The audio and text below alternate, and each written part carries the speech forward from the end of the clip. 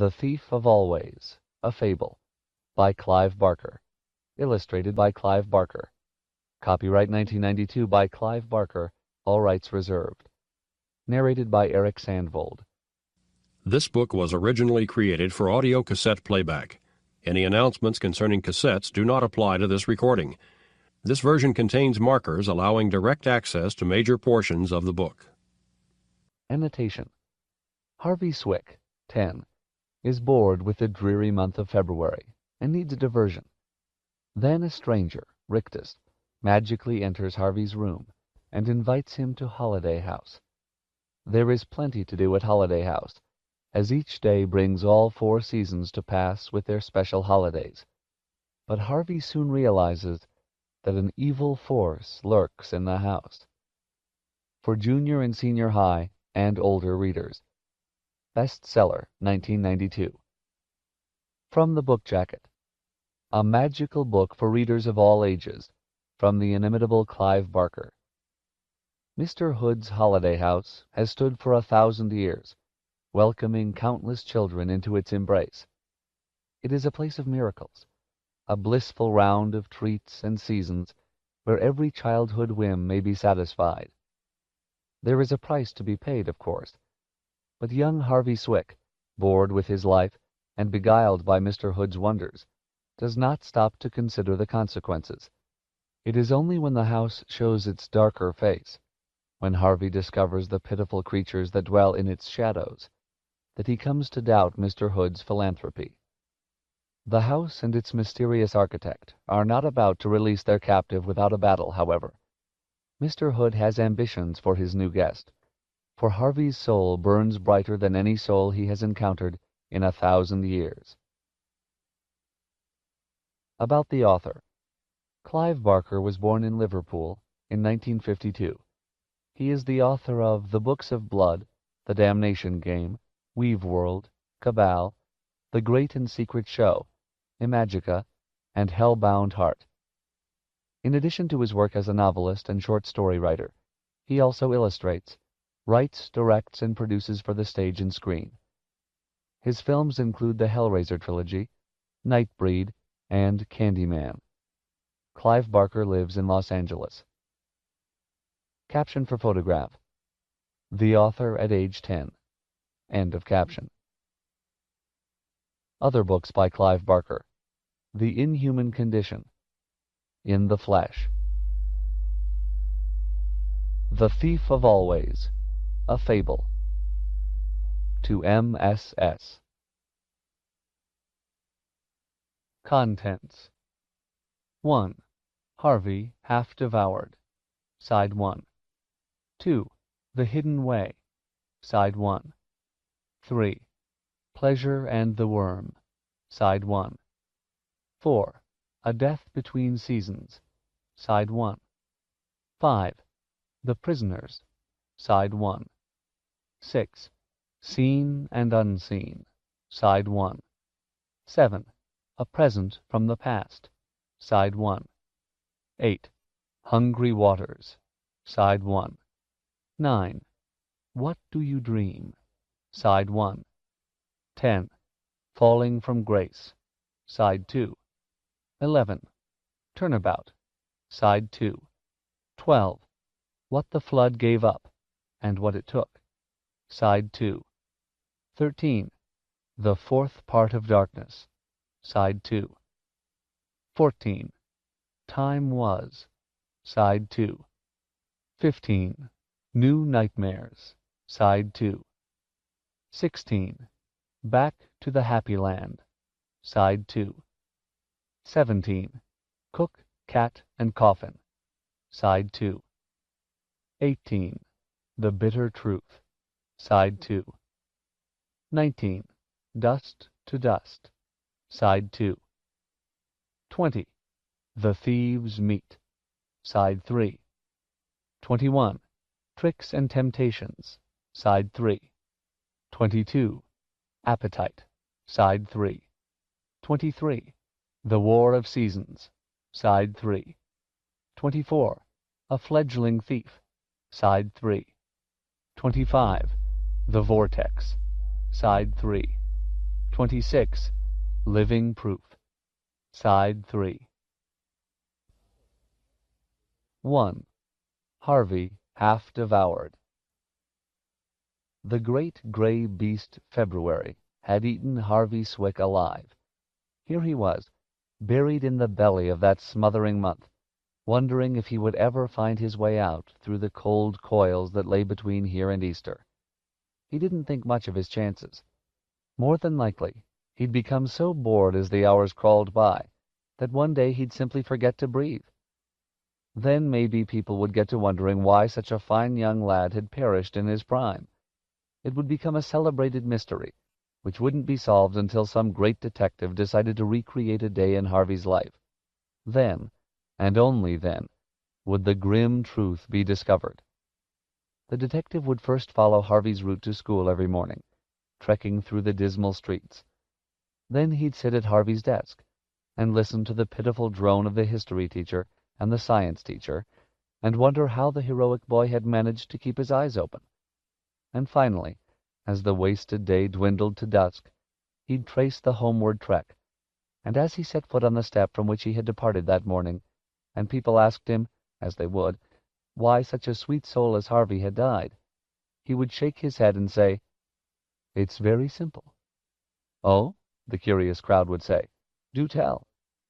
And brushing away a tear, the detective would reply, "Harvey Swick was eaten by the great gray beast February."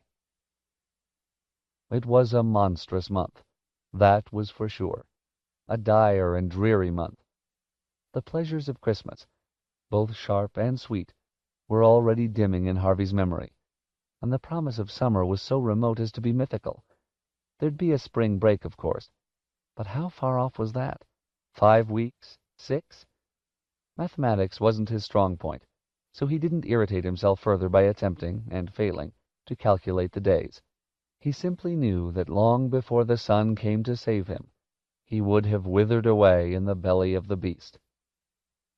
"You shouldn't waste your time sitting up here," his mom said when she came in and found him watching the raindrops chase each other down the glass of his bedroom window. "I've got nothing better to do," Harvey said, without looking around. "Well, then you can make yourself useful," his mom said. Harvey shuddered. Useful? That was another word for hard labor. He sprang up, marshalling his excuses. He hadn't done this, he hadn't done that. But it was too late. "You can start by tidying up this room," his mom said. "But don't sit wishing the days away, honey. Life's too short. But that's a good boy." And with that, she left him to it. Muttering to himself, he stared around the room. It wasn't even untidy. There were 1 or 2 games scattered around, a couple of drawers open, a few clothes hanging out. It looked just fine. "I am 10, he said to himself. Having no brothers and sisters, he talked to himself a good deal. "I mean, it's not like I'm a kid. I don't have to tidy up just because she says so. It's boring." He wasn't just muttering now. He was talking out loud. I want to... He went to the mirror and quizzed it. What do I want? The straw-haired, snub-nosed, brown-eyed boy he saw before him shook his head. "I don't know what I want," he said. "I just know I'll die if I don't have some fun. I will. I'll die." As he spoke, the window rattled. A gust of wind blew hard against it, then a second, then a third, and even though Harvey didn't remember the window being so much as an inch ajar, it was suddenly thrown open. Cold rain spattered his face. Half closing his eyes, he crossed to the window and fumbled to slam it, making sure that the latch was in place this time. The wind had started his lamp moving, and when he turned back, the whole room seemed to be swinging around. One moment the light was blazing in his eyes, the next it was flooding the opposite wall. But in between the blaze and the flood, it lit the middle of his room, and standing there, shaking the rain off his hat, was a stranger. He looked harmless enough. He was no more than 6 inches taller than Harvey, his frame scrawny, his skin distinctly yellowish in color. He was wearing a fancy suit, a pair of spectacles, and a lavish smile. "Who are you?" Harvey demanded, wondering how he could get past this interloper to the door. Don't be nervous, the man replied, teasing off one of his suede gloves, taking Harvey's hand and shaking it. My name's Rictus. You are Harvey Swick, aren't you? Yes. I thought for a moment I'd got the wrong house. Harvey couldn't take his eyes off Rictus's grin. It was wide enough to shame a shark, with two perfect rows of gleaming teeth. Rictus took off his spectacles, pulled a handkerchief from the pocket of his waterlogged jacket, then started to mop off the raindrops. Either he or the handkerchief gave off an odor that was far from fragrant. The smell, in truth, was flatulent. You've got questions. I can see that, Rictus said to Harvey. Yeah. Ask away. I've got nothing to hide. Well, how did you get in, for one thing? Through the window, of course. It's a long way up from the street. Not if you're flying. Flying? Of course. How else was I going to get around on a foul night like this? It was either that or a rowboat. We short folk gotta watch out when it's raining this hard. One wrong step and you're swimming. He peered at Harvey quizzically. Do you swim? In the summer, sometimes, Harvey replied, wanting to get back to the business of flying. But Rictus took the conversation in another direction entirely. On nights like this, he said, doesn't it seem like there'll never be another summer? It sure does, said Harvey. You know, I heard you sighing a mile off, and I said to myself, there's a kid who needs a vacation. He consulted his watch. If you've got the time, that is. The time? For a trip, boy, for a trip. You need an adventure, young Swick, somewhere out of this world. How do you hear me sighing when you were a mile away? Harvey wanted to know. Why should you care? I heard you. That's all that matters. Is it magic of some kind? Maybe. Why won't you tell me? Rictus gave Harvey a beady stare. I think you're too inquisitive for your own good, that's why, he said, his smile decaying a little. If you don't want help, that's fine by me. He made a move toward the window. The wind was still gusting against the glass, as though eager to come back in and carry its passenger away. Wait, Harvey said. For what? I'm sorry. I won't ask any more questions. Rictus halted, his hand on the latch. No more questions, eh? I promise, said Harvey. I told you I'm sorry. So you did, so you did. Rictus peered out at the rain. I know a place where the days are always sunny, he said, and the nights are full of wonders. Could you take me there? We said no questions, boy. We agreed. Oh, yeah. I'm sorry. Being a forgiving sort, I'll forget you spoke, and I'll tell you this.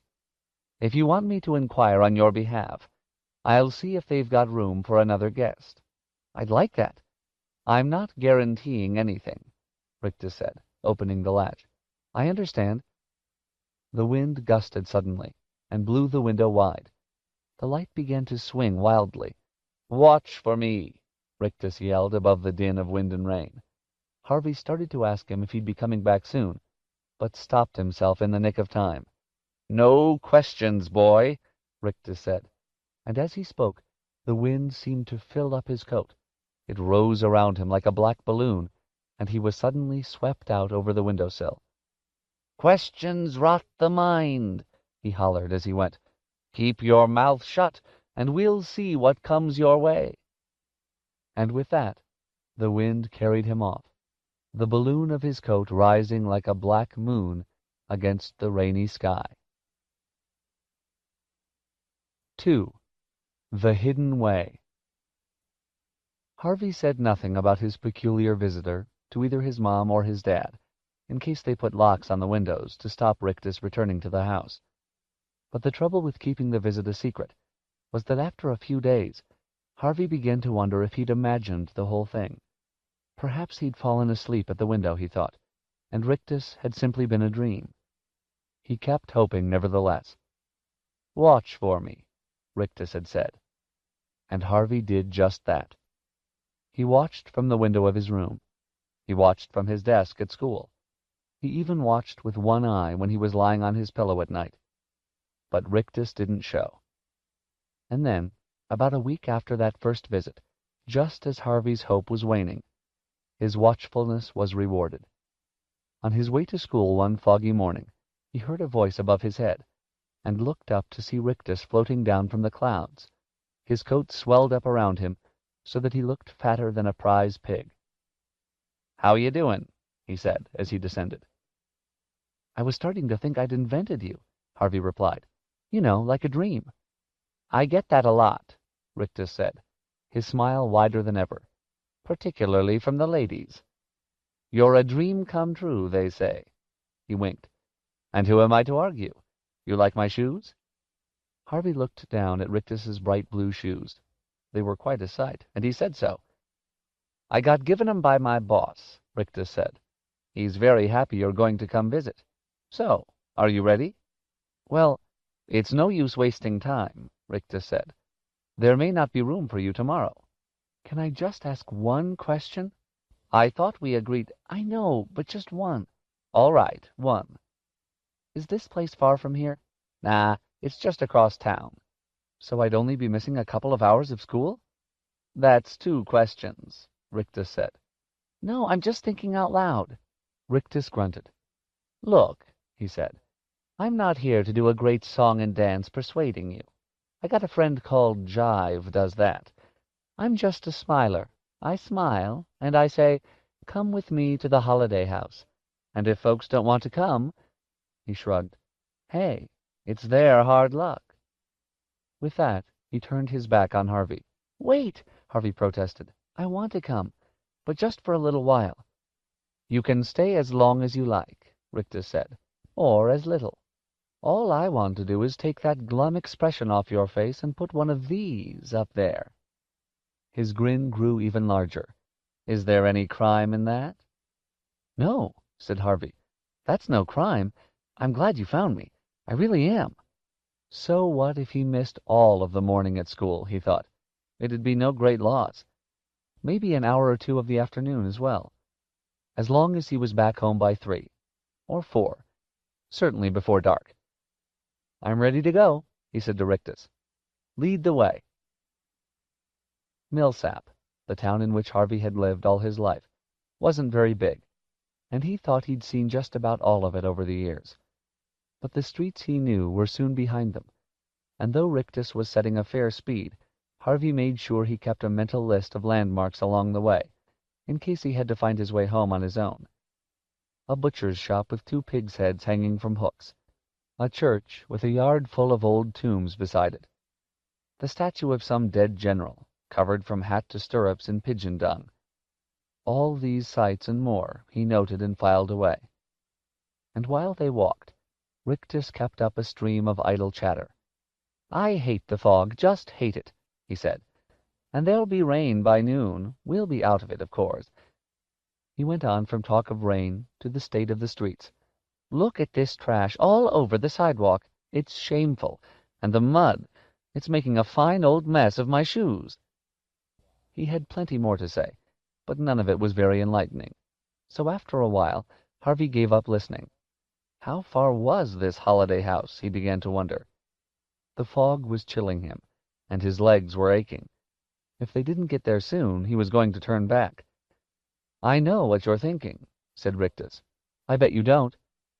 "You're thinking this is all a trick.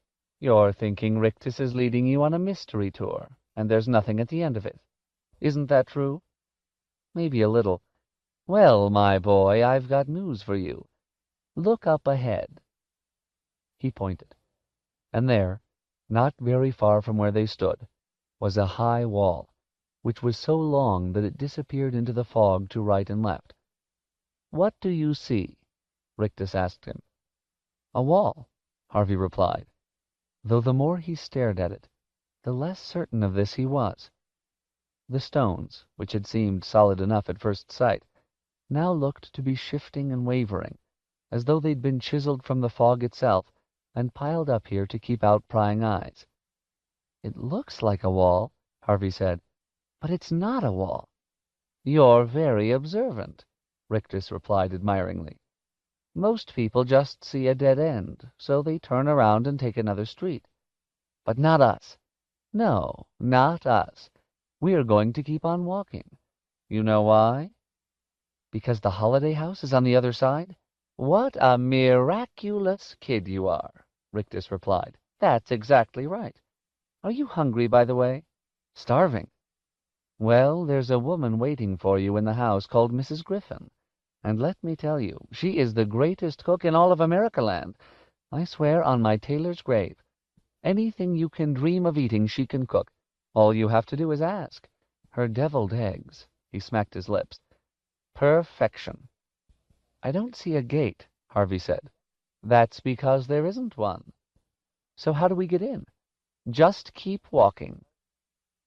Half out of hunger, half out of curiosity, Harvey did as Rictus had instructed, and as he came within 3 steps of the wall, a gust of balmy, flower-scented wind slipped between the shimmering stones and kissed his cheek. Its warmth was welcome after his long, cold trek, and he picked up his pace, reaching out to touch the wall as he approached it. The misty stones seemed to reach for him in their turn, wrapping their soft gray arms around his shoulders and ushering him through the wall. He looked back, but the street he'd stepped out of, with its gray sidewalks and gray clouds, had already disappeared. Beneath his feet the grass was high and full of flowers. Above his head the sky was midsummer blue, and ahead of him, set at the summit of a great slope, was a house that had surely been first imagined in a dream. He didn't wait to see if Rictus was coming after him, nor to wonder how the gray beast February had been slain and this warm day risen in its place. He simply let out a laugh that Rictus would have been proud of, and hurried up the slope and into the shadow of the dream house. 3. Pleasure and the Worm. What a fine thing it would be, Harvey thought, to build a place like this, to drive its foundations deep into the earth, to lay its floors and hoist its walls, to say, where there was nothing, I raised a house. That would be a very fine thing. It wasn't a puffed-up peacock of a place either. There were no marble steps, no fluted columns. It was a proud house, certainly, but there was nothing wrong with that. It had much to be proud of. It stood 4 stories high, and boasted more windows than Harvey could readily count. Its porch was wide, as were the steps that led up to its carved front door. Its slated roofs were steep and crowned with magnificent chimneys and lightning rods.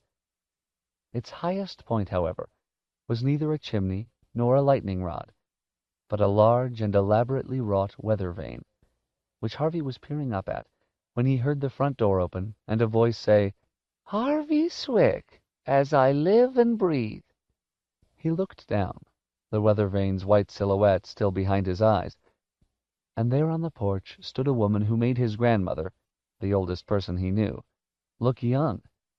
She had a face like a rolled-up ball of cobwebs, from which her hair, which could also have been spider's work, fell in wispy abundance. Her eyes were tiny, her mouth tight, her hands gnarled. Her voice, however, was melodious, and its words welcoming. "I thought maybe you'd decided not to come," she said, picking up a basket of freshly cut flowers she'd left on the step, "which would have been a pity. Come on in. There's food on the table. You must be famished." "I can't stay long," Harvey said. "You must do whatever you wish," came the reply. "I'm Mrs. Griffin, by the way." "Yes, Rictus mentioned you. I hope he didn't bend your ear too much. He loves the sound of his own voice, that and his reflection." Harvey had climbed the porch steps by now, and stopped in front of the open door. This was a moment of decision, he knew, though he wasn't quite certain why. "Step inside," Mrs. Griffin said, brushing a spider hair back from her furrowed brow. But Harvey still hesitated, and he might have turned around and never stepped inside the house, except that he heard a boy's voice yelling, "I got ya! I got ya!" followed by uproarious laughter. "Wendell," Mrs. Griffin said, "are you chasing the cats again?" The sound of laughter grew even louder, and it was so full of good humor that Harvey stepped over the threshold and into the house just so that he could see the face of its owner. He only got a brief look. A goofy, bespectacled face appeared for a moment at the other end of the hallway. Then a piebald cat dashed between the boy's legs, and he was off after it, yelling and laughing again. "He's such a crazy boy," Mrs. Griffin said, "but all the cats love him." The house was more wonderful inside than out. Even on the short journey to the kitchen, Harvey glimpsed enough to know that this place was built for games, chases, and adventures. It was a maze in which no two doors were alike. It was a treasure house where some notorious pirate had hidden his blood-stained booty. It was a resting place for carpets flown by djinns, and boxes sealed before the flood, where the eggs of beasts that the earth had lost were wrapped and waiting for the sun's heat to hatch them. "It's perfect," Harvey murmured to himself. Mrs. Griffin caught his words. "Nothing's perfect," she replied. "Why not?" "Because time passes," she went on, staring down at the flowers she'd cut, "and the beetle and the worm find their way into everything sooner or later." Hearing this, Harvey wondered what grief it was Mrs. Griffin had known or seen to make her so mournful. "I'm sorry," she said, covering her melancholy with a tiny smile. "You didn't come here to listen to my dirges. You came to enjoy yourself, didn't you?" "I guess I did," Harvey said. "So let me tempt you with some treats." Harvey sat himself down at the kitchen table, and within 60 seconds Mrs. Griffin had set a dozen plates of food in front of him. Hamburgers, hot dogs, and fried chicken, mounds of buttered potatoes, apple, cherry, and mud pies, ice cream and whipped cream, grapes, tangerines, and a plate of fruits he couldn't even name. He set to eating with gusto, and was devouring his second slice of pie, when a freckled girl with long, frizzy blonde hair and huge blue-green eyes ambled in. "You must be Harvey," she said. "How did you know?" "Wendell told me." "How did he know?" She shrugged. "He just heard. I'm Lulu, by the way." "Did you just arrive?" "No. I've been here for ages. Longer than Wendell. But not as long as Mrs. Griffin. Nobody's been here as long as she has. Isn't that right?" "Almost," said Mrs. Griffin, a little mysteriously. "Do you want something to eat, sweetie?" Lulu shook her head. "No, thanks. I haven't got much of an appetite at the moment." She nevertheless sat down opposite Harvey, stuck her thumb in the mud pie, and licked it clean. "Who invited you here?" she asked. "A guy called Rictus." "Oh, yeah. The one with the grin?" "That's him." "He's got a sister and 2 brothers," she went on. "You've met them, then?" "Not all of them," Lulu admitted. "They keep themselves to themselves. But you'll meet 1 or 2 of them sooner or later." "I don't think I'll be staying," Harvey said. "I mean, my mom and dad don't even know I'm here." "Sure they do," Lulu replied. "They just didn't tell you about it." This confused Harvey, and he said so. "Call your mom and dad," Lulu suggested. "Ask 'em." "Can I do that?" he wondered. "Of course you can," Mrs. Griffin replied. "The phone's in the hallway." Carrying a spoonful of ice cream with him, Harvey went to the phone and dialed. At first there was a whining sound on the line, as though a wind were in the wires. Then, as it cleared, he heard his mom say, "Who is this?" "Before you start yelling," he began. "Oh, honey," his mom cooed. "Did you arrive?" "Arrive? You are at the holiday house, I hope." "Yes, I am, but oh, good. I was worried maybe you'd lost your way. Do you like it there?" "You knew I was coming?" Harvey said, catching Lulu's eye. "I told you," she mouthed. "Of course we knew," his mom went on. "We invited Mr. Rictus to show you the place. You looked so sad, you poor lamb. We thought you needed a little fun." "Really?" said Harvey, astonished by this turn of events. "We just want you to enjoy yourself," his mom went on, "so you stay just as long as you want." "What about school?" he said. "You deserve a little time off," came the reply. "Don't you worry about anything. Just have a good time." "I will, Mom." "Bye, honey." "Bye." Harvey came away from the conversation shaking his head in amazement. "You were right," he said to Lulu. They arranged everything." "So now you don't have to feel guilty," said Lulu. "Well, I guess I'll see you around later, huh?" And with that she ambled away. "If you're finished eating," Mrs. Griffin said, "I'll show you to your room. I'd like that." She duly led Harvey up the stairs. At the landing, basking on the sun-drenched window-sill, was a cat with fur the color of the cloudless sky. "That's Blue Cat," Mrs. Griffin said.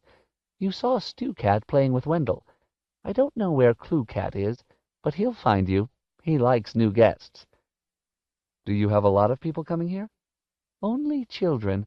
Very special children like you and Lulu and Wendell. Mr. Hood won't have just anybody." "Who's Mr. Hood?" "The man who built the holiday house," Mrs. Griffin replied. "Will I meet him, too?" Mrs. Griffin looked discomfited by the question.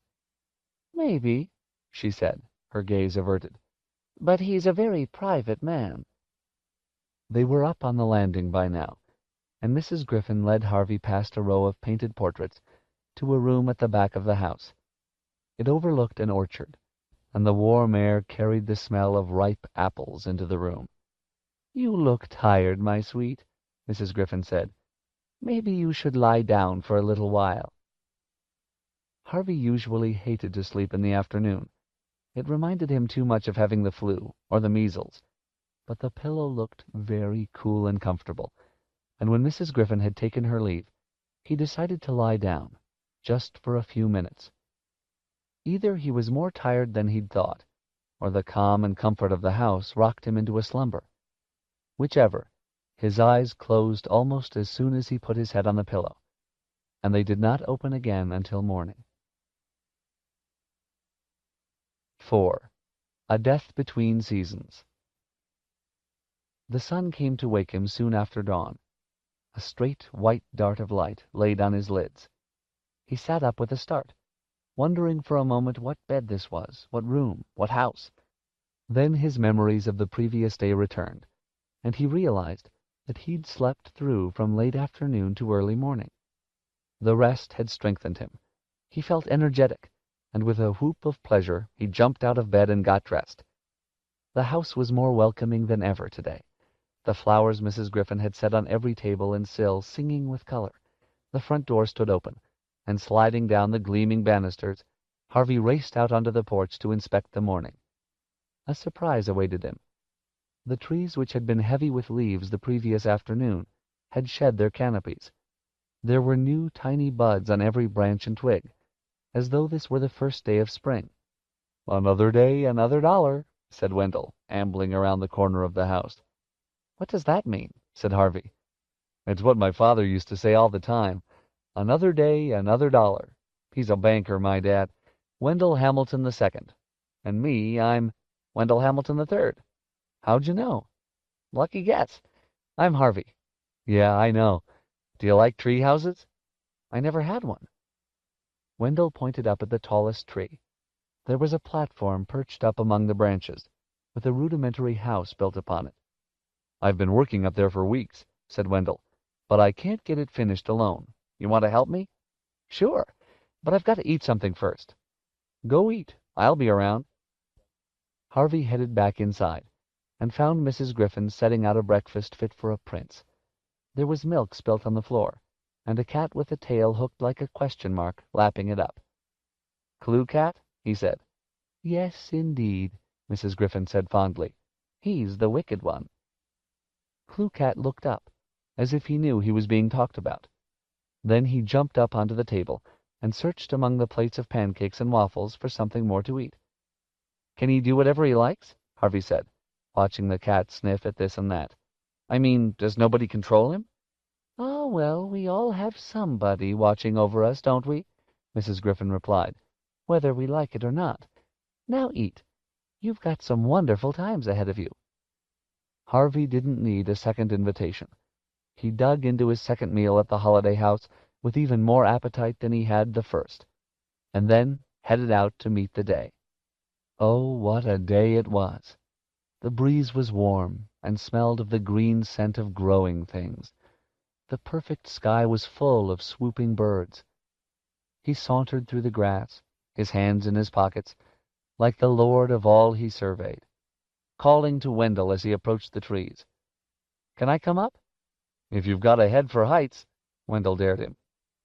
The ladder creaked as he climbed, but he made the platform without missing a step. Wendell was impressed. "Not bad for a new boy," he said. "We had 2 kids here couldn't even get halfway up. Where'd they go?" "Back home, I suppose. Kids come and go, you know." Harvey peered out through the branches, upon which every bud was bursting. "You can't see much, can you?" he said. "I mean, there's no sign of the town at all." "Who cares?" said Wendell. "It's just gray out there anyway." "And it's sunny here," Harvey said, staring down at the wall of misty stones that divided the grounds of the house from the outside world. "How's that possible?" Wendell's answer was the same again. "Who cares?" he said. "I know I don't. Now, are we going to start building or what?"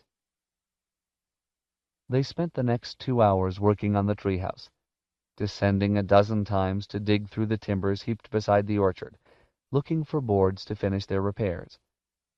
By noon, they'd not only found enough wood to fix the roof, but they had each found a friend. Harvey liked Wendell's bad jokes, and that "who cares" which found its way into every other sentence. And Wendell seemed just as happy to have Harvey's company.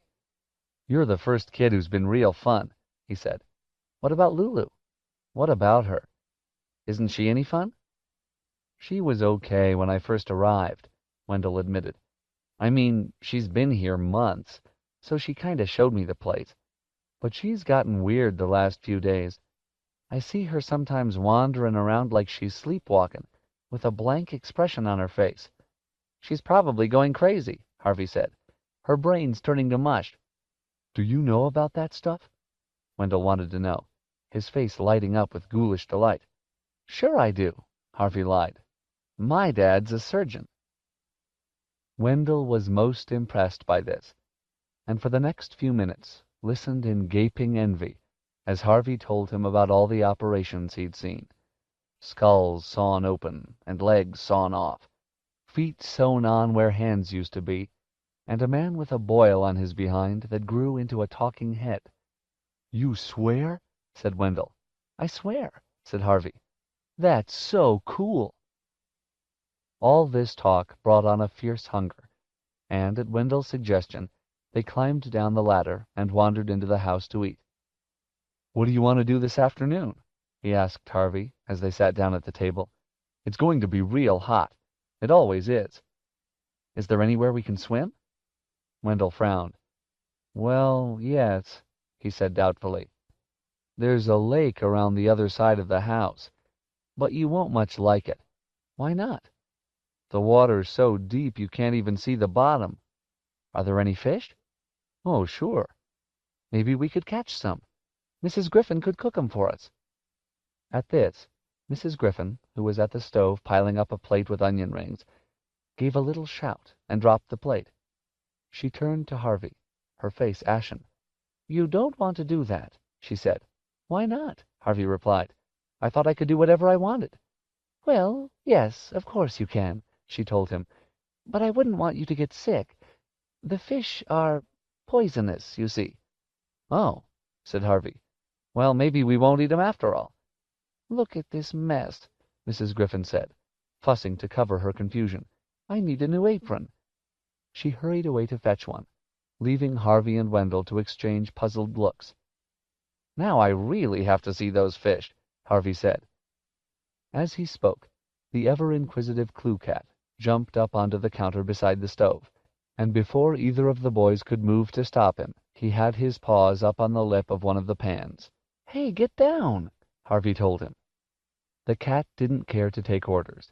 He hoisted himself up onto the rim of the pan to sniff at its contents, his tail flicking back and forth. The next moment, disaster.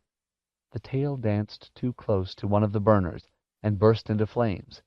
Clue Cat yelled and tipped over the pan he was perched upon. A wave of boiling water washed him off the top of the stove, and he fell to the ground in a smoking heap. Whether drowned, scalded, or incinerated, the end was the same. He hit the floor dead. The din brought Mrs. Griffin hurrying back. "I think I'm going to go eat outside," Wendell said, as the old woman appeared at the door. He snatched up a couple hot dogs and was gone. "Oh, my Lord!" Mrs. Griffin cried when she set eyes on the dead cat. "Oh, you foolish thing!" "It was an accident," Harvey said, sickened by what had happened. "He was up on the stove." "Foolish thing! Foolish thing!" was all Mrs. Griffin seemed able to say. She sank down onto her knees and stared at the sad little sack of burned fur. "No more questions from you," she finally murmured. The sight of Mrs. Griffin's unhappiness made Harvey's eyes sting, but he hated to have anyone see him cry, so he fought back his tears as best he could and said, "Shall I help you bury him?" in his gruffest voice. Mrs. Griffin looked around. "That's very sweet of you," she said softly, "but there's no need. You go out and play." "I don't want to leave you on your own," Harvey said. "Oh, look at you, child," Mrs. Griffin said. "You've got tears on your cheeks." Harvey blushed and wiped them away with the back of his hand. "Don't be ashamed to weep," Mrs. Griffin said. "It's a wonderful thing. I wish I could still shed a tear or two." "You're sad," Harvey said. "I can see that." "What I feel is not quite sadness," Mrs. Griffin replied. "And it's not much solace either, I'm afraid." "What's solace?" Harvey asked. "It's something soothing," Mrs. Griffin said, getting to her feet. "Something that heals the pain in your heart." "And you don't have any of that?" "No, I don't," Mrs. Griffin said.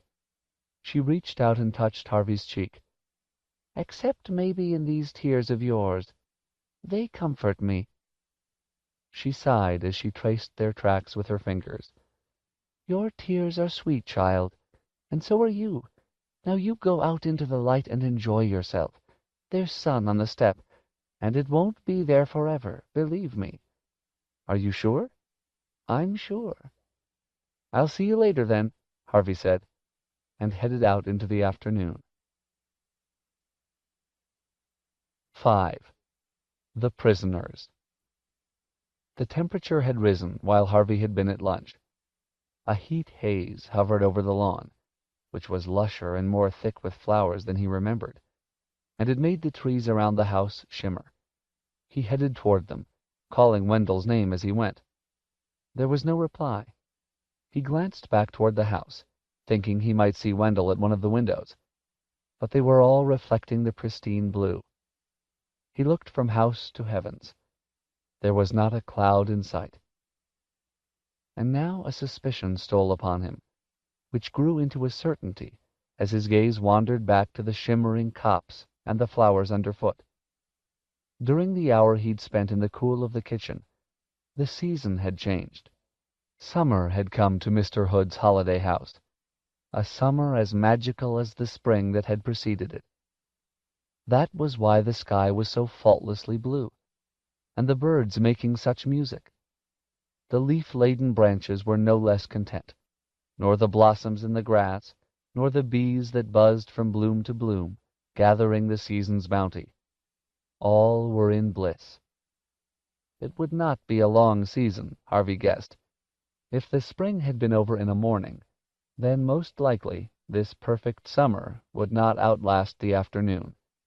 I'd better make the most of it, he thought, and hurried in search of Wendell. He finally discovered his friend sitting in the shade of the trees, with a pile of comics at his side. "Want to sit down and read?" he asked. "Maybe later," said Harvey. "First I want to go look at this lake you were talking about. Are you going to come?" "What for? I told you it's no fun." "All right, I'll go on my own." "You won't stay long," Wendell remarked, and went back to his reading. Though Harvey had a good idea of the lake's general whereabouts, the bushes on that side of the house were thick and thorny, and it took him several minutes to find a way through them.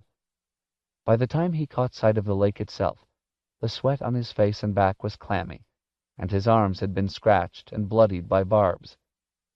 As Wendell had predicted, the lake wasn't worth the trouble. It was large, so large that the far side was barely visible, but gloomy and drear. both the lake and the dark stones around it, covered with a film of green scum. There was a legion of flies buzzing around in search of something rotten to feed on, and Harvey guessed they'd have no trouble finding a feast. This was a place where dead things belonged. He was about to leave when a movement in the shadows caught his eye. Somebody was standing further along the bank, almost eclipsed by the mesh of thicket. He moved a few paces closer to the lake, and saw that it was Lulu. She was perched on the slimy stones at the very edge of the water, gazing into their depths. Speaking in a near whisper, for fear he'd startle her, Harvey said, "It looks cold." She glanced up at him, her face full of confusion, and then, without a word of reply, turned and bounded away through the bushes.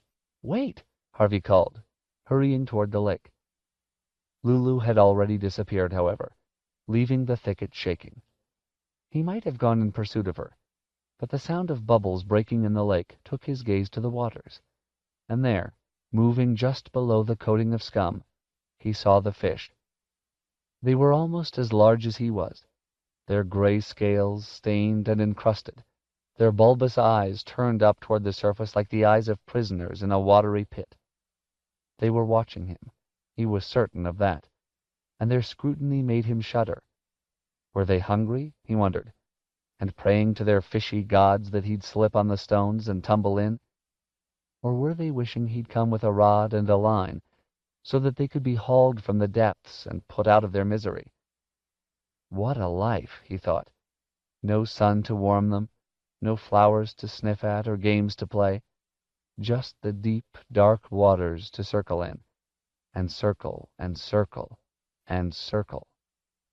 It made him dizzy just watching, and he feared that if he lingered much longer, he'd lose his balance and join them. Gasping with relief, he turned his back on the sight and returned into the sunlight as fast as the barbs would allow. Wendell was still sitting underneath the tree. He had 2 bottles of ice-cold soda in the grass beside him, and lobbed one to Harvey as he approached. "Well," he said. "You were right," Harvey replied. "Nobody in their right minds ever goes there. I saw Lulu." "What did I tell you?" Wendell crowed. "Nobody in their right minds." "And those fish—" "Yeah, I know," Wendell said, pulling a face. "Ugly boogers, aren't they?" "Why would Mr. Hood have fish like that? I mean, everything else is so beautiful. The lawns, the house, the orchard." "Who cares?" said Wendell. "I do," said Harvey. "I want to know everything there is to know about this place." "Why?" "So I can tell my mom and dad about it when I go home." "Home?" said Wendell. "Who needs it? We've got everything we need here." "I'd still like to know how all this works. Is there some kind of machine making the seasons change?" Wendell pointed up through the branches at the sun. "Does that look mechanical to you?" he said. "Don't be a dope, Harvey. This is all real. It's magic, but it's real. You think so?" "It's too hot to think," Wendell replied. "Now sit down and shut up." He tossed a few comics in Harvey's direction. "Look through these. Find yourself a monster for tonight." "What's happening tonight?" "Halloween, of course," Wendell said. "It happens every night." Harvey plunked himself down beside Wendell, opened his soda, and began to leaf through the comics, thinking as he leafed and sipped that maybe Wendell was right, and it was too hot to think. However this miraculous place worked, it seemed real enough. The sun was hot, the soda was cold, the sky was blue, the grass was green. What more did he need to know? Somewhere in the middle of these musings he must have dozed off, because he woke with a start, to find that the sun was no longer dappling the ground around him, and Wendell was no longer reading at his side. He reached for his soda, but the bottle had fallen over, and the scent of sweet cherry had attracted hundreds of ants. They were crawling over it and into it, many drowning for their greed. As he got to his feet, the first real breeze he'd felt since noon blew, and a leaf, its edges sere, spiraled down to land at his feet. "Autumn," he murmured to himself. Until this moment, Standing beneath the creaking boughs, watching the wind shake down the leaves, autumn had always seemed to him the saddest of seasons. It meant that summer was over, and the nights would be growing long and cold. But now, as the drizzle of leaves became a deluge, and the patter of acorns and chestnuts a drumming, he laughed to see and hear its coming. By the time he was out from under the trees, he had leaves in his hair and down his back, and was kicking them up with every racing step. As he reached the porch, the first clouds he'd seen all afternoon crept over the sun, and their shadow made the house, which had wavered in the heat of the afternoon like a mirage, suddenly loom, dark and solid. "You're real," he said, as he stood panting on the porch. "You are, aren't you?" He started to laugh at the foolishness of talking to a house, but the smile went from his face as a voice, so soft he was barely certain he heard it, said, "What do you think, child?" He looked for the speaker, but there was nobody at the threshold, nor out on the porch, nor on the steps behind him. "Who said that?" he demanded. There was no answer, which he was glad of. It hadn't been a voice at all, he told himself. It had been a creak of the boards underfoot, or the rustling of dry leaves in the grass. But he stepped into the house with his heart beating a little faster, reminding himself as he went that questions weren't welcome here. What did it matter anyway, he thought, whether this was a real place or a dream? It felt real, and that was all that mattered. Satisfied with this, he raced through the house into the kitchen, where Mrs. Griffin was weighing the table down with treats. 6. Seen and Unseen. "Well," said Wendell as they ate, "what are you going to be tonight?" "I don't know," Harvey said. "What are you going to be?" "A hangman," he said, with a spaghetti grin. "I've been learning how to tie nooses. Now all I've got to do is find someone to hang." He eyed Mrs. Griffin. "It's quick," he said. "You just drop 'em and snap, their necks break." "That's horrible," Mrs. Griffin said. "Why do boys always love talking about ghosts and murders and hangings?" "Because it's exciting," Wendell said. "You're monsters," she replied, with a hint of a smile. "That's what you are, monsters." "Harvey is," Wendell said. "I've seen him filing down his teeth." "Is it a full moon?" Harvey said, smearing ketchup around his mouth and putting on a twitch. "I hope so. I need blood. Fresh blood." "Good," said Wendell. "You can be a vampire. I'll hang 'em, and you can suck their blood." "Horrible," Mrs. Griffin said again. "Just horrible." Perhaps the house had heard Harvey wishing for a full moon, because when he and Wendell traipsed upstairs and looked out the landing window, there, hanging between the bare branches of the trees, was a moon as wide and as white as a dead man's smile. "Look at it," Harvey said. "I can see every crater. It's perfect." "Oh, that's just the start," Wendell promised, and led Harvey to a large, musty room which had been filled with clothes of every description. Some were hung on hooks and coat hangers. Some were in baskets, like actors' costumes. Still more were heaped at the far end of the room on the dusty floor. And, half hidden until Wendell cleared the way, was a sight that made Harvey gasp. A wall covered from floor to ceiling with masks. "Where did they all come from?" Harvey said, as he gaped at this spectacle. "Mr. Hood collects them," Wendell explained, "and the clothes are just stuff that kids who visited here left behind." Harvey wasn't interested in the clothes. It was the masks that mesmerized him. They were like snowflakes, no two alike. Some were made of wood and of plastic, some of straw and cloth and papier-mâché. Some were as bright as parrots, others as pale as parchment. Some were so grotesque he was certain they'd been carved by crazy people. Others so perfect they looked like the death masks of angels. There were masks of clowns and foxes, masks like skulls decorated with real teeth, and one with carved flames instead of hair. "Take your pick," said Wendell. "There's bound to be a vampire somewhere. Whatever I come in here wanting to find, I find it sooner or later. Harvey decided to leave the pleasure of choosing a mask until last, and concentrated instead on digging up something suitably bat-like to wear. As he worked through the piles of clothes, he found himself wondering about the children who'd left them here. Though he'd always hated history lessons, he knew some of the jackets and shoes and shirts and belts had been out of fashion for many, many years. Where were their owners now? Dead, he presumed, or so old it made no difference. The thought of these garments belonging to dead folk brought a little shudder to his spine, which was only right.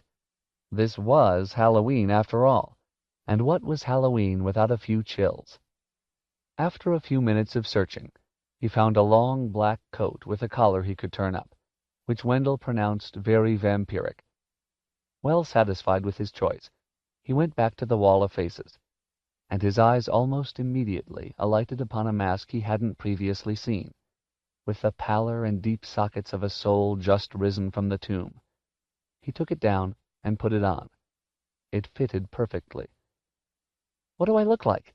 Harvey asked, turning to face Wendell, who had found an executioner's mask which fitted him just as well. "Ugly as sin." "Good." There was a flickering family of pumpkin heads lined up on the porch when they stepped outside, and the misty air smelled of wood smoke. "Where do we go trick-or-treating?" Harvey wanted to know. "Out in the street?" "No," said Wendell. "It's not Halloween out in the real world, remember? We're going to go around to the back of the house." "That's not very far," Harvey remarked, disappointed. "It is at this time of night," Wendell said creepily. "This house is full of surprises. You'll see." Harvey looked up at the house through the tiny eye-holes of his mask. It loomed as large as a thunderhead, its weather vane sharp enough to stab the stars. "Come on," said Wendell. "We've got a long trip ahead." A long trip? Harvey thought. How could it be a long trip from the front of the house to the back? But once again Wendell was right. The house was full of surprises. The trip, which would have been a 2-minute walk in the bright afternoon, soon became a trek that had Harvey wishing he'd brought a flashlight and a map. The leaves rustled underfoot as though snakes were swarming through them. The trees that had shaded them by day now looked frightful in their nakedness, gaunt and hungry. "Why am I doing this?" he asked himself as he followed Wendell through the darkness. "I'm cold and I'm uncomfortable."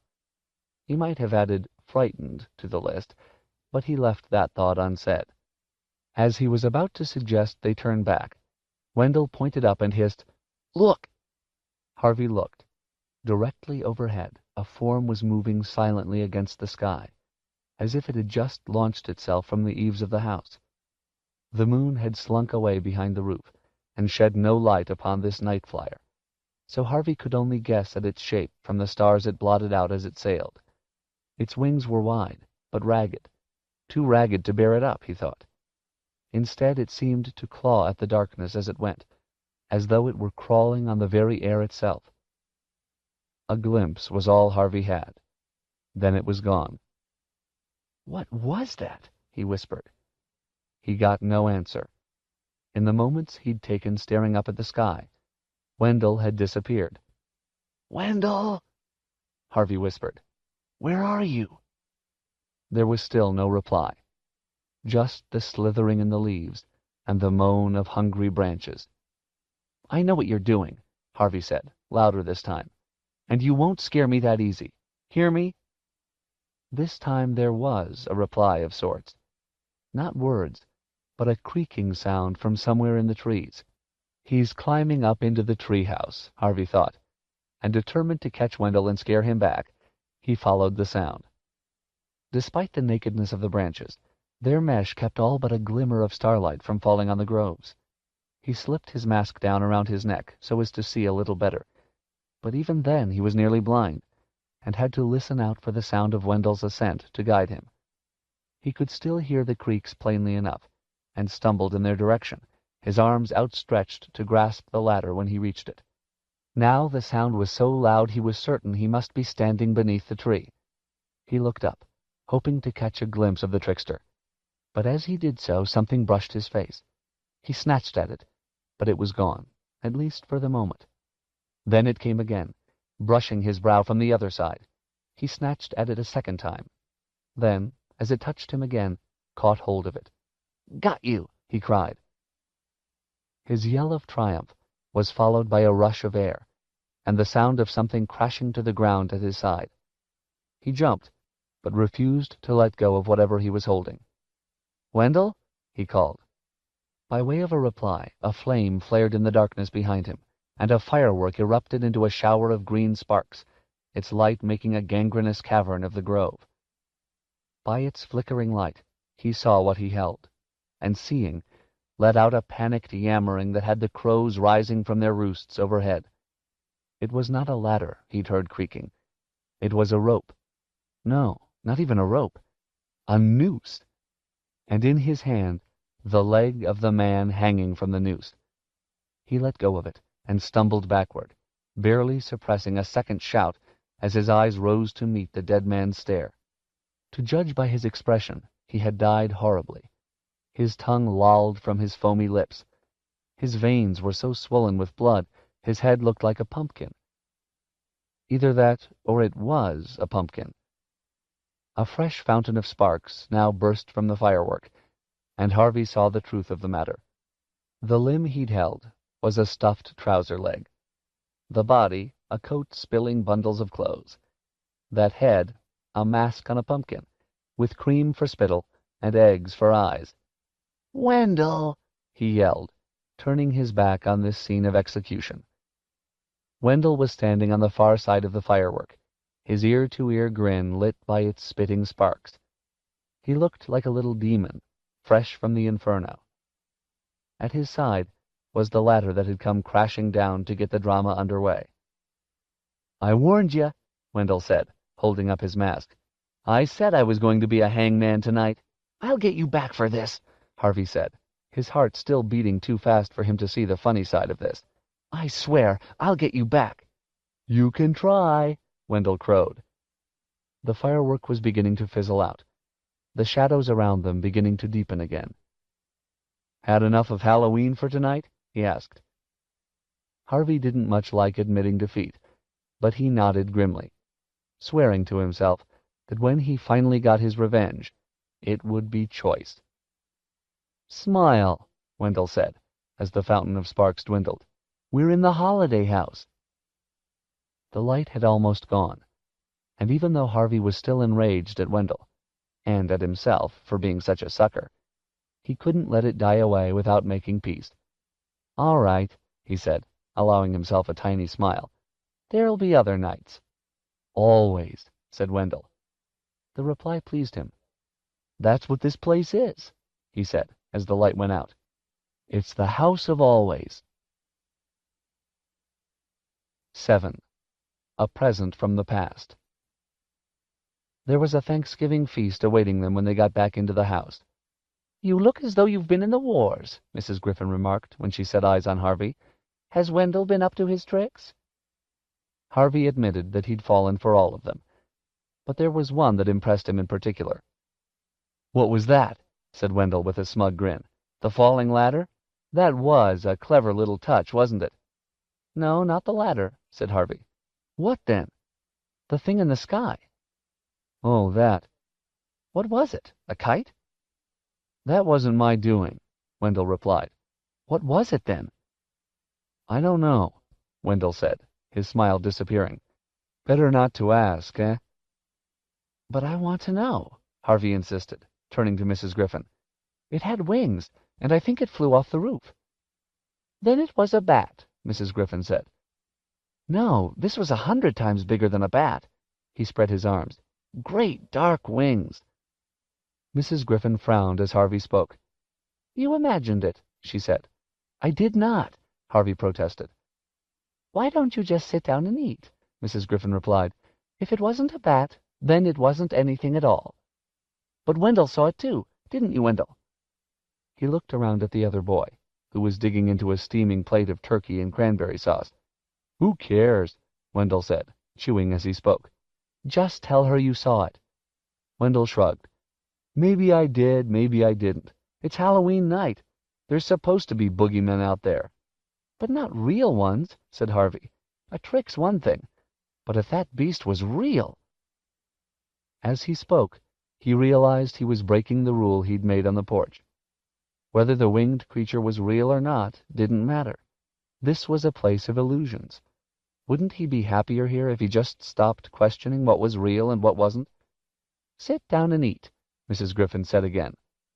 Harvey shook his head. His appetite had disappeared. He was angry, though he wasn't quite sure at whom. Maybe at Wendell, for his shrugs, or at Mrs. Griffin for not believing him, or at himself for being afraid of illusions. Maybe all three. "I'm going up to my room to change," he said, and left the kitchen. He discovered Lulu on the landing, staring out the window. Wind gusted against the glass, reminding Harvey of Rictus's first visit. It wasn't rain the gusts were bringing, however. It was powdery snow. "It'll be Christmas soon," she said. "Will it? There'll be presents for everyone. There always are. You should wish for something." "Is that what you're doing?" She shook her head. "No," she said. "I've been here so long I've got everything I ever wanted. Would you like to see?" Harvey said yes, and she led him up the stairs to her room, which was immense and filled with her treasures. She obviously had a passion for boxes, tiny jeweled boxes, large carved boxes, a box for her collection of glass balls, a box that played tinkling music, a box into which 100 smaller boxes fitted. She also had several families of dolls, who sat in blank-faced rows around the walls. But more impressive by far was the house from which the dolls had been exiled.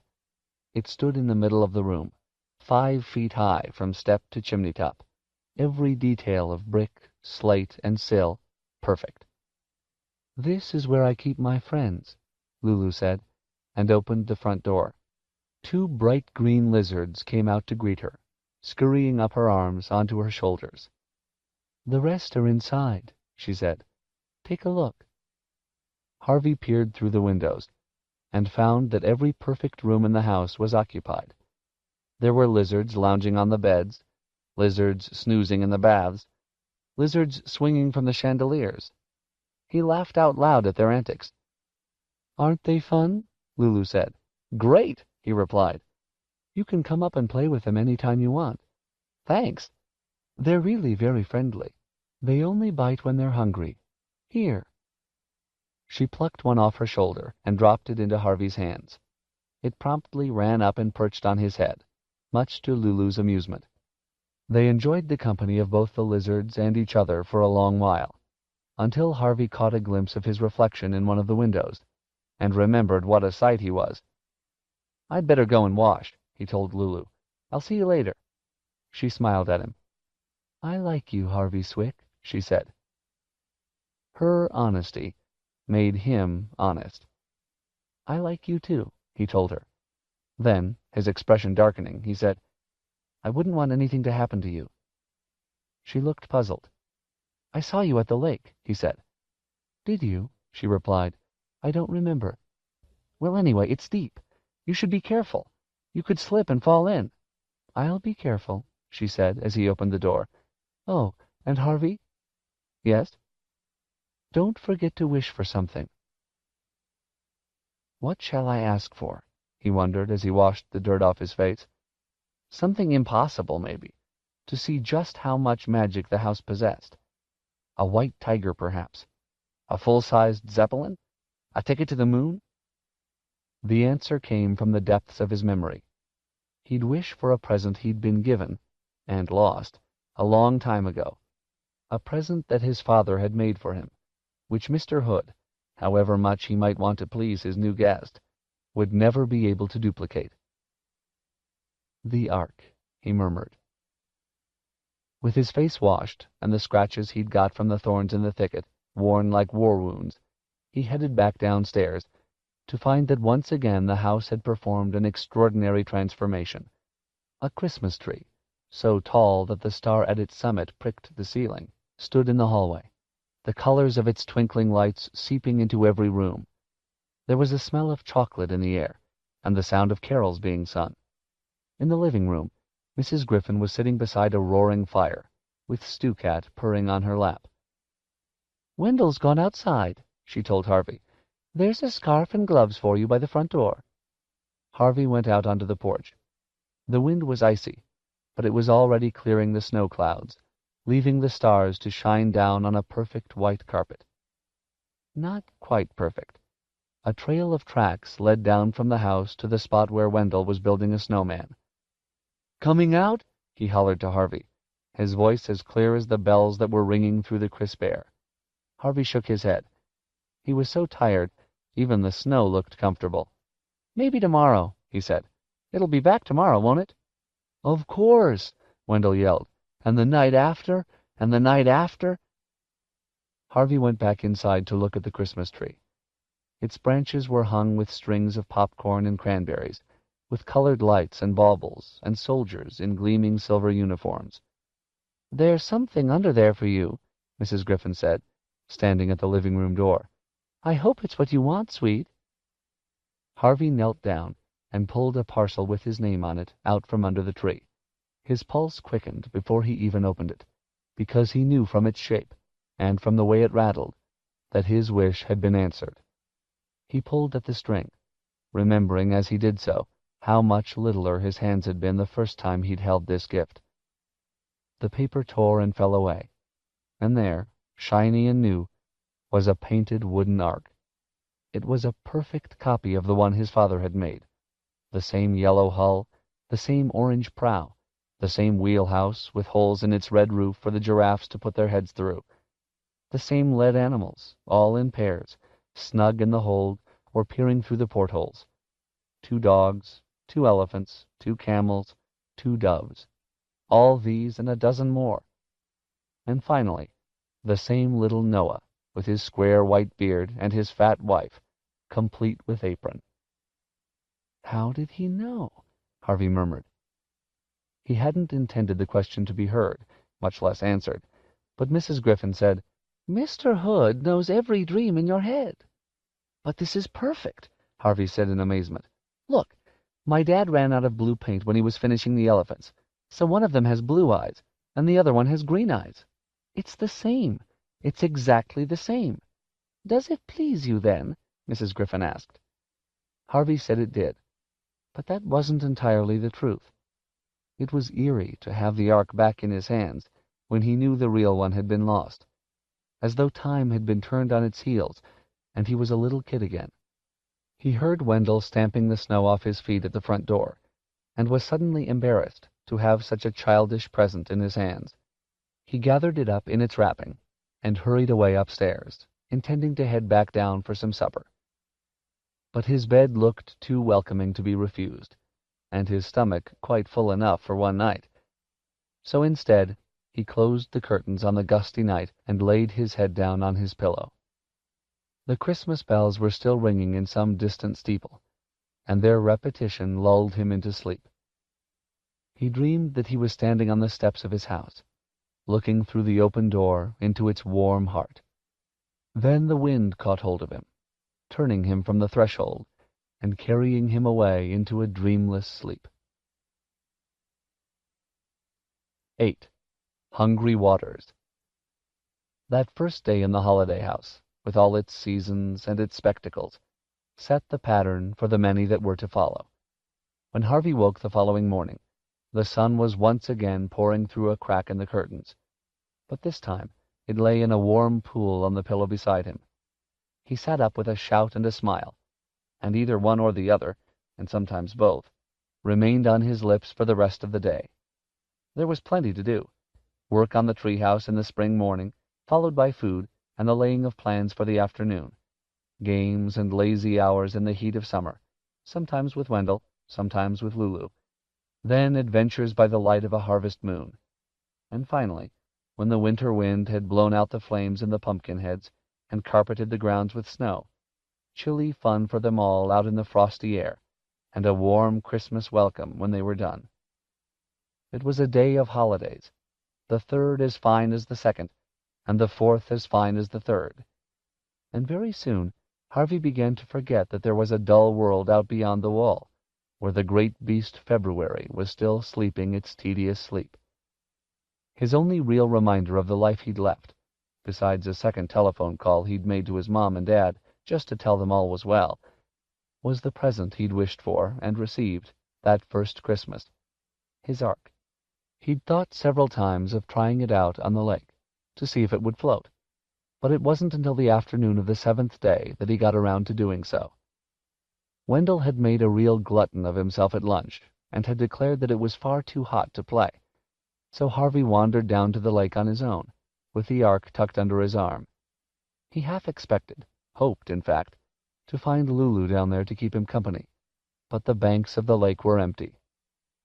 Once he laid eyes on the gloomy waters, he almost gave up on the idea of a launching. But that meant admitting something to himself that he didn't wish to admit, so he headed on down to the shore, found a rock to perch on that looked less precarious than the others, and set his ark on the water. It floated well, he was pleased to see. He pushed it to and fro for a little while, then lifted it out and peered inside to see if it was leaking.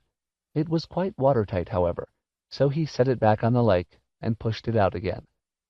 As he did so, he caught sight of a fish rising from the bottom of the lake, its mouth wide open, as if it intended to swallow his little vessel whole. He reached out to snatch the ark from the water before it was either sunk or devoured, but in his haste he lost his footing on the slime-slickened rock, and with a cry he fell into the lake. The water was icy cold and eager. It quickly closed over his head. He flailed wildly, trying not to imagine the dark depths beneath him, or the vast maw of the fish that had been rising from those depths. Turning his face up toward the surface, he started to swim. He could see his ark floating above him, capsized by his fall. Its lead passengers were already sinking. He didn't try and save them, but surfaced, gasping for breath, and paddled toward the shore. It wasn't much of a distance. In less than a minute he was hauling himself up onto the rocks and scrambling away from the bank, water pouring from his sleeves and trousers and shoes. Only when his feet were well clear of the lake, and no hungry fish could snap at his toes, did he drop down onto the ground. Though it was midsummer, and the sun was blazing somewhere overhead, the air around the lake was cold, and he soon began to shiver. Before he made his way out into the sun, however, he looked for some sign of his ark. The spot where it had sunk was marked by a forlorn flotilla of wreckage, all of which would soon join the rest of the ark at the bottom. Of the fish that had seemed so eager to devour him, there was no sign. Perhaps it had swum down into the depths to chew on the drowned menagerie. If so, Harvey hoped it choked on its dinner. He'd lost plenty of toys before. He'd had a brand-new bicycle, his prized possession, stolen from the step of his house 2 birthdays ago. But this loss upset him as much.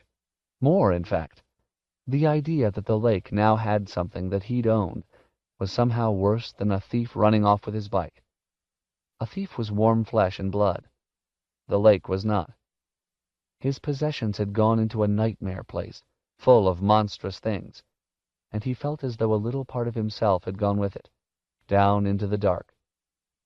He walked away from the lake without looking back, but the breeze that came to warm his face when he broke through the thicket, and the sound of birds that pleased his ear, could not keep from his mind the thought he'd tried to ignore when he'd gone down to the water.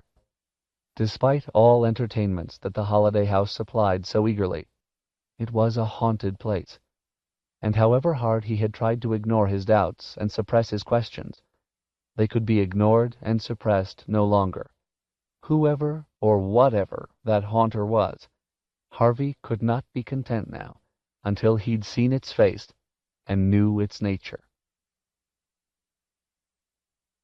9. What do you dream? Harvey didn't mention what had happened at the lake to anyone, not even Lulu, in part because he felt stupid for falling in, and in part because the house tried so hard to please him in the days that followed that he almost forgot about the accident entirely. That very night, in fact, he found a piece of colored string with his name tag on it at the base of the Christmas tree, and followed it through the house to find a new bike, even more splendid than the one he'd lost 2 years before, waiting for him. But that was just the first of many fine surprises the holiday house sprang in quick succession. One morning, for instance, Wendell and Harvey climbed up into the treehouse to discover that the branches around it were swarming with parrots and monkeys. Another day, in the middle of Thanksgiving dinner, Mrs. Griffin called them through into the living room, where the flames of the fire had taken on the shapes of dragons and heroes, and were doing fiery battle in the grate. And, in the heat of one lazy afternoon, Harvey was wakened from a doze by a chorus of shouts, and found a troupe of mechanical acrobats performing clockwork-defying feats on the lawn. The greatest surprise, however, began with the appearance of one of Rictus's siblings. "My name is Jive," he said, stepping out of the early evening murk at the top of the stairs. Every muscle in his body seemed to be in motion, ticks, jigs, and jitterings that had wasted him away until he barely cast a shadow. Even his hair, which was a mass of oiled curls, seemed to hear some crazed rhythm. It writhed on his scalp in a knotted frenzy. "Brother Rictus sent me along to see how you're doing," he said, his tones succulent. "I'm doing fine," Harvey replied. "Did you say Brother Rictus?" "We're from the same brood, loosely speaking," Jive said. "I hope you call your folks now and then." "Yep," said Harvey. "I called them yesterday." "Are they missing you?" "Didn't sound like it." "Are you missing them?" Harvey shrugged. "Not really," he said. This wasn't strictly true. He had his homesick days, but he knew if he went back home he'd be in school the day after, and wishing he'd stayed in the holiday house a while longer. "You're going to make the most of being here, then?" said Jive, practicing a weird little dance step up and down the stairs. "Yeah," said Harvey. "I just want to have fun." "Who doesn't?" Jive grinned. "Who doesn't?" He sidled up to Harvey and whispered, "Speaking of fun." "What?" said Harvey. "You never did get Wendell back for that trick of his." "No, I didn't," said Harvey. "Why the heck not?" "I could never think of a way." "Oh, I'm sure we could cook something up between the two of us," Jive replied mischievously. "It has to be something he'll never think of," Harvey said. "That shouldn't be difficult," said Jive. "Tell me, what's your favorite monster?" Harvey didn't have to think hard about that. "A vampire," he said with a grin. "I found this great mask." "Masks are a good beginning," Jive said, "but vampires need to swoop out of the mist." He spread his arms, curling his long fingers like the claws of some eye-gouging beast. "Swoop down, snatch up their prey, then rise up again up against the moon. I can see it now." "So can I," said Harvey, "but I'm not a bat." "So? "So how do I swoop?" Ah," said Jive. "We'll have Mar work on that for us. After all, what's a Halloween without a transformation or two?" He consulted the grandfather clock on the landing. "We've still got time to do it tonight. You go down and tell Wendell you'll meet him outside. I'll go up onto the roof and find Mar. You meet us up there." "I've never been up on the roof." "There's a door on the top landing. I'll see you up there in a few minutes." "I'll have to get my mask and coat and stuff." "You won't need a mask tonight," Jive said. "Trust me. Now you hurry up. Time's a-wasting." It took Harvey only a minute or two to tell Wendell to go on ahead. He was sure Wendell suspected something, and was probably preparing some counterattack. But Harvey knew he and Jive had something up their sleeves even Wendell, expert on shock tactics though he was, couldn't anticipate.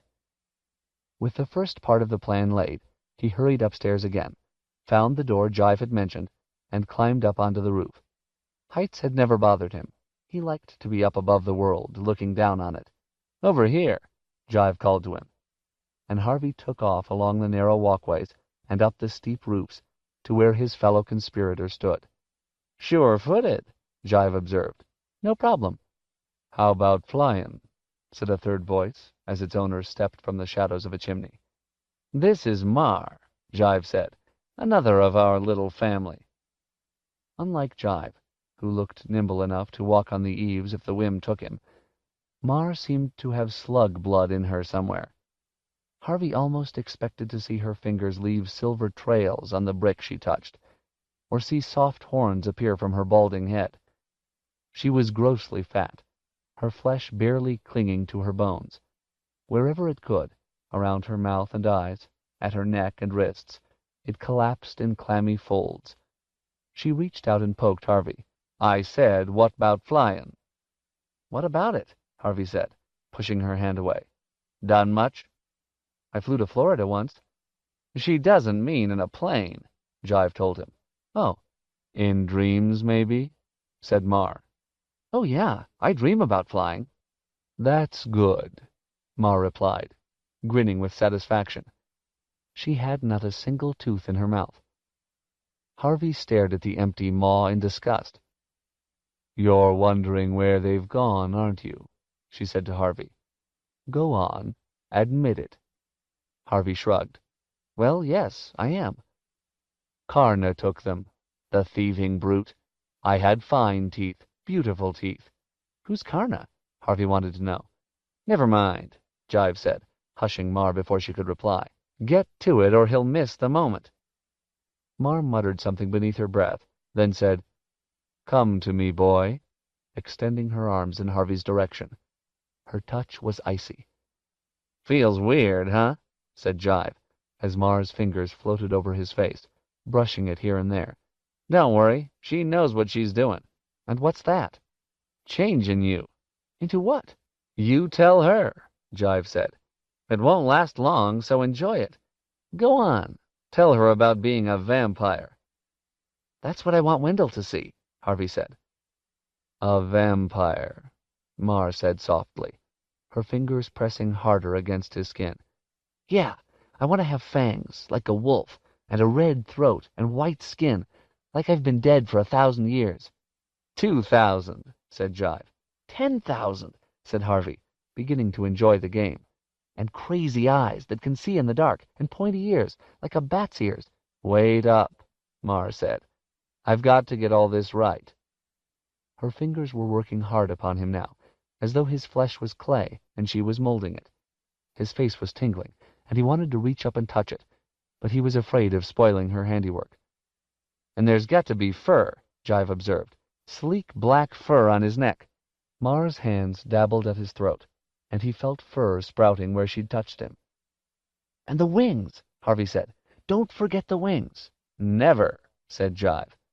"Spread your arms, boy," Mar told him. He did so, and she ran her hands along them, smiling now. "It's good," she said. "It's good." He looked down at himself. To his astonishment, he found his fingers were gnarled and sharp, and leathery flaps were hanging from his arms. The wind gusted against them, threatening to carry him off the roof, then and there. "You know you're playing a dangerous game, don't you?" Mar said, as she stood back to admire her handiwork. "You'll either break your head or scare the life out of your friend Wendell. Or both." "He won't fall, woman," Jive said. "He's got the knack of this. I can tell just by looking at him." He peered at Harvey with his squinty eyes. "Wouldn't be surprised if you weren't a vampire in another life, boy," he said. "Vampires don't have other lives," Harvey said, the words more difficult to say with a mouthful of fangs. "They live forever." "That's right," said Jive, snapping his fingers. "So they do, so they do." "Well, I'm finished," said Mar. "You can get going, boy." The wind came gusting again, and if Jive hadn't been holding on to him as they walked to the edge of the roof, Harvey would surely have been carried away. "There's your friend," Jive whispered, pointing down into the shadows. Much to his amazement, Harvey found that he could see Wendell quite clearly, even though it was pitch dark in the thicket. He could hear him, too, every little breath, every beat of his heart. "This is it," Jive hissed, putting his hand on Harvey's back. "What do I do?" Harvey said. "Do I flap or what?" "Jump," Jive said. "The wind'll take care of the rest. Either the wind or gravity." And with that, he shoved Harvey off the edge of the roof and into the empty air. 10. Falling from grace. The wind wasn't there to bear him up. He plummeted like a slate tossed from the gables, a cry of sheer terror escaping his throat. He saw Wendell turn, saw a look of mortal fear come onto his face. Then the wind came out of nowhere, cold and strong, and just as his legs brushed the bushes, he felt himself lifted up and up toward the sky. His cry became a whoop, his terror joy. The moon was larger than he'd ever seen it, and its vast white face filled his sight, like the face of his mother bending to kiss him good night. Except that he needed no sleep tonight, no, nor a mother to wish him sweet dreams. This was better than any dream, flying with the wind in his wings, and the world shuddering below in fear of his shadow. He looked for Wendell again, and saw him fleeing for the safety of the house. No, you don't, he thought, and turning his wings like leathery sails, he swooped down on his prey. A blood-curdling shriek filled his ears, and for a moment he thought it was the wind. Then he realized it was his own throat that was uttering this inhuman din, and the shriek became laughter, wild, lunatic laughter. "Don't, please, don't!" Wendell was sobbing as he ran. "Somebody help me! Somebody help me!" Harvey knew he'd already had his revenge. Wendell was frightened out of his wits, but it was too much fun to stop now. He liked the feel of the wind beneath him, and the cold moon on his back. He liked the sharpness of his eyes and the strength of his claws. But most of all, he liked the fear he was causing. Liked the look on Wendell's upturned face, and the sound of panic in his chest. The wind was carrying him down into the thicket, and as he landed, Wendell dropped to his knees, begging for mercy. "Don't kill me! Please, please! I beg you, don't kill me!" Harvey had seen and heard enough. He'd had his revenge. It was time to put an end to the game, before the fun soured. He opened his mouth to announce himself, but Wendell, seeing the red throat and the wolfish fangs, and thinking this meant certain death, began a new round of supplications. This time, however, he wasn't simply begging. "I'm too fat to eat," he said. "But there's another kid around here somewhere." Harvey growled at this. "There is," Wendell said. "I swear. And there's more meat on him than on me." "Listen to the child," said a voice in the bushes at Harvey's side. He glanced around. There was Jive, his wiry form barely visible among the barbs. "He'd see you dead, young Harvey." Wendell heard none of this. He was still advertising the edibility of his friend, hoisting up his shirt and shaking his blubbery belly to prove how unpalatable he was. "You don't want me," he sobbed. "Take Harvey! Take Harvey!" "Bite him," said Jive. "Go on, drink a little of his blood. Why not? The fat's no good, but the blood's hot. The blood's tasty." He was doing a little dance as he spoke, stamping his feet to the rhythm of his chant. "Don't waste the taste. Go eat the meat." And still Wendell whined, all snot and tears. "You don't want me. Find Harvey. Find Harvey." And the more he sobbed, the more Jive's chant made sense to Harvey. Who was this ridiculous boy Wendell, anyway? He was too eager to serve Harvey up as dinner to be called a friend. He was just a tasty morsel. Any vampire worth his wings would chew off his head as soon as look at him. And yet... "What are you waiting for?" Jive wanted to know. "We've gone to all this trouble to make a monster of you." "Yes, but it's a game," Harvey said. "A game?" said Jive. "No, no, boy, it's more than that. It's an education." Harvey didn't know what he meant by this, and he wasn't altogether certain he wanted to know. "If you don't pounce soon," Jive hissed, "you're going to lose him." It was true. Wendell's tears were clearing, and he was staring at his attacker with a puzzled look. "Are you going to let me go?" he murmured. Harvey felt Jive's hand on his back. "Do it," Jive said. Harvey looked at Wendell's tear-stained face and trembling hands. If the situation had been reversed, he thought to himself, would I have been much braver? The answer, he knew, was no. "It's now or never," said Jive. "Then it's never," Harvey said. "Never!"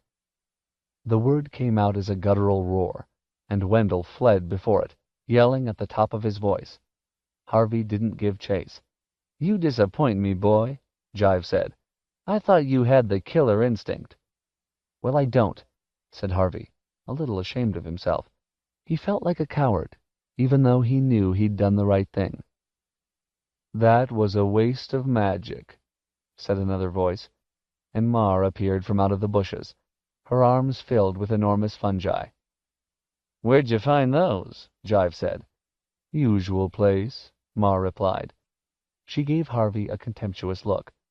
"I suppose you want your old body back," she said. "Yes, please." "We should leave him like this," said Jive. "He'd get around to sucking blood sooner or later." "Nah," said Mar.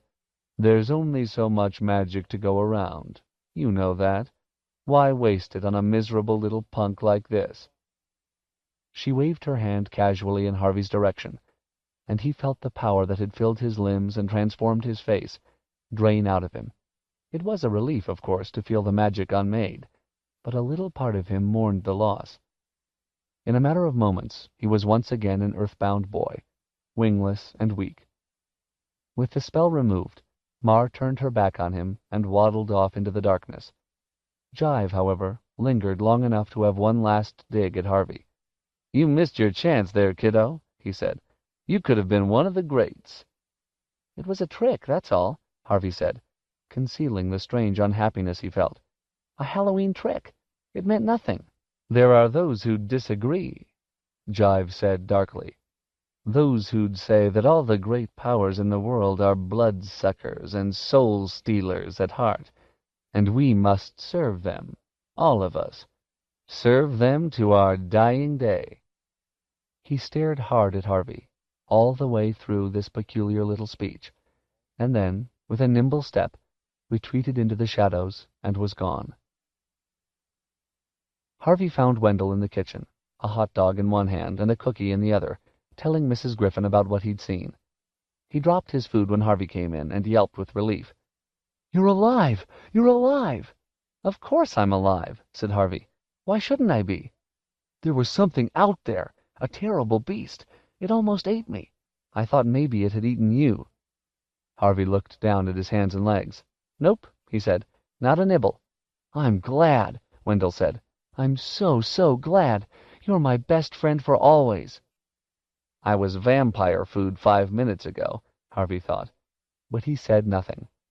Maybe there'd come a time when he could tell Wendell about his transformation and temptation. But this wasn't it. He simply said, "I'm hungry," and sat down at the table beside his fair-weather friend to put something sweeter than blood in his belly. 11. Turnabout. Neither Wendell nor Lulu was around the following day. Mrs. Griffin said she'd seen them both before breakfast, and then they disappeared. So Harvey was left to his own devices. He tried not to think about what had happened the night before, but he couldn't help himself. Snatches of conversation kept coming back, and he puzzled over them all day long. What had Jive meant, for instance, when he'd told Harvey that turning him into a vampire was not so much a game as an education? What kind of lesson had he learned by jumping off a roof and scaring Wendell? And all that stuff about soul-stealers and how they had to be served. What had that meant? Was it Mr. Hood that Jive had been speaking of? That great power they all had to serve?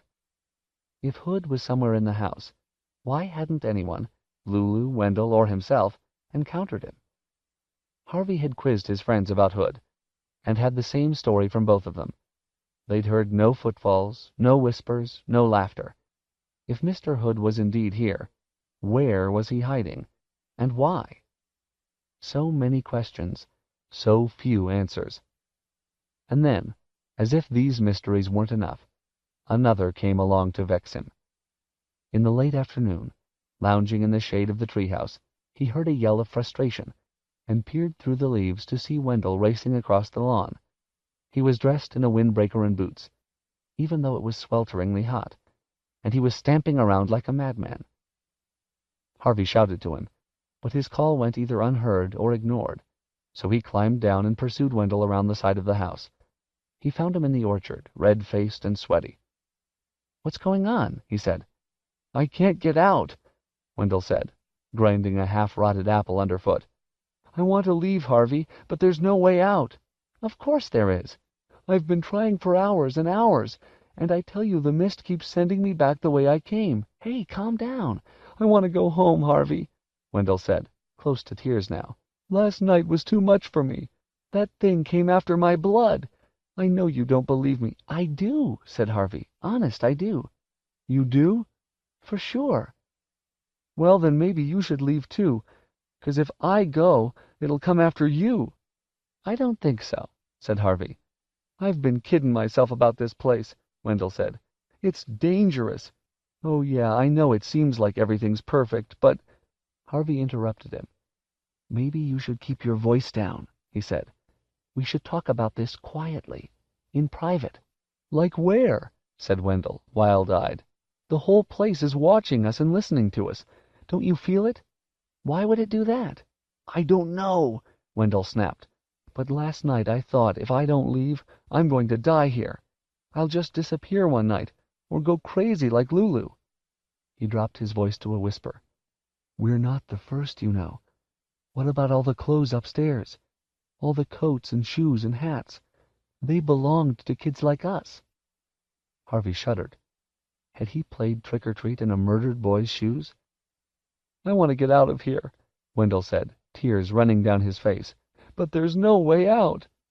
"If there's a way in, there must be a way out," Harvey reasoned. "We'll go to the wall." With that he marched off, Wendell in tow, around to the front of the house and down the gentle slope of the lawn. The mist wall looked perfectly harmless as they approached it. "Be careful," Wendell warned. "It's got some tricks up its sleeve." Harvey slowed his step, expecting the wall to twitch or even reach for him. But it did nothing. Bolder now, he strode into the mist, fully expecting to emerge on the other side. But by some trick or other, he was turned around without even being aware of it, and delivered out of the wall with the house in front of him. "What happened?" he said to himself. Puzzled, he stepped back into the mist. The same thing occurred. In he went, and out he came again, facing the opposite direction. He tried again, and again, and again, but the same trick was worked upon him every time, until Harvey was as frustrated as Wendell had been a half-hour before. "Now do you believe me?" Wendell said. "Yep." "So what do we do?" "Well, we don't yell about it," Harvey whispered. "We just get on with the day. Pretend we've given up leaving. I'm going to do a little looking around." He began his investigations as soon as they got back into the house by going in search of Lulu. Her bedroom door was closed. He knocked, then called her. There was no reply, so he tried the handle. The door was unlocked. "Lulu," he called, "it's Harvey."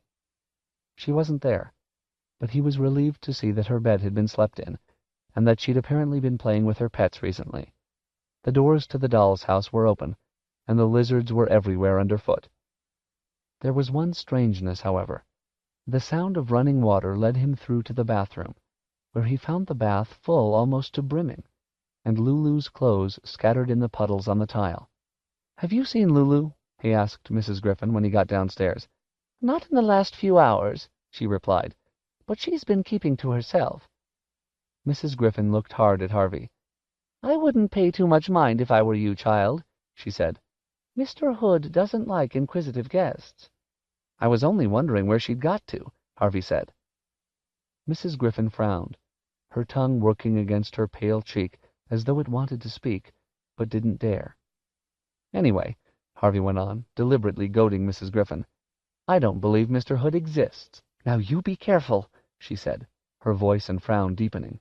"You don't want to talk about Mr. Hood that way." "I've been here days and days," Harvey said, realizing as he spoke that he'd lost count of his time in the house. "And I haven't seen him once. Where is he?" Now Mrs. Griffin came at Harvey with her hands raised, and for a moment he thought she was going to strike him. But instead she took hold of his shoulders and shook him. "Please, child," she said, "be content with what you know. You're here to enjoy yourself for a little time. And, child, it's such a little time. It flies by. Oh, Lord, how it flies!" "It's just a few weeks," Harvey said. "I'm not going to stay here forever." Now it was he who stared at her. "Or am I?" he said. "Stop," she told him. "You think I am here forever, don't you?" he said, shaking off her grip. "What is this place, Mrs. Griffin? Is it some kind of prison?" She shook her head. "Don't tell me lies," he said. "It's stupid. We're locked up in here, aren't we?" Now, though she was shaking with fear from head to foot, She dared to make a tiny nod of her head. "All of us?" he asked. Again she nodded. "You too?" "Yes," she whispered. "Me too. And there's no way out. Believe me, if you try to escape again, Karna will come after you." "Karna," he said, remembering the name from the conversation between Jive and Mar. "He's up there," Mrs. Griffin said, "on the roof. That's where the four of them live. Rictus, Mar, Karna, and Jive. You know." "I've met them all but Karna." "Pray you never do," said Mrs. Griffin. "Now listen to me, Harvey. I've seen many children come and go through this house, some of them foolish, some of them selfish, some sweet, some brave. But you are one of the brightest souls I have ever set eyes on. I want you to take what joy you can from being here. Use the hours well, because there'll be fewer than you think." Harvey listened patiently to this. Then, when she'd finished, he said, "I still want to meet Mr. Hood." "Mr. Hood is dead," Mrs. Griffin said, exasperated by his persistence. "Dead? You swear?" "I swear," she replied. "On the grave of my poor Clue Cat, I swear Mr. Hood is dead. So don't ask about him ever again." This was the first time Mrs. Griffin had ever come close to giving Harvey an order, and though he wanted to press her further, he decided not to. Instead, he said he was sorry for bringing up the subject, and wouldn't do it again, then left her to her secret sorrows. 12. What the Flood Gave Up, and What It Took. "Well," said Wendell when Harvey came to his room, "what's the story?" Harvey shrugged. "Everything's fine," he said. "Why don't we just enjoy ourselves while we can?" "Enjoy ourselves?" Wendell said. "How can we enjoy ourselves when we're locked in?" "It's better in here than it is out in the world," Harvey said. Wendell looked at him in astonishment. "That's true, isn't it?" As he spoke, he grabbed hold of Wendell's hand, and Wendell realized there was a ball of paper in Harvey's palm, which he was trying to pass between the two of them. "Maybe you should just find a quiet little corner and do some reading," he said, glancing down at their hands as he spoke. Wendell got the idea. He claimed the balled-up note from Harvey's hand, and said, "Maybe I'll do that." "Good," said Harvey. "I'm going to go out and enjoy the sun while I can." That was exactly what he did. He had a lot of planning to do before midnight, which was when the note told Wendell they should meet to make their escape. Surely even the forces that guarded the house had to sleep sometime. The business of keeping the seasons rolling around couldn't be easy, and of all the hours to slip away, midnight seemed the most promising. But he didn't suppose it would be easy. The house had been a trap for decades, perhaps centuries. Who knew how old its evil really was? And even at midnight it would not be so foolish as to leave the exit wide open. They would have to be quick and clever, and not panic or lose their tempers once they were in the mist. The real world was out there somewhere. All they had to do was find it. He knew when he saw Wendell for Halloween that the note had been read and understood. There was a look in Wendell's eyes that said, "I'm ready. I'm nervous, but I'm ready." The rest of the evening passed for the two of them like the performance of a strange play, in which they were the actors, and the house, or whoever haunted it, was the audience. They went about enjoying themselves, as though this was a night like any other, heading out to play trick-or-treat with a show of loud laughter, even though they were both shuddering in their borrowed shoes, then coming in to eat their supper and spend what they hoped would be their last Christmas in the house. They opened their presents, a mechanical dog for Wendell, a magician's kit for Harvey, said their good nights to Mrs. Griffin. Good-bye, of course, not good night, but Harvey didn't dare let her know, and then went to bed. The house grew quiet, and quieter still. The snow no longer sighed at the sill, nor the wind in the chimney. It was, Harvey thought, the deepest silence he'd ever heard. So deep that he could hear his heartbeat in his ears, and every rustle of his body against the sheets sounded like a roll of drums. A little before midnight he got up and dressed, moving slowly and carefully so as to make as little noise as possible. Then he headed out into the passageway, and, slipping like a thief from shadow to shadow, hurried down the stairs and out into the night. He left not by the front door, it was heavy and creaked loudly, but by the kitchen door, which brought him out at the side of the house. Though the wind had dropped, the air was still bitter, and the surface of the snow had frozen. It crackled as he walked, however lightly he trod. But he was beginning to hope that the eyes and ears of the house were indeed closed at this hour. If not, why hadn't he been challenged? And he might make it to the perimeter without attracting attention. Just as he was about to turn the corner, however, that sweet hope was soured, as somebody in the murk behind him called his name. He froze in his tracks, hoping the darkness would conceal him. But the voice came again, and again called his name. It was not a voice he recognized. Not Wendell, certainly, nor Mrs. Griffin. Not Jive, not Rictus, not Mar. This was a frail voice, the voice of somebody who barely knew how to shape the syllables of his name. Harvey. And then, all of a sudden, he knew the voice, and his heart, which had been working overtime since he'd slipped out of bed, grew so loud in his ears it almost drowned out the summons when it came again. "Lulu?" he murmured. "Yes," said the voice. "Where are you?" "Near," she said. He stared at the thicket, hoping for some glimpse of her, but all he could see was the starlight glittering on the frosted leaves. "You're leaving," she said, her words slurred. "Yes," he whispered, "and you have to come with us." He took a step toward her, and as he did so, some of the glitter that he thought was frost retreated from him. What was she wearing that shimmered this way? "Don't be afraid," he said. "I don't want you to look at me," she said. "What's wrong?" "Please," she said, "just keep your distance." She retreated even farther from him, and seemed to lose her balance as she did so. She dropped to the ground, the thicket around her shaking. Harvey stepped forward to help her up, but she let out such a sob that he stopped in his tracks. "I only want to help," he said. "You can't help me," she replied, every word pained. "It's too late. You just have to go while you still can. I just wanted to give you something to remember me by."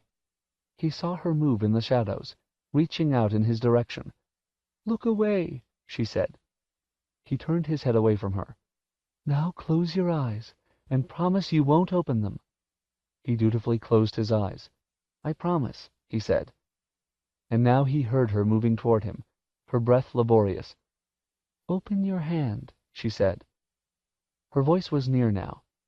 He knew if he opened his eyes he'd be face to face with her, but he had made a promise, and was determined to keep it. He put out his hand, and felt first one, then two, then three heavy little objects, cold and wet, dropped into his cupped palm. "This was all I could find," Lulu said. "I'm sorry." "Can I look?" he asked. "Not yet. Let me leave first." He closed his fingers around the gifts she'd given him, trying to make sense of them by touch. What were they? Pieces of frozen stone? No, they were carved. He could feel grooves on one, a head on another. And now, of course, he knew what he held. 3 survivors of his ark, dredged up from the depths of the lake. The answer was no comfort to him. Quite the reverse. He shuddered as he put the puzzle of Lulu's silvery gleam together with the knowledge of what he held. She had swum down to the bottom of the lake to recover these figures, a descent that was beyond the capacity of any land dweller. No wonder she'd retreated into the shadows, ordering him not to look at her. She wasn't human any longer. She was becoming, or had already become, a sister to the strange fish that circled in these dark waters, cold-blooded and silver-skinned.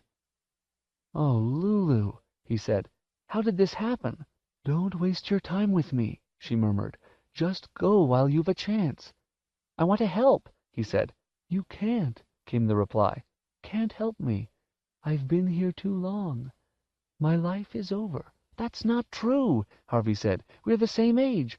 "But I've been here so long I don't even remember." Her voice trailed away. "Don't remember what?" "Maybe I just don't want to remember," she said. "It'll hurt too much." She made a long, choked sigh. "You have to go," she said in a whisper. "Go while you still can." "I'm not afraid." "Then you're stupid," she said, "because you should be." He heard the thicket shake as she started to retreat from him. "Wait," he said. She made no reply. "Lulu!" The din of her departure grew louder. By the sound of it, she was almost throwing herself out of his range. Breaking his promise, he opened his eyes, and caught a glimpse of her as she fled. A shadow in the shadows. No more. He started after her, not knowing what he would say or do when he caught up with her, but knowing he'd never forgive himself if he didn't somehow help. Maybe if he persuaded her to go with him, out of the shadow of the house, its vicious magic would be undone. Or maybe he could find some doctor for her in the outside world who could cure her of this malformation. Anything rather than leaving her to return to the lake. Its waters were in view now, gleaming darkly between the branches of the thicket. Lulu had reached the bank, and for a moment the meager starlight found her. All that Harvey had feared was true, and more. A fin grew from her bent and scaly back, and her legs had almost fused together. Her arms had become short and stubby, her fingers webbed. But it was her face, glimpsed as she turned back to look at him, that was the greatest shock. Her hair had fallen out, and her nose disappeared. Her mouth had lost its lips, and her blue eyes turned to swiveling silver balls, lidless and lashless. And yet, despite their freakishness, there was human feeling in those eyes, and on that mouth. A terrible sadness that he knew would never leave his heart if he lived to be 1,000. "You were my friend," she said, as she teetered on the bank. "Thank you for that." Then she tumbled into the water.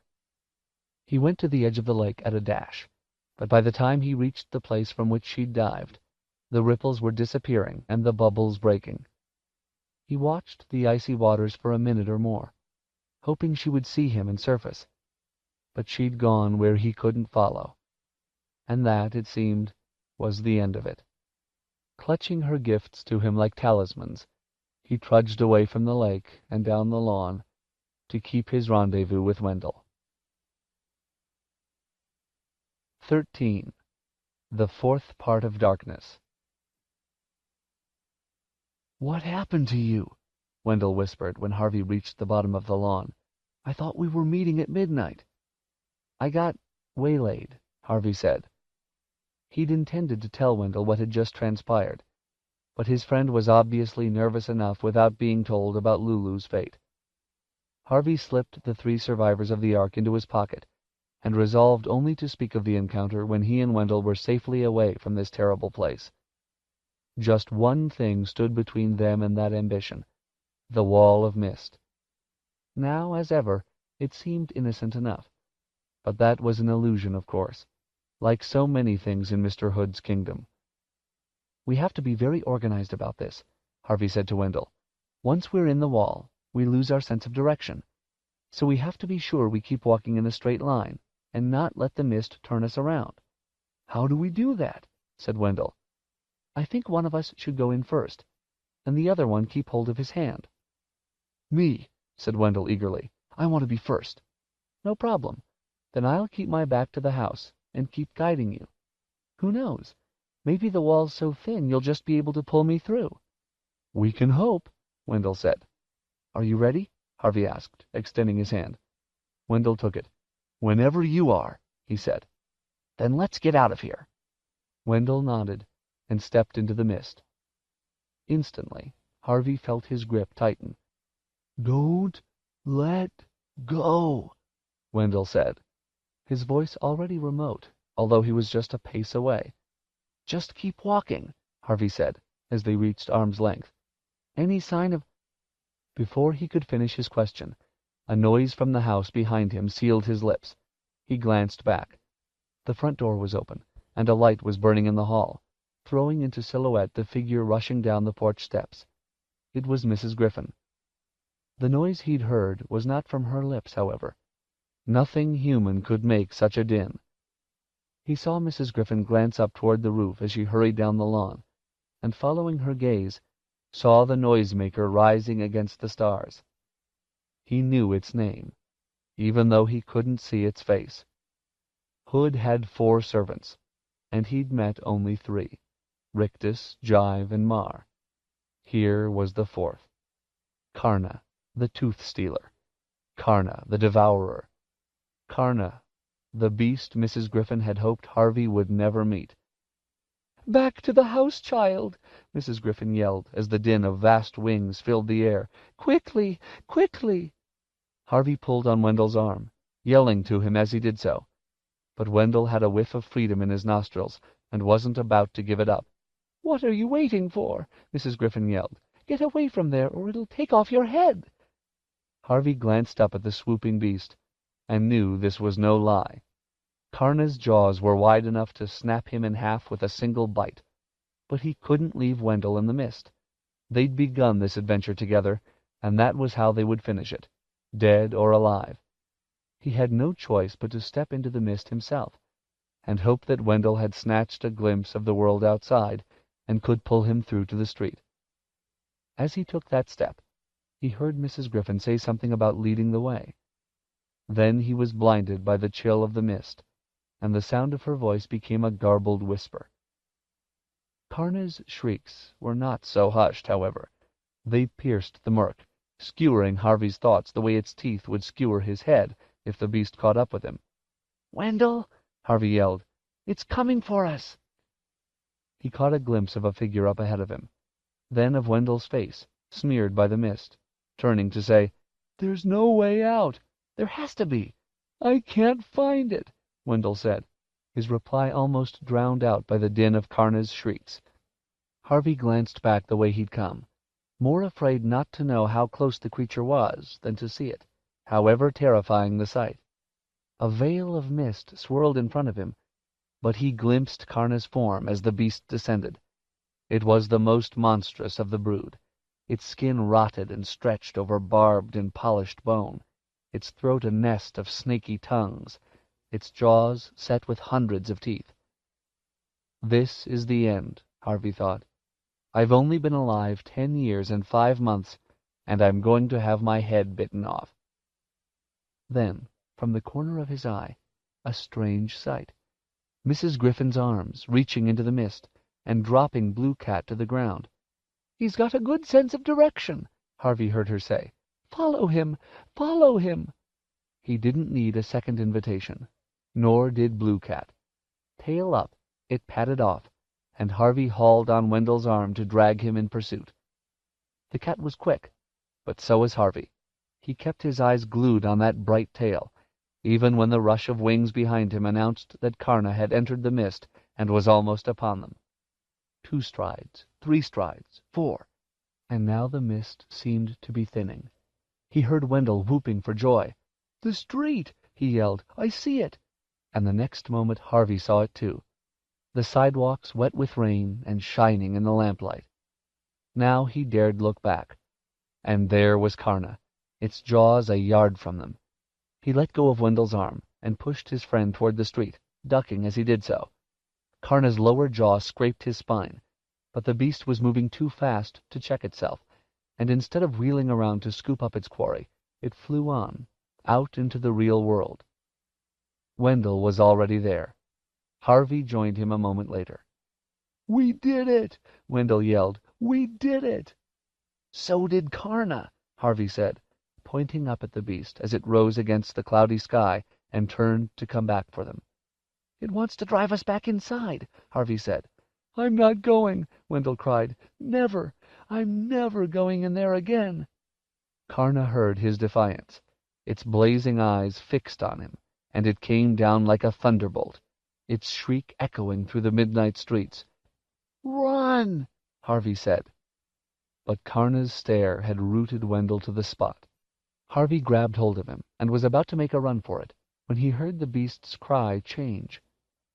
Triumph became doubt. Doubt became pain. And suddenly Karna wasn't swooping, but falling.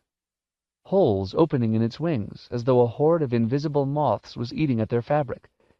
It labored to climb the air again, but its wounded wings refused their duty, and seconds later it struck the street so hard it bit off a dozen of its tongues and scattered 100 teeth at the boy's feet.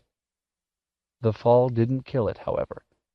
Though agonized by its wounds, it hauled itself up onto the spiky crutches of its wings and began to drag itself back toward the wall.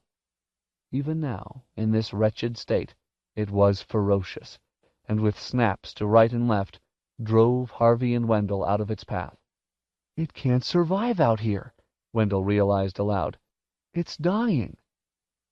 Harvey wished he had some weapon to keep the beast from returning to safety, but he had to be content with the sight of its defeat. If it had not wanted their flesh so badly, he thought, it wouldn't have come after them at such speed and brought this pain and humiliation upon itself. There was a lesson there, if he could only remember it. Evil, however powerful it seemed, could be undone by its own appetite. Then the creature was gone, a curtain of mist drawn over its retreat. There was only one sign remaining of the mysteries that lay on the other side of the wall. The face of Blue Cat, gazing out at the world that he, like all the occupants of the holiday house, could never explore. His azure gaze met Harvey's for a moment. Then he looked back toward his prison, as though he heard Mrs. Griffin's summons, and, with a sorrowful sigh, turned and traipsed away. "Weird," said Wendell, as he stared at the rainy streets. "It's as though I never left." "Is it?" said Harvey. He wasn't so sure. He felt different, marked by this adventure. "I wonder if we'll even remember we came here in a week's time." "Oh, I'll remember," Harvey said. "I've got a few souvenirs." He dug into his pocket in search of the figures from the Ark. Even as he pulled them out, he felt them crumbling, as the real world took its toll on them. "Illusions," he murmured, as they turned to dust and ran away between his fingers. "Who cares?" said Wendell. "It's time to go home. And that's no illusion." 14. Time was. It took the boys an hour to reach the center of town, and there, given that their houses lay in opposite directions, they parted company. They exchanged addresses before they did so, promising to contact each other in a day or two, so that they could each support the other's account of the holiday house. It would be difficult to make people believe all that had happened to them, but perhaps they'd have a better chance if two voices told the same tale. "I know what you did back there," Wendell said just before they parted. "You saved my life." "You would have done the same thing for me," Harvey said. Wendell looked doubtful.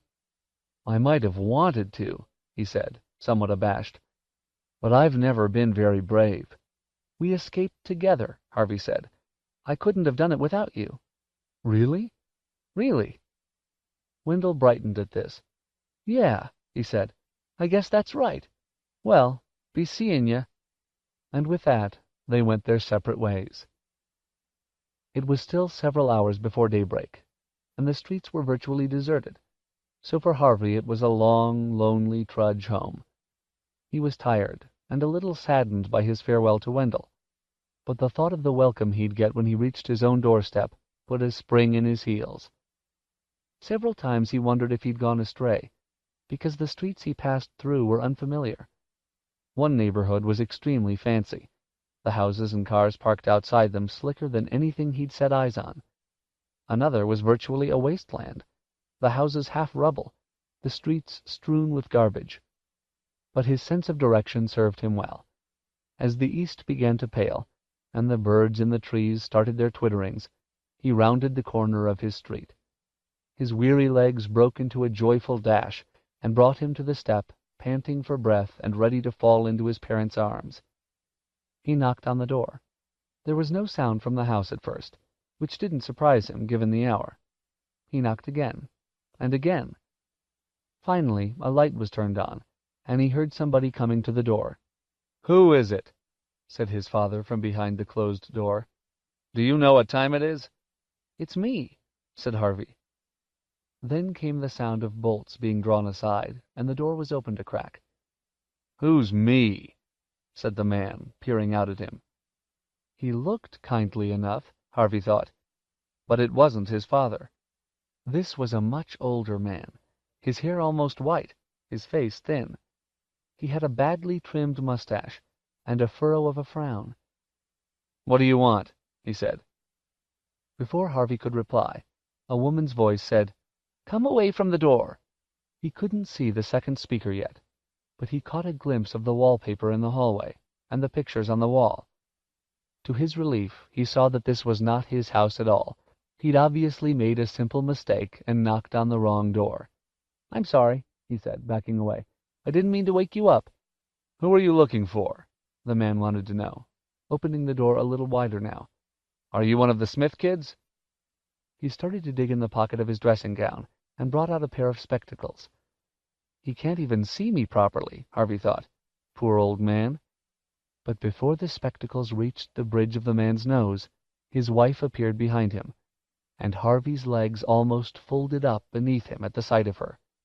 She was old, this woman, her hair almost as colorless as her husband's, and her face even more lined and sorrowful. But Harvey knew that face better than any on earth. It was the first face he'd ever loved. It was his mother. "Mom?" he murmured. The woman stopped and stared out through the open door at the boy standing on the step, her eyes filling up with tears. She could barely breathe the word she said next. "Harvey?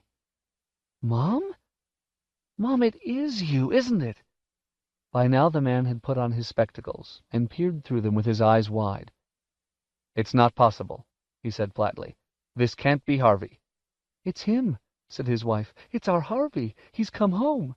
The man shook his head. "After all these years," he said, "he'd be a man by now. He'd be a grown man. This is just a boy." "It's him, I tell you." "No," the man replied, angry now. "It's some prank, somebody trying to break our hearts, as if they're not broken enough." He started to slam the door, but Harvey's mom caught hold of it. "Look at him," she said. "Look at his clothes. That's what he was wearing the night he left us." "How do you know?" "You think I don't remember?" "It's 31 years ago," said Harvey's father, still staring at the boy on the step. "This can't be." He faltered as slow recognition spread over his face. "Oh, my Lord," he said, his voice dropping to a hoarse whisper. "It is him, isn't it?" "I told you," his wife replied. "Are you some kind of ghost?" he asked Harvey. "Oh, for goodness sake," Harvey's mom said. "He's no ghost." She slipped past her husband and out onto the step. "I don't know how it's possible, and I don't care," she said, opening her arms to Harvey. "All I know is our little boy's come home to us." Harvey couldn't speak. There were too many tears in his throat, and in his nose, and in his eyes. All he could do was stumble into his mother's arms. It was wonderful to feel her hands stroke his hair, and her fingers wipe his cheeks. "Oh, Harvey, Harvey, Harvey," she sobbed. "We thought we'd never see you again." She kissed him over and over. "We thought you'd gone forever." "How's this possible?" his father still wanted to know. "I kept praying," his mother said. Harvey had another answer, though he didn't voice it. The moment he'd set eyes on his mother, so changed, so sorrowful, it was instantly clear what a terrible trick Hood's house had played upon them all. For every day he'd spent there, a year had gone by here in the real world. Every morning while he'd played in the spring warmth, months had passed. In the afternoon, while he'd lazed in the summer sun, the same. And those haunted twilights, which had seemed so brief, had been another span of months, as had the Christmas nights, full of snow and presents. They'd all slipped by so easily, and though he had only aged a month, his mom and dad had lived in sadness for 31 years, thinking that their little boy had gone forever. That had almost been the case. If he'd remained in the House of Illusions, distracted by its petty pleasures, a whole lifetime would have gone by here in the real world, and his soul would have become Hood's property. he would have joined the fish circling in the lake. And circling. And circling. He shuddered at the thought. "You're cold, sweetie," his mother said. "Let's get you inside." He sniffed hard and cleared his tears with the back of his hand. "I'm so tired," he said. "I'll make a bed for you straight away." "No, I want to tell you what happened before I go to sleep," Harvey replied. "It's a long story. 31 years long." 15. New Nightmares. It was a more difficult tale to tell than he expected it to be.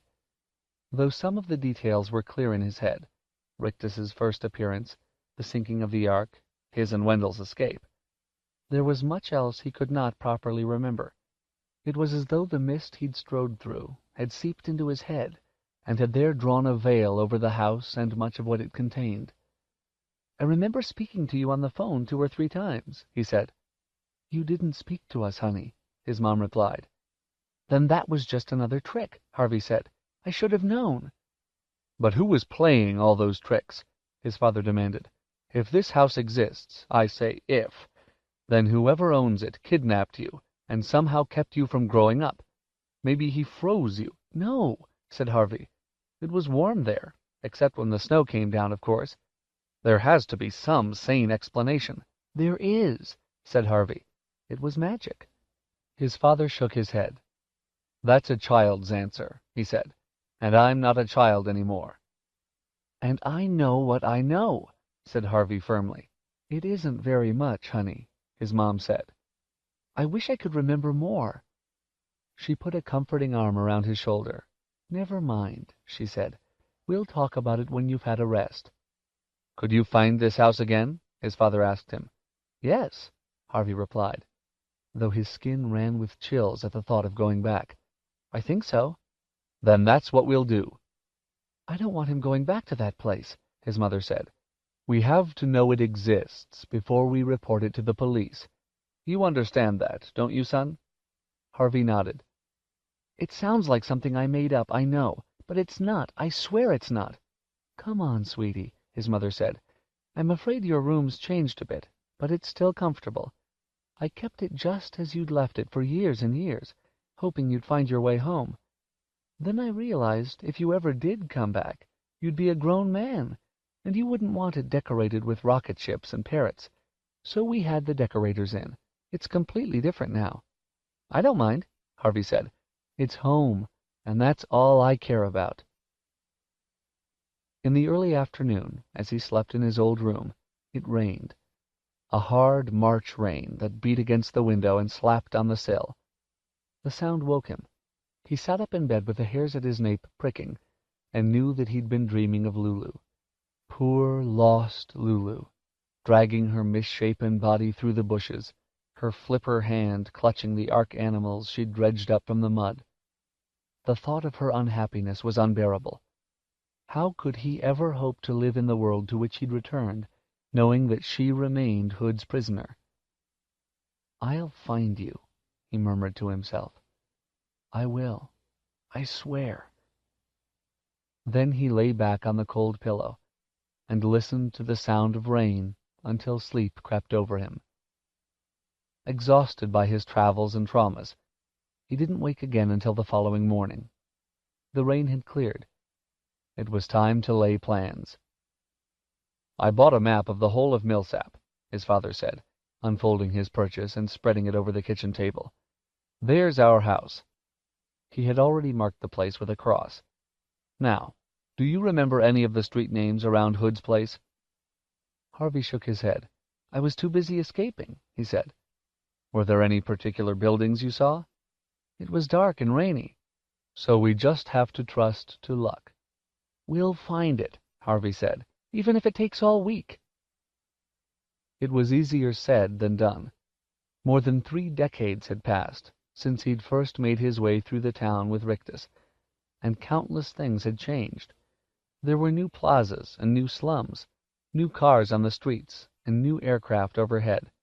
So many distractions, all keeping Harvey from the trail. "I don't know which way is which," he admitted. after they'd been searching for half a day. "Nothing's the way I remember it." "We'll keep going," his father said. "It'll all come clear." It didn't. They spent the rest of the day wandering around, hoping that some sight would trigger a memory. But it was a frustrating business. Every now and then, in some square or street, Harvey would say, "Maybe this is it," and they'd head off in one direction or another, only to find that the trail grew cold a few blocks on. That evening his father quizzed him again. "If you could only remember what the house looked like," he said, "I could describe it to people." "It was big, I remember that, and old. I'm sure it was very old." "Could you draw it?" "I could try." He did just that, and though he wasn't much of an artist, his hand seemed to remember more than his brain had, because after a half hour he had drawn the house in considerable detail. His father was pleased. "We'll take this with us tomorrow," he said. "Maybe somebody will recognize it." But the second day was just as frustrating as the first. Nobody knew the house that Harvey had drawn, nor anything remotely like it. By the end of the afternoon, Harvey's father was getting short-tempered. "It's useless," he said. "I must have asked 500 people, and not one of them, not one, even vaguely recognized the place." "It's not surprising," said Harvey. "I don't think anyone who saw the house, besides me and Wendell, ever escaped before." "We should just repeat all this to the police," his mother said, "and let them deal with it." "And what do we tell them?" his father said, raising his voice. "That we think there's a house out there that hides in a mist and steals children with magic? It's ridiculous." Calm down," Harvey's mother said. "We'll talk about this after we've eaten." They trudged home, ate, and discussed the whole problem again, but without finding any solutions. Mr. Hood had laid his traps carefully over the years, protecting himself from the laws of the real world. Safe behind the mists of his illusion, he'd most likely already found two new and unwitting prisoners to replace Harvey and Wendell. It seemed his evil would go on, undiscovered and unpunished. The following day, Harvey's father made an announcement. "This search is getting us nowhere," he said. "We're going to give it up." "Are you going to the police?" his wife asked him.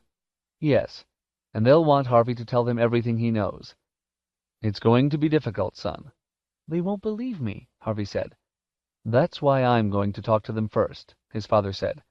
"I'll find somebody who'll listen." He left soon after breakfast, with a worried expression on his face. "This is all my fault," Harvey said to his mom. "We lost all that time together just because I was bored." "Don't blame yourself," she said. "We're all tempted to do things we regret once in a while. Sometimes we choose badly and make mistakes." "I just wish I knew how to unmake it," Harvey replied. His mother went out shopping in the middle of the morning, and left Harvey haunted by that thought. Was there some way to undo the damage that had been done? To take back the stolen years and live them here, with the people who loved him, and whom he loved dearly in return? He was sitting at his bedroom window, trying to puzzle the problem out, when he saw a forlorn figure at the street corner. He threw open the window and yelled down to him, "Wendell! Wendell, over here!" Then he raced downstairs. By the time he opened the door, his friend was on the step, his face red and wet with tears and sweat. "What happened?" he said. "Everything's changed." His words were punctuated by hiccups. "My dad divorced my mom, and my mom's so old, Harvey, and fat as a house." He wiped his running nose with the back of his hand and sniffed hard. "It wasn't supposed to be this way," he said. "Well, was it?" Harvey did his best to explain how the house had deceived them, but Wendell was in no mood for theory. He just wanted the nightmare to be over. "I want things the way they were," he wailed. "My dad's gone to the police," Harvey said. "He's going to tell them everything." "That won't do any good," Wendell said despairingly. "They'll never find the house." "You're right," Harvey said. "I went to look for it with my mom and dad, but it was no use. It's hiding." "Well, it's bound to hide from them, stupid," Wendell said. "It doesn't want grown-ups." "You're right," said Harvey. It wants children, and I bet it wants you and me more than ever. How do you reckon that? It almost had us. It almost ate us alive. So you think it's got a taste for us? I'm sure of it. Wendell stared at his feet for a moment. You think we should go back, don't you? I don't think any of those grown-ups, my dad, your mom, the police, are ever going to find the house. If we want all those years back, we have to get them for ourselves. I don't much like the idea, Wendell confessed. Neither do I, he said, thinking as he spoke that he'd have to leave a note for his mom and dad, so that they wouldn't think his return had been a dream. We have to go, he said. We don't have any choice. So when do we start? Now, said Harvey grimly. We've lost too much time already. 16. Back to the Happy Land. It was as if the house knew that they were coming back, and was calling to them. As soon as they stepped out into the street, their feet seemed to know the way. All they had to do was let them lead.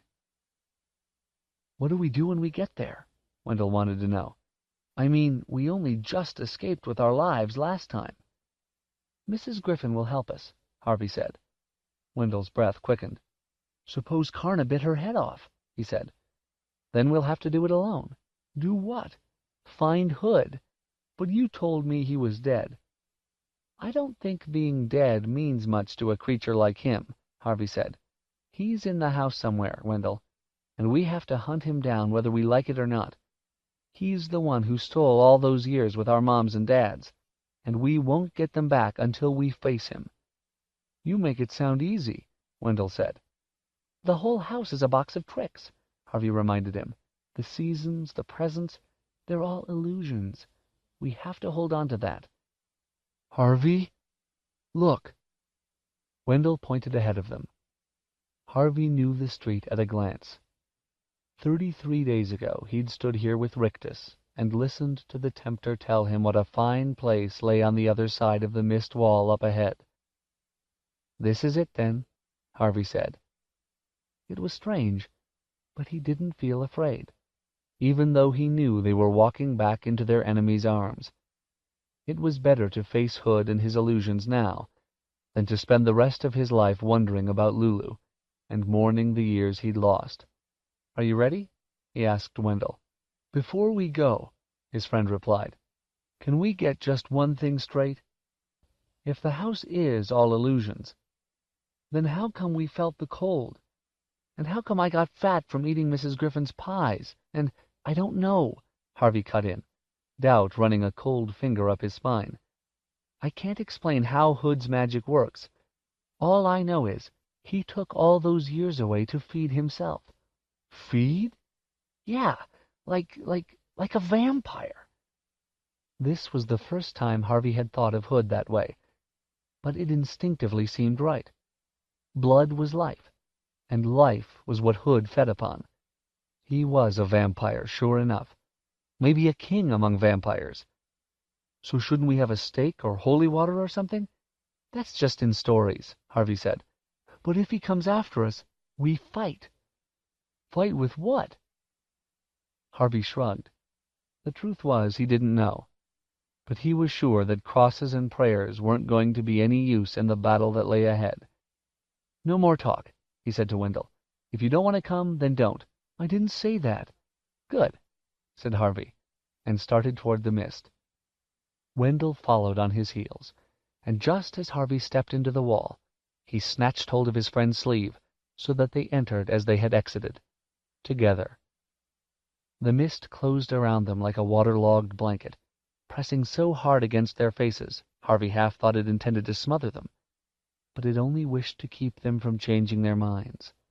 A moment later, a tremor moved through its folds and spat them out the other side. It was high summer in Hood's kingdom, the lazy season. The sun, which had been hidden by rain clouds on the other side of the mist, was beaming down on the house and all that prospered around it. The trees swayed in a balmy breeze. The doors and windows of the house, its porch and chimneys, all gleamed as if newly painted. There were welcoming songs in the eaves, welcoming smells from the kitchen, welcoming laughter through the open door. Welcome, everywhere welcome. "I'd forgotten," Wendell murmured. "Forgotten what?" "How beautiful it is." "Don't trust it," Harvey said. "It's all illusion, remember? All of it." Wendell didn't reply, but wandered away toward the trees. The honeyed breeze gusted around him, as if to pluck him up. He didn't resist, but went where it led, into the dappled shade. "Wendell," Harvey said, following him across the lawn, "we've got to stick together." "I'd forgotten about the tree house," Wendell said dreamily, staring up into the canopy. "We had such fun up there, remember?" "No," said Harvey, determined not to let the past distract him from his mission here. "I don't remember." "Yes, you do," said Wendell, smiling from ear to ear. "We worked so hard up there. I'm going up to see how it looks." Harvey grabbed his arm. "No, you're not." "Yes, I am," he snapped back, wrenching his arm from Harvey's grip. "I can do whatever I want. You don't own me." Harvey could see by the glazed look in Wendell's eyes that the house was already working its seductive magic. It could only be a matter of time, he knew, before his own powers of resistance were worn away. And what then? Would he forget his work here entirely, and become an empty-headed boy, laughing like a loon while his soul was sucked away? "No," he said aloud, "I'm not going to let you do it." "Do what?" said Wendell. "We've got work to do," Harvey told him. "Who cares?" Wendell replied. "I do, and so did you 5 minutes ago. Remember what it did to us, Wendell." The wind in the trees seemed to sigh at this. "Ah," it said, as if it now understood Harvey's purpose here, and would waft this intelligence to the ears of Mr. Hood. Harvey didn't care. In fact, he was pleased. "Go on," he said, as the gusts flew toward the house. "Tell him, tell him." He turned on Wendell. "Are you coming?" he said. "Or am I going to go in alone?" "I don't mind going in," Wendell said cheerily. "I'm hungry." Harvey stared hard at Wendell. "Don't you remember anything we said out there?" he demanded. "Of course I do," Wendell replied. "We said we were going to—" He paused, frowning. "Going to— This place has stolen time that belonged to us, Wendell." "How did it do that?" said Wendell, still frowning deeply. "It's just—" Again he faltered, searching for the words. "Just such a perfect day." The frown began to fade again, and a broad smile replaced it. "Who cares?" Wendell said. "I mean, on a day like this, who cares? Let's just enjoy ourselves." Harvey shook his head. He was losing precious time here, which was exactly what Hood and the house wanted. Instead of wasting any further words on Wendell, he turned on his heel and headed toward the front door. "Wait for me!" Wendell hollered. "Can you smell that pie?" Harvey could, and wished he'd put some food in his belly before he'd started out on this adventure. Knowing that these tantalizing smells were all part of Hood's repertoire wasn't enough to stop his mouth from watering or his stomach from grumbling. All he could do was think of the dust to which his arch-animals had turned when he'd stepped out into the street. The pie on the kitchen table was probably made of the same bitter stuff, concealed beneath a veneer of sweetness. He held on to that thought as best he could, knowing that the house into which he was about to step would be full of such blandishments. With Wendell again trailing a step behind, he climbed the porch steps and marched into the house. The moment they were both inside, the door slammed behind them. Harvey reeled around, his skin crawling. It was not the wind that had thrown the door shut. It was Rictus. 17. Cook, Cat, and Coffin. "Great to have you back, boy," Rictus said, his smile as wide as ever.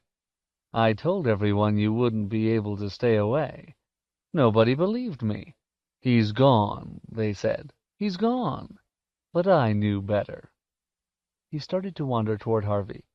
I knew you wouldn't be satisfied with a little visit, not with so much fun still to be had. I'm hungry, Wendell whined. Help yourselves, Rictus grinned. Wendell was off at a sprint into the kitchen. Oh boy, oh boy, oh boy, he hollered. Look at all this food. Harvey didn't reply. Aren't you hungry? Rictus said, raising an eyebrow high above his spectacles. He cupped his hand behind his ear. That sounds like an empty belly to me. Where's Mrs. Griffin? Harvey said. Oh, she's around, Rictus said mischievously. But she's getting old. She takes to her bed a good deal these days, so we laid her down somewhere safe and sound. As he spoke, there was a mewling sound from the living room, and there at the door stood Stewcat. Rictus scowled. Get out of here, pussy, he spat. Can't you see we're having a conversation? But Stewcat wasn't about to be intimidated. She sauntered over to Harvey, rubbing herself against his legs. What do you want? Harvey said, going down on his haunches to stroke her. She purred loudly. Hey, that's fine and dandy, Rictus said, putting off his anger in favor of a freshly polished smile. You like the cat. The cat likes you. Everybody's happy. I'm not happy, Harvey said. And why's that? I left all my presents here, and I don't know where. No problem, said Rictus. I'll find 'em for you. Would you do that? Harvey said. Sure, kid, said Rictus, persuaded that his charm was working again. That's what we're all here for, to give you whatever your heart desires. I think maybe I left them up in my bedroom, Harvey suggested. You know, I think I saw 'em up there, Rictus replied. You stay right here. I'll be back. He took himself up the stairs 2 and 3 at a time, whistling tunelessly through his teeth as he ascended. Harvey waited until he disappeared from sight, and then went to check on Wendell, letting Stewcat slip away. Ah, now look at this, a voice said as he appeared at the kitchen door. It was Jive. He was standing at the stove, as sinewy as ever, juggling eggs with one hand, and tossing pancakes in a pan with the other. What do you fancy? He said. Sweet or savory? Nothing, Harvey said. It's all good, Wendell piped up. He was almost hidden behind a wall of filled plates. Try the apple turnovers. They're great. Harvey was sorely tempted. The buffet looked wonderfully tempting. But it was dust. He had to keep remembering that. Maybe later, he said, averting his eyes from the heaps of syrup-drenched waffles and bowls of ice cream. Where are you going? Jive wanted to know. Mr. Rictus is finding a few presents for me, Harvey said. Jive smiled with satisfaction. So you're getting back into the swing of things, kiddo, he said. Good for you. I've missed being here, Harvey replied. He didn't linger, just in case Jive saw the lie in his eyes, but turned and headed back into the hallway. Stewcat was still there, staring at him.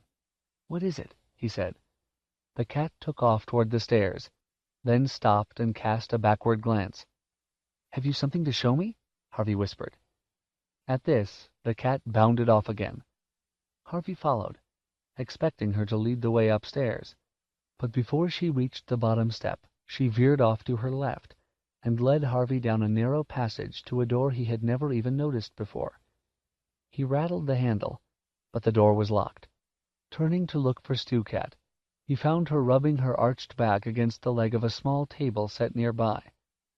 On the table was a carved wooden box. In the box was a key. He went back to the door, unlocked it, and pulled it open. There was a flight of wooden steps in front of him, leading down into a darkness from which a sour, dank smell rose. He might have declined to descend, had Stewcat not hurried on past him, down into the murk. With his fingers trailing on the damp walls to the left and right of him, he followed Stewcat to the bottom of the flight, counting the steps as he went. There were 52, and by the time he had descended them all, his eyes had become reasonably accustomed to the gloom. The cellar was cavernous but empty, except for a litter of rubble and a large wooden box which lay in the dust maybe a dozen yards from where he stood. "What is it?" he hissed to Stew Cat, knowing the creature had no way of replying, but hoping for some sign nevertheless. Stew Cat's only answer was to run across the floor and leap nimbly up onto the box, where it began to claw at the wood. Harvey's curiosity was stronger than his fear, but not so much stronger that he dashed to pull off the lid. He approached as though the box were some sleeping beast, which, for all he knew, it was. The closer he got, the more it resembled a crude coffin. But what kind of coffin was sealed with a padlock? Was this where Karna had been laid, perhaps, after the beast had dragged its wounded body back home? Was it even now listening to Stew Cat scratch on the lid, waiting for release? As he came within a yard of the casket, however, he laid eyes on a clue to its contents. An apron string, left hanging out of the box by whoever had locked it. He knew of only one person in the house who wore an apron. "Mrs. Griffin," he whispered, digging his fingernails under the lid. "Mrs. Griffin, are you in there?" There was a muffled thump from inside. "I'm going to get you out," he promised, hauling on the lid as hard as he could. He didn't have the strength to break the lock. In desperation he began to search the cellar, looking for some tool or other, and found himself 2 sizable rocks. Hefting them, he returned to the casket. "This is going to be noisy," he warned Mrs. Griffin.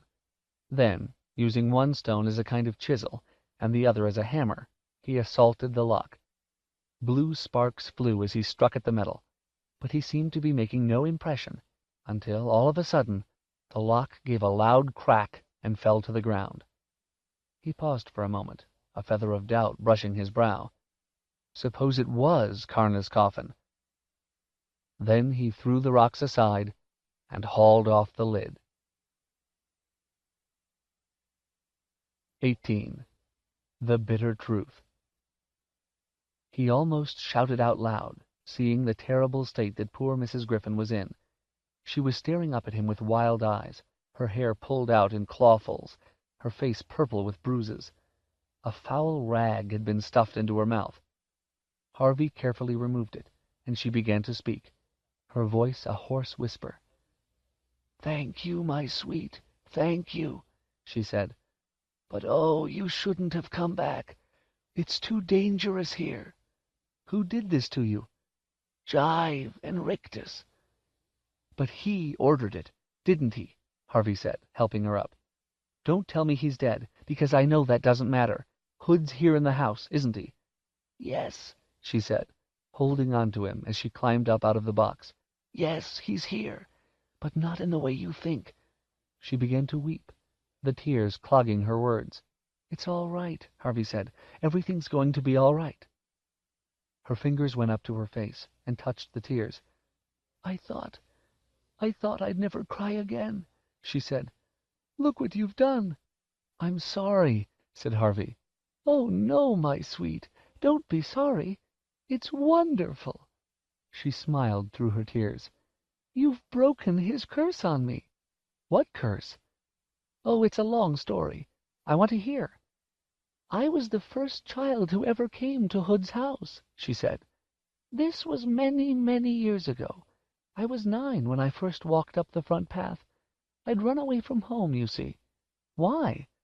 "My cat had died, and my father refused to buy me another. And what do you think Rictus gave me the very day I arrived?"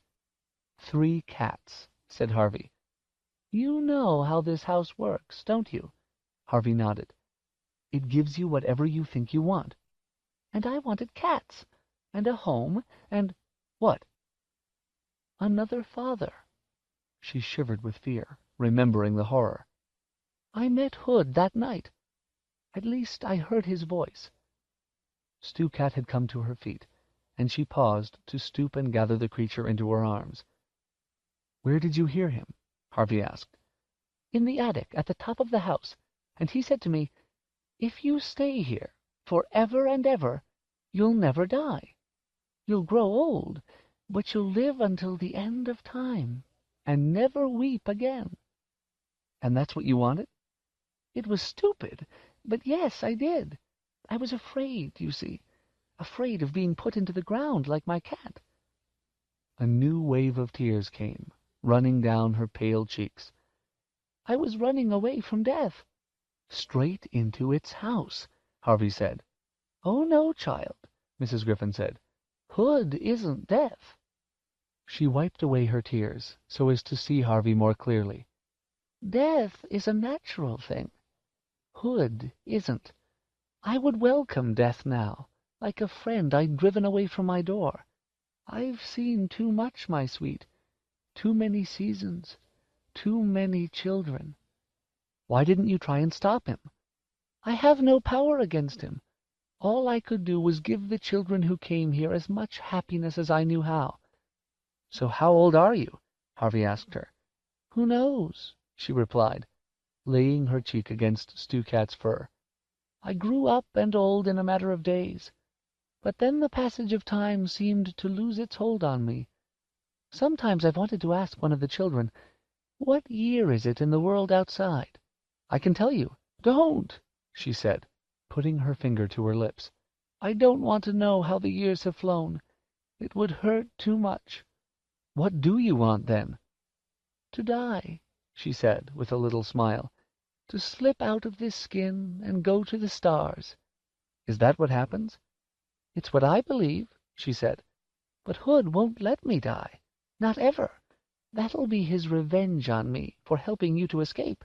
He already had Blue Cat murdered for showing you the way out." "Hood's going to let you go," Harvey said. "I promise. I'm going to make him." She shook her head. "You're so brave, my sweet," she said, "but he won't let any of us go. There's such a terrible emptiness inside him. He wants to fill it with souls, but it's a pit, a bottomless pit." "And you're both heading for it," said an oily voice. The speaker was Mar. She was oozing down the stairs. "We've been looking for you up and down," she said to Harvey. "You'd better come with me, child." She extended her arms in Harvey's direction. He remembered all too well her transforming touch. "Come, come," she said. "I might still get you out of trouble if you let me make something humble of you. He likes humble things, does Mr. Hood. Fleas, worms, scabby dogs. Come to me, child, quickly." Harvey looked around the cellar. There were no other ways out. If he was to get Mrs. Griffin up into the sun, it had to be by way of the stairs, and Mar was standing in front of them. He took a step in her direction. She smiled toothlessly. "Good, child, good," she said. "Don't," Mrs. Griffin said. "She'll hurt you." "Hush, woman," Mar said. "We're going to have to nail that lid down next time." Her greasy green eyes swiveled back in Harvey's direction. "He knows what's good for him. Don't you, boy?" Harvey didn't reply. He simply kept walking toward Mar, whose fingers seemed to be growing like a snail's horns, reaching out to fix upon his face. "You've been such an obedient boy," Mar went on. "Maybe I won't turn you into a worm after all. What would you like to be? Tell me. Tell me what's in your heart." "Never mind my heart," Harvey said, reaching out toward Mar. "What about yours?" A puzzled look came over Mar's face. "Mine?" she said. "Yes," said Harvey. "What do you dream of being?" "I never dream," she said defiantly.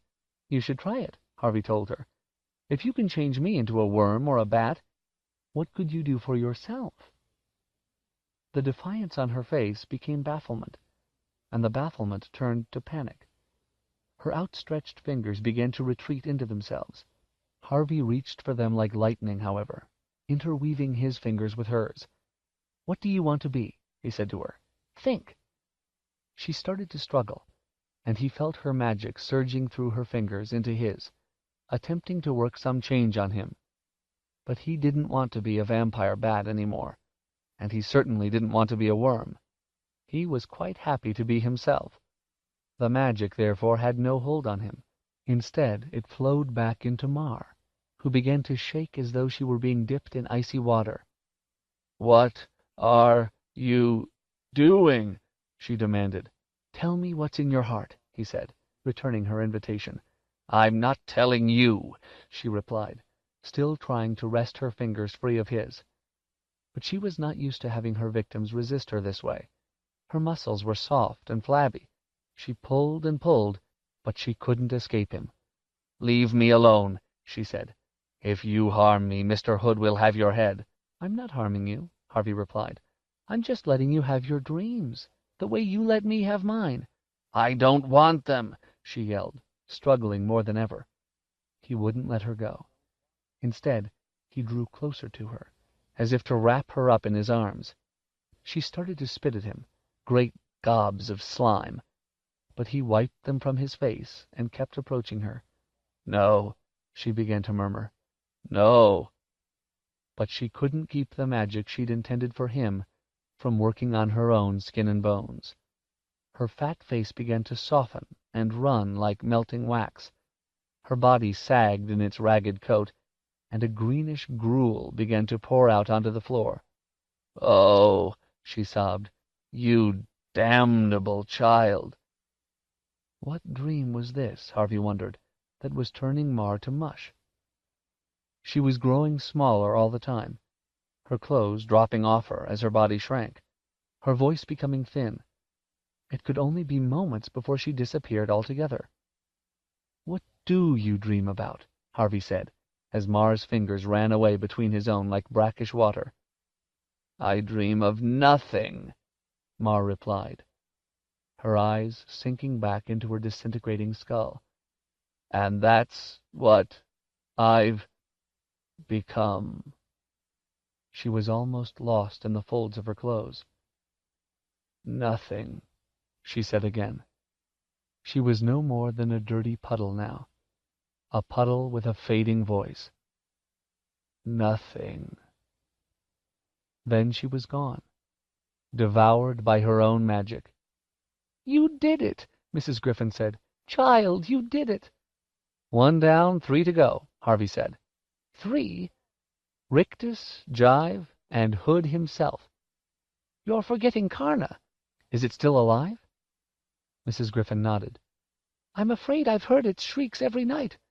It wants revenge." "And I want my life back," Harvey said, taking her by the arm and escorting her, still carrying Stewcat, to the bottom of the stairs. "I'm going to get it, Mrs. Griffin. Whatever it takes, I'm going to get it." Mrs. Griffin glanced back at the heap of clothes that marked the place where Mar had vanished into thin air. "Maybe you can," she said, with astonishment in her voice. "Of all the children who've come here, maybe you're the one who can beat Hood at his own game." 19. Dust to Dust.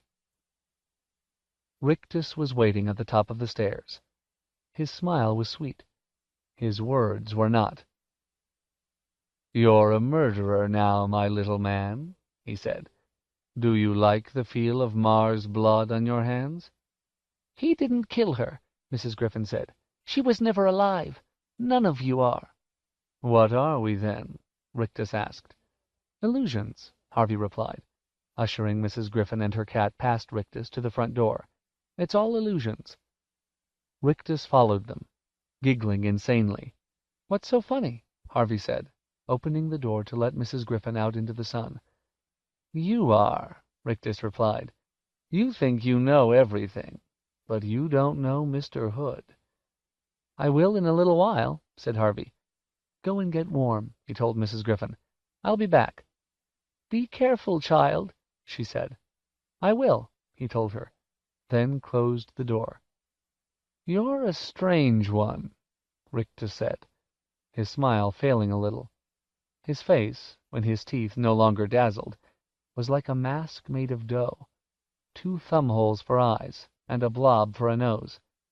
"I could suck out your brains through your ears," he said, all the music gone from his voice. "Maybe you could," said Harvey, "but you're not going to." "How do you know?" "Because I've got an appointment with your master." He started toward the bottom of the stairs, but before he reached it, a dark figure flitted in front of him. It was Jive, and he was carrying a plate of apple pie and ice cream. "It's a long climb," he said. "Put something in your stomach first."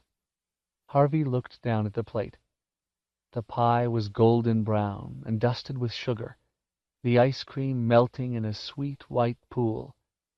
It certainly looked tempting. "Go on," said Jive.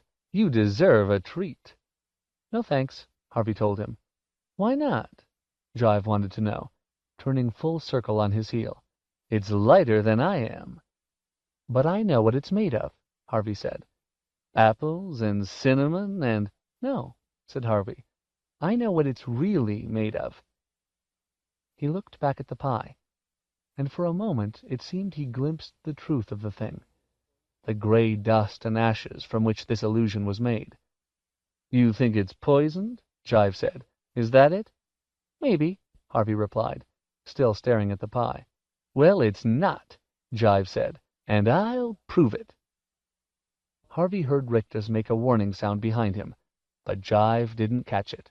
He plunged his fingers into the pie and ice cream and delivered them to his mouth in one swift motion. As he closed his mouth, Rictus said, "Don't swallow it." Again, too late. The food went down in one gulp. An instant later, Jive dropped the plate and began to slam his fists against his stomach, as if to force the food up again. But instead of half-chewed pie, a cloud of dust issued from between his teeth. Then another. Then another. Half blinded, Jive snatched at Harvey's throat. "What have you done?" he coughed. Harvey had no difficulty shaking himself free. "It's all dust," he said. "Dirt and dust and ashes. All the food, all the presents, everything." "Help me," Jive said, clawing at his mouth. "Somebody help me." "There's no help for you now," came a solemn voice. Harvey looked around. It was Rictus who had spoken, and he was retreating across the hallway, his hands clamped to his face. He stared at Jive between his fingers, his teeth chattering as he voiced the horrid truth. "You shouldn't have eaten that pie," he said. "It's reminding your belly of what you're made of." "What's that?" Jive said. "What the boy says," Rictus replied. "Dirt and ashes." Jive threw back his head, howling "No!" at this. But even as he opened his mouth to deny it, the truth came pouring forth. Dry streams of dust that ran from his gullet and flowed over his fingers. It was like a fatal message being passed from one part of his body to another. Touched by the dust, his fingers began to crumble in their turn, and as they dropped, the same whisper of decay spread to his thighs and knees and feet. He started to drop to the ground, but with a final pirouette, swung himself around and grabbed hold of the banister. "Save me!" he yelled up the stairs. "Mr. Hood, can you hear me? Please, please save me!" His legs crumbled beneath him now, but he refused to give up. He started to haul himself up the stairs, still yelling for Mr. Hood to heal him.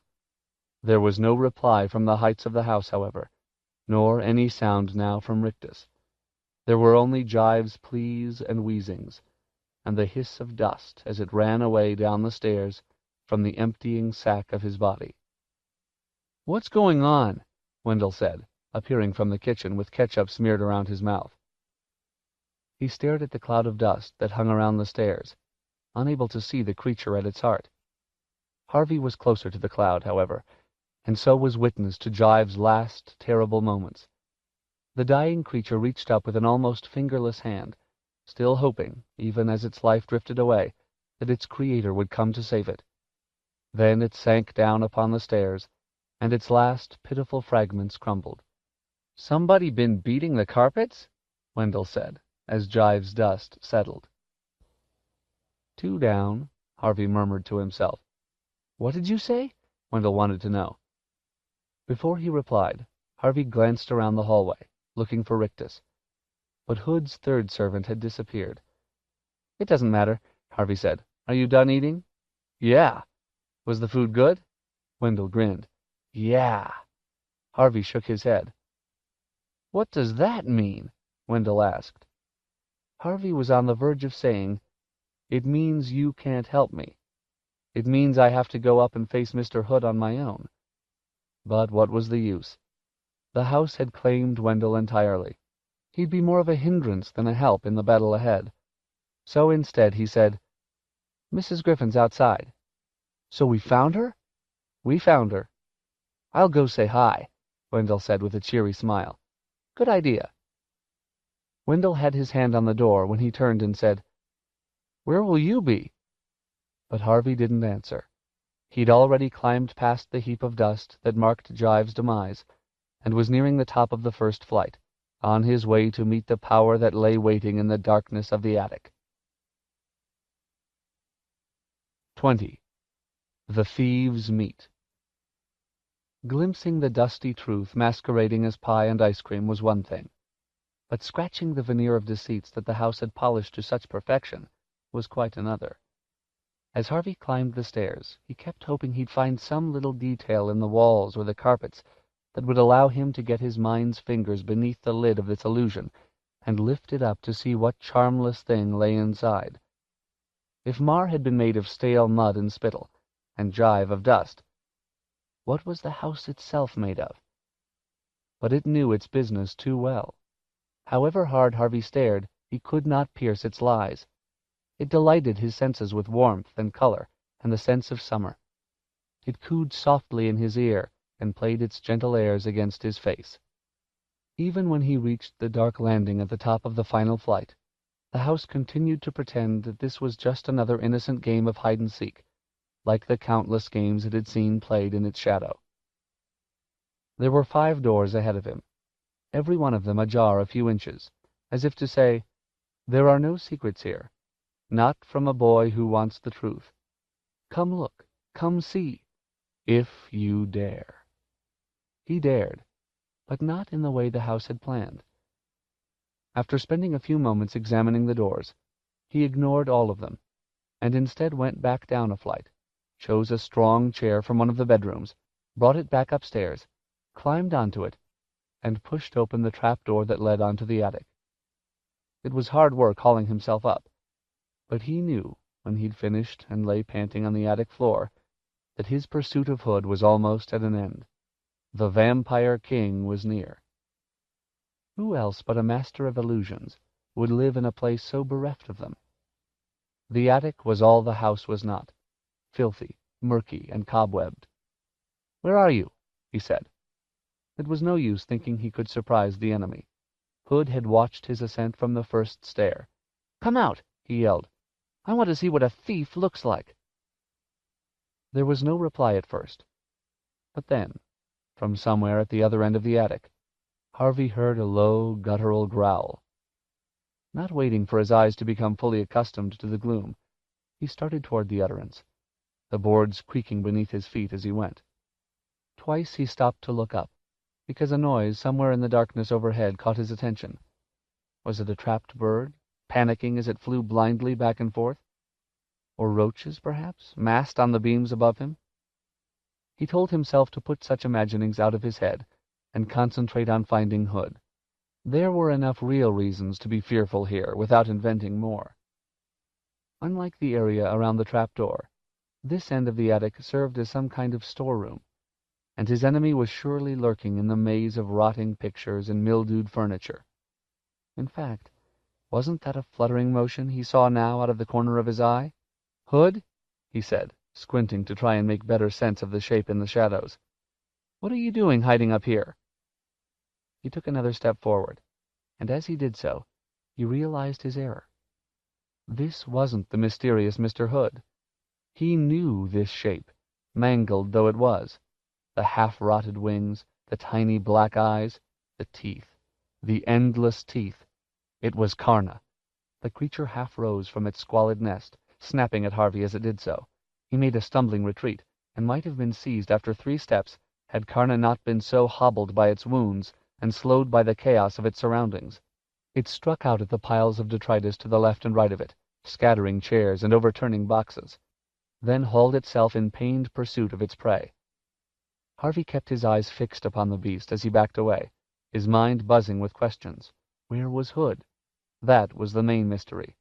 Mrs. Griffin had been certain he was up here somewhere, but Harvey had now wandered the attic from end to end, and its only occupant was the creature driving him back toward the exit.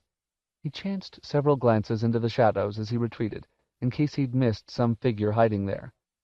It was not a human form his eyes alighted upon, however. It was a globe the size of a tennis ball, glowing as though filled with starlight. It appeared like a bubble from the boards, and rose toward the roof. Momentarily forgetting his jeopardy, Harvey watched it as it ascended, joined by another, then a third, and a fourth. Astonished by the sight, he took too little care where he was walking. He stumbled, fell, and ended up sprawled on the hard boards, staring up at the roof through a red haze of pain. And there above him was Hood, in all his glory.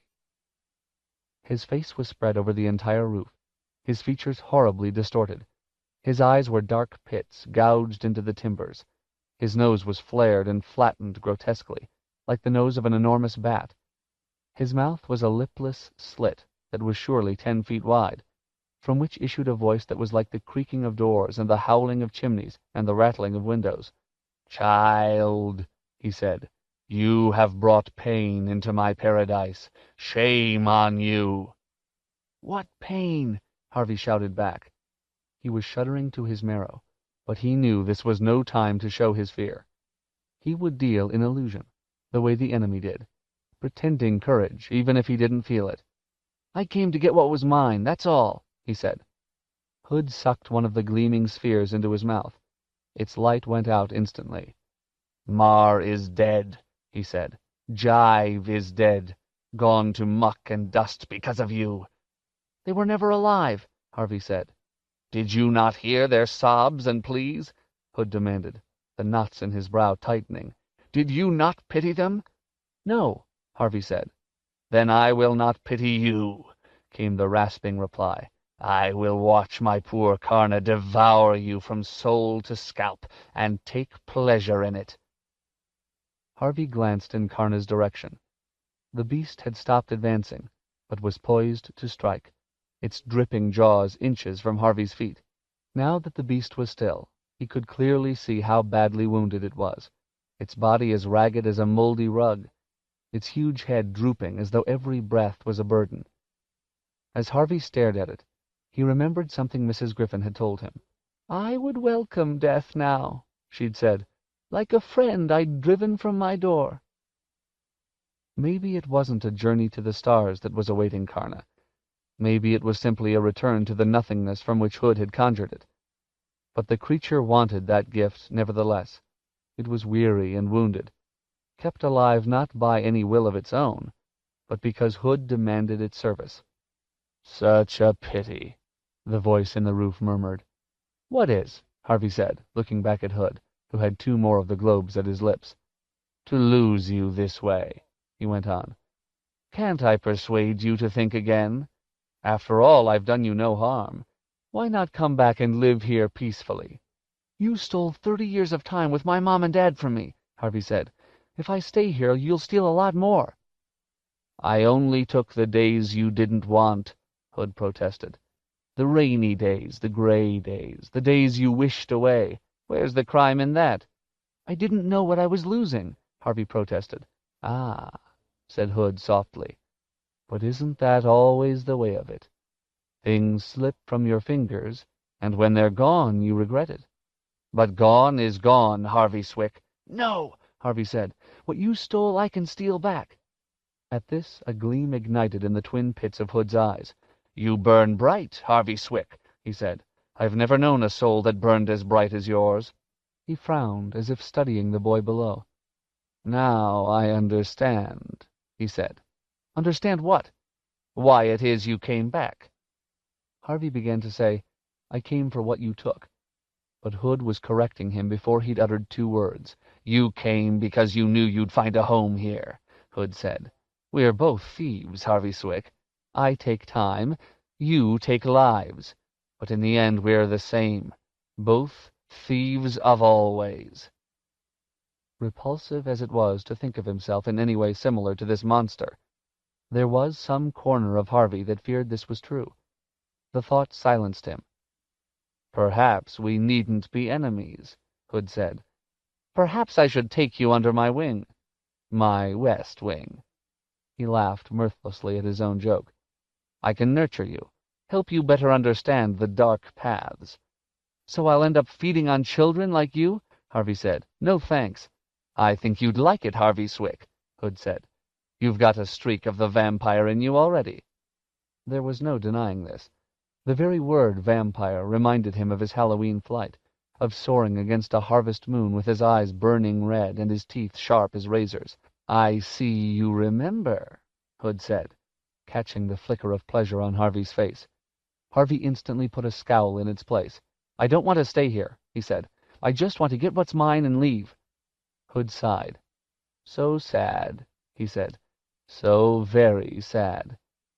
But if you will have what's yours, have death. Karna? The beast raised its pitiful head. Devour the boy. Before the wretched beast could shift itself, Harvey scrambled to his feet. In the race to the trapdoor he knew he had little chance of outrunning Karna. But was there perhaps another way of laying the beast low? If he was a thief of always, as Hood had said, perhaps it was time to prove it. Not with dust, nor with stolen conjurings, but with the power in his own bones. Karna took a threatening step toward him, but instead of retreating, Harvey extended his hand in the creature's direction, as if to pat its decaying head. It hesitated, its expression mellowing into doubt. Devour him, the vampire king growled. The beast lowered its head, in expectation of punishment from above, but it was Harvey who laid his hand upon it, a gentle touch that sent a shudder through its body. It raised its snout to press itself against Harvey's palm, and as it did so, let out a long, low moan. There was neither pain in the sound, nor complaint. In fact, it was almost a moan of gratitude, that for once it not be met with blows or with howls of horror. It turned its eyes up to Harvey's face, and a shudder of pleasure passed through its body. It seemed to know that the motion would prove fatal, because the instant after, it retreated from its comforter, and as it did so, its shudders multiplied, and its body suddenly flew into 1,000 pieces. Its teeth, which had seemed so fearsome moments before, rolled away into the darkness. Its massive skull shattered. Its spine collapsed. In a matter of seconds, it was no more than a heap of bone shards, so dry and so aged, even the most desperate dog would have passed them by. Harvey glanced up at the face in the roof. Hood's expression was one of utter perplexity. His mouth was agape, his eyes staring from their pits. Harvey didn't wait for him to break his silence. He simply turned his back on Karna's remains and hurried toward the trap-door, half expecting the creature in the roof to slam it shut. There was no response from Hood, however, until Harvey was lowering himself down onto the chair on the landing. Only then, as Harvey took one last look up at the attic, did Hood speak. "Oh, my little thief," he murmured, "what shall we do with you now?" 21. Tricks and Temptations. "You've done well," said the smiling face awaiting him at the top of the stairs. "I wondered where you'd gone to," Harvey said to Rictus. "Always ready to serve," came the unctuous reply. "Really?" said Harvey, stepping down off the chair and approaching the creature. "Of course," said Rictus. "Always." Now that he was closer to the man, Harvey saw the cracks in his veneer. He was plastering on a smile, and smothering his words in butter and honey, but it was the sour smell of fear that oozed from his sickly skin.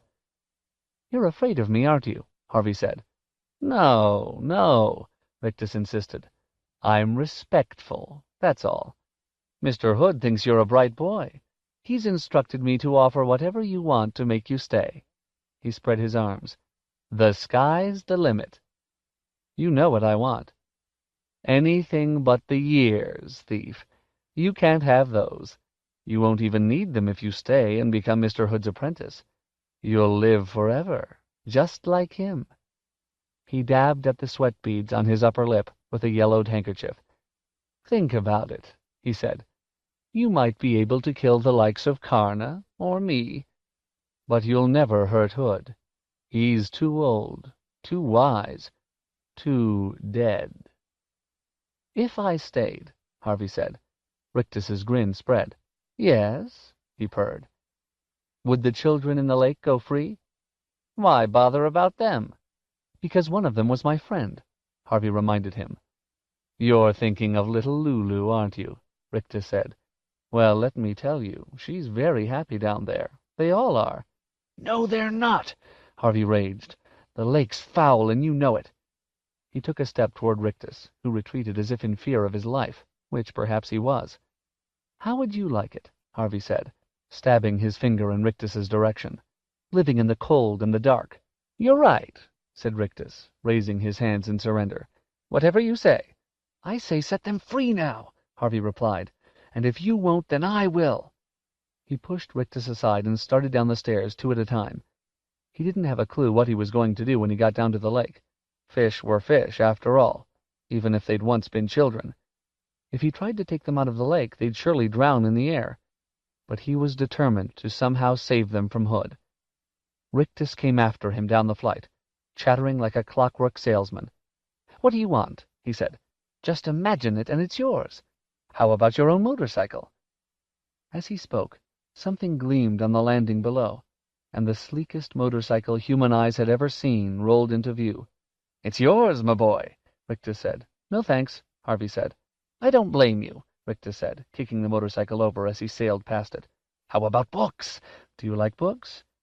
Before Harvey could reply, the wall in front of him lifted like a great brick curtain, revealing shelf upon shelf of leather-bound volumes. "The masterpieces of the world," Rictus said, "from Aristotle to Zola. No?" "No," said Harvey, hurrying on. "There's got to be something you want," Rictus said. They were heading toward the final flight of stairs now, and Rictus knew he didn't have very long before his prey was out in the open air. "You like dogs?" Rictus said, as a litter of yapping pups scampered up the stairs. "Pick one. Hell, have 'em all." Harvey was tempted, but he stepped over them and on. "Something more exotic, maybe?" Rictus said, as a flock of brilliantly feathered parrots descended from the ceiling. Harvey waved them away. "Too noisy, huh?" said Rictus. "You want something quiet and powerful. Tigers! That's what you want. Tigers!" No sooner said than they padded into view in the hallway below. 2 white tigers, with eyes like polished gold. "Nowhere to keep 'em," Harvey said. "That's practical," Rictus conceded. "I like a practical kid." As the tigers bounded off, the telephone on the table beside the kitchen door began to ring. Rictus was down the flight in 2 springs, and at the table in another 2. "Listen to this," he said. "It's the president. He wants to give you a medal." "No, he doesn't," Harvey said, tiring of this rigmarole now. He was at the bottom of the stairs and crossing to the front door. "You're right," said Rictus, ear to the phone again. "He wants to give you an oil field in Alaska." Harvey kept walking. No, I got that wrong. He wants to give you Alaska." "Too cold." "He says, how about Florida?" "Too hot." "Boy, you're a difficult guy to please, Harvey Swick." Harvey ignored him and turned the handle of the front door. Rictus slammed down the phone and raced toward him. "Wait up," he hollered. "Wait up, I'm not done yet." "You've got nothing I want," Harvey said, hauling open the front door. "They're all fakes." "What if they are?" said Rictus, suddenly hushed. "So's the sun out there. You can still enjoy it, and let me tell you it takes a lot of magic to conjure up all these shams and hoaxes. Mr. Hood's really sweating to find you something you like." Ignoring him, Harvey stepped out onto the porch. Mrs. Griffin was standing on the lawn, with Stu-Cat in her arms, squinting up at the house. She smiled when she saw Harvey emerge. "I heard such noises," she said. "What's been going on in there?" "I'll tell you later," said Harvey. "Where's Wendell?" "He wandered off," she said. Harvey cupped his hands around his mouth and yelled, "Wendell! Wendell!" His voice came back to him from the face of the house, but there was no reply from Wendell. "It's a warm afternoon," said Rictus, idling on the porch. "Maybe he went swimming." "Oh, no," Harvey murmured. "No, not Wendell. Please, not Wendell." Rictus shrugged. "He was a goofy little kid anyhow," he said. "He'll probably look better as a fish." "No!" Harvey yelled up at the house. "This isn't fair! You can't do this! You can't!" Tears started to cloud his eyes. He wiped them away with his fists. They were both useless. Fists and tears. He couldn't soften Hood's heart with weeping, and he couldn't bring down the house with blows. He had no weapon against the enemy but his wits, and his wits were about at an end. 22. Appetite. Oh, to be a vampire again, Harvey thought, to have claws and fangs and a hunger for blood upon him, like the hunger he'd had that distant Halloween, the hunger he'd turned from in disgust. He wouldn't turn from it now, oh no. He'd let it swell the beast in him, so he could fly in Hood's face with his hatred razor-sharp. But he wasn't a beast. He was a boy. It was the vampire king who had the power, not him. And then, as he stared up at the house, he remembered something that Rictus had told him at the door. "It takes a lot of magic to conjure up these shams and hoaxes," he'd said. "Mr. Hood's really sweating to find you something you like." Maybe I don't need fangs to suck him dry, Harvey thought. Maybe all I need is wishes. "I want to talk to Hood," he told Rictus. "Why?" "Well, maybe there are some things I'd like. Only I want to tell him about them personally." "He's listening," Rictus said, glancing back toward the house. Harvey scanned the windows and the eaves and the porch, but there was no sign of any presence. "I don't see him," he said. "Yes, you do," Rictus replied. "Is he in the house?" Harvey asked, staring through the open door. "Haven't you guessed yet?" Rictus replied. "He is the house." As he spoke, a cloud moved over the sun. The roof and walls darkened, and the entire house seemed to swell like a monstrous fungus. It was alive. From the eaves to the foundations. Alive! "Go on," Rictus said. "Speak to him. He's listening." Harvey took a step toward the house. "Can you hear me?" he said. The front door swung a little wider, and a sighing breath from the top of the stairs blew a cloud of Jive's dust out onto the porch. "He can hear you," said Rictus. "If I stay," Harvey began. "Yes," said the house, making the word from creaks and rattles. "You'll give me anything I want?" "For a bright boy like you," came the reply. "Anything." "You promise? On your magic?" "I promise. I promise. Just say the word." "Well, for a start, yes." "I lost my ark."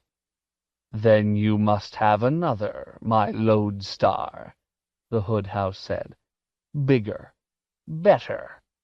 And a board of the porch folded back, as an ark 3 times the size of the first one rose into view. "I don't want lead animals," Harvey said, as he walked toward the steps. "What then?" said Hood. "Silver? Gold?" "Flesh and blood," Harvey replied. "Perfect little animals." "I like a challenge," Hood said, and as he spoke a tinny din of bellows and roars rose from the ark, and the little windows were flung open and the doors flung wide, and 100 animals appeared, all perfect miniatures. Elephants, giraffes, hyenas, aardvarks, doves. "Satisfied?" said Hood. Harvey shrugged. "It's okay, I suppose," he said. "Okay," said Hood. "It's a little miracle." "So make me another." "Another ark?" "Another miracle." "What would you like?" Harvey turned his back on the Hood house and surveyed the lawn. The sight of Mrs. Griffin, watching with puzzlement, inspired the next request. "I want flowers," he said. "Everywhere. And I don't want 2 alike." "What for?" asked the Hood house. "You said I could have whatever I wanted," Harvey replied. "You didn't say I had to give you reasons. If I have to do that, all the fun goes out of it." "Oh, I wouldn't want that," the Hood house said. "You must have fun, at all costs." "So give me the flowers," Harvey insisted. The lawn began to tremble as though a minor earthquake were underway, and the next moment countless shoots pressed up between the blades of grass. Mrs. Griffin began to laugh with delight. "Look at them," she said. "Just look." It was quite a show. tens of thousands of flowers bursting into blossom at the same time. Harvey could have named a few of them if he'd been quizzed. Tulips, daffodils, roses, but most of them were new to him, species that only bloomed at night on the high Himalayas or on the wind-swept plateaus of Tierra del Fuego. Flowers with blooms as big as his head or as small as his thumbnail.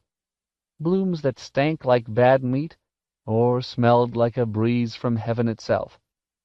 Even though he knew it was all an illusion, he was impressed, and said so. "Looks good," he told the Hood house. "Satisfied?" it wanted to know. Was its voice a little weaker than it had been earlier? Harvey wondered. He suspected it was. He showed no sign of that suspicion, however. He simply said, "We're getting there." "Getting where?" said the Hood house. "Well," said Harvey, "I guess we'll know when we arrive." A low growl of irritation came from the house, shaking the windows. One or two slates slid from the roof and smashed on the ground below. "I'm going to have to be careful," Harvey thought. "Hood's getting angry." Rictus echoed that thought. "I hope you're not stringing Mr. Hood along," he warned, "because he doesn't like that kind of game." "He wants me happy, doesn't he?" Harvey said. "Of course. So how about something to eat?" "The kitchen's full," said Rictus. "I don't want pies and hot dogs. I want—" He paused, ransacking his memory for delicacies he'd heard about. "Roast swan and oysters and those little black eggs." "Caviar?" Rictus suggested. "That's it. I want caviar." "Really? It's disgusting." "I still want it," said Harvey. "And frog's legs and horseradish and pomegranates." The meals were already appearing in the hallway, plate upon steaming plate. The smells were tantalizing at first, but the more dishes Harvey added to the list, the more sickly the mix became. He rapidly began to exhaust his menu of real meals, however, so instead of giving the house easy recipes like meatballs and pizzas, he started to invent dishes. "I want crawfish cooked in cherry soda, and horse steaks with jelly bean sauce, and Boston cream cheese and pastrami soup." "Wait, wait," said Rictus. "You're going too fast." But Harvey didn't stop. "And pumpernickel stew and snail fudge with pig's foot clusters." "Wait!" the house howled. This time Harvey stopped. In the heat of his invention, he hadn't even looked to see if Hood was supplying him with these eatables. But now he saw all the dishes he'd demanded piled so high in the hallway that they were threatening to topple and float the ark on a noxious sea of sweetmeats and stews. "I know what you're doing," said the Hood house. Uh-oh, Harvey thought. He's on to me. He looked up from the feast at the door to the facade and saw that his plan to drain the house of its magic was indeed working. Many of the windows were now cracked or broken. The doors were peeling and hanging from their hinges. The porch boards were twisted and blighted. "You're testing me, aren't you?" said Hood. His voice had never been melodious, but it was now uglier than ever, like the rumble of the devil's belly. "Admit it, thief," he said. Harvey took a deep breath, then said, "If I'm going to be your apprentice, I need to know how powerful you are." "Are you satisfied?" the decaying house demanded. "Almost," Harvey said. "What more do you want?" it roared. What more indeed, Harvey thought. His mind was reeling with these ridiculous lists. He had little left in the way of demands. "You may have one final gift," the Hood house said. "One final proof of my power. Then you must accept me as your master forever and ever. Agreed?" Harvey felt a trickle of cold sweat run down his spine. He stared at the teetering house, his mind racing. What was left to demand?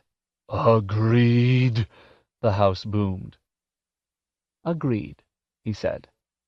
"So tell me," it went on, "what do you want?" He looked at the tiny animals around the ark, and at the flowers, and at the food spewing through the door. What should he demand?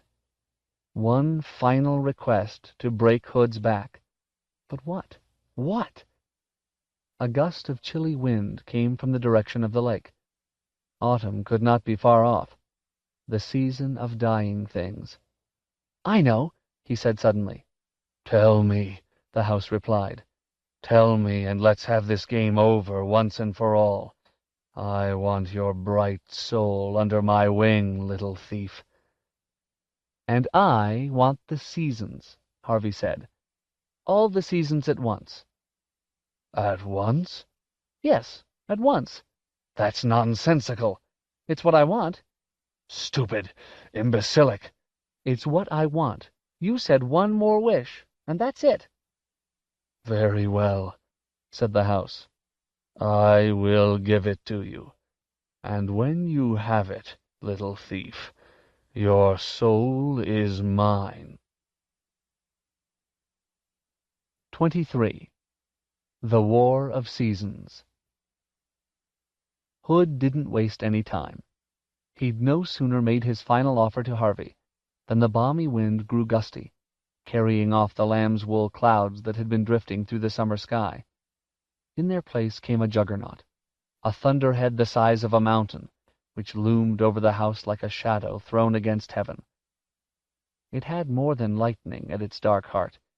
It had the light rains that came at early morning to coax forth the seeds of another spring. It had the drooping fogs of autumn, and the spiraling snows that had brought so many midnight Christmases to the house. Now all three fell at once, rains, snows, and fogs, as a chilly sleet that all but covered the sun. It would have killed the flowers on the slope with cold, had the wind not reached them first, tearing through the blossoms with such vehemence that every petal and leaf was snatched up into the air. Standing between this fragrant tide and the plummeting curtain of ice and cloud, Harvey was barely able to stay upright. But he planted his feet wide apart and resisted every blast and buffet, determined not to take shelter. This spectacle might be the last he set eyes upon as a free spirit. Indeed, as a living spirit. He intended to enjoy it. It was a sight to behold, a battle the likes of which the planet had never seen. To his left, shafts of sunlight pierced the storm clouds in the name of summer, only to be smothered by autumn's fogs, while to his right spring coaxed its legions out of bough and earth, then saw its buds murdered by winter's frosts before they could show their colors. Attack after attack was mounted and repulsed, reveille and retreat sounded 100 times, but no one season was able to carry the day. It was soon impossible to distinguish defeats from victories. The rallies and the feints, the diversions and encirclements, all became one confusion. Snows melted into rains as they fell. Rains were boiled into vapor and sweated new shoots out through the rot of their brothers. And somewhere in the midst of this chaos, the power that had brought it about raised its voice in a rage, demanding that it cease. "Enough!" the Hood House yelled. "Enough!" But its voice, which had once carried such terrible authority, had grown weak. Its orders went unnoticed, or, if noticed, then disobeyed. The seasons raged on, throwing themselves against each other with rare abandon, and in passing tearing at the house which stood in the midst of their battlefield. The walls, which had begun to teeter as Hood's power diminished, were thrown over by the raging wind. The chimneys were racked by thunder and toppled.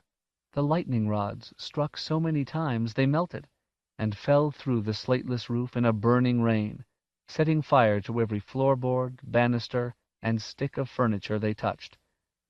The porch, pummeled by hail, was reduced to matchwood. The staircase, rocked to its foundations by the growth in the dirt around it, collapsed like a tower of cards. Squinting against the face of the storm, Harvey witnessed all of this, and rejoiced. He'd come to the house hoping to steal back the years that Hood had tricked from him, but he'd never dared believe he could bring the whole edifice down. Yet here it was, falling as he watched. Loud though the dins of wind and thunder were, they couldn't drown out the sound of the house as it perished and went to dust. Every nail and sill and brick seemed to shriek at once, a cry of pain that only oblivion could comfort. Harvey was denied a glimpse of Hood's last moments. A cloud of dirt rose like a veil to cover the sight. But he knew the moment his battle with the Vampire King was over, because the warring seasons suddenly turned to peace. The thunderhead softened its furies and dispersed. The wind dropped to an idling breeze. The fierce sun grew watery and veiled itself in mist. There was debris in the air, of course, petals and leaves, dust and ash. They fell like a dream rain, though their fall marked the end of a dream. "Oh, child," said Mrs. Griffin.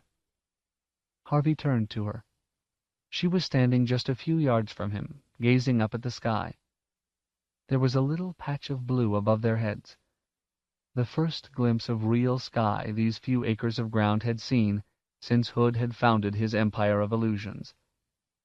But it was not the patch she was watching.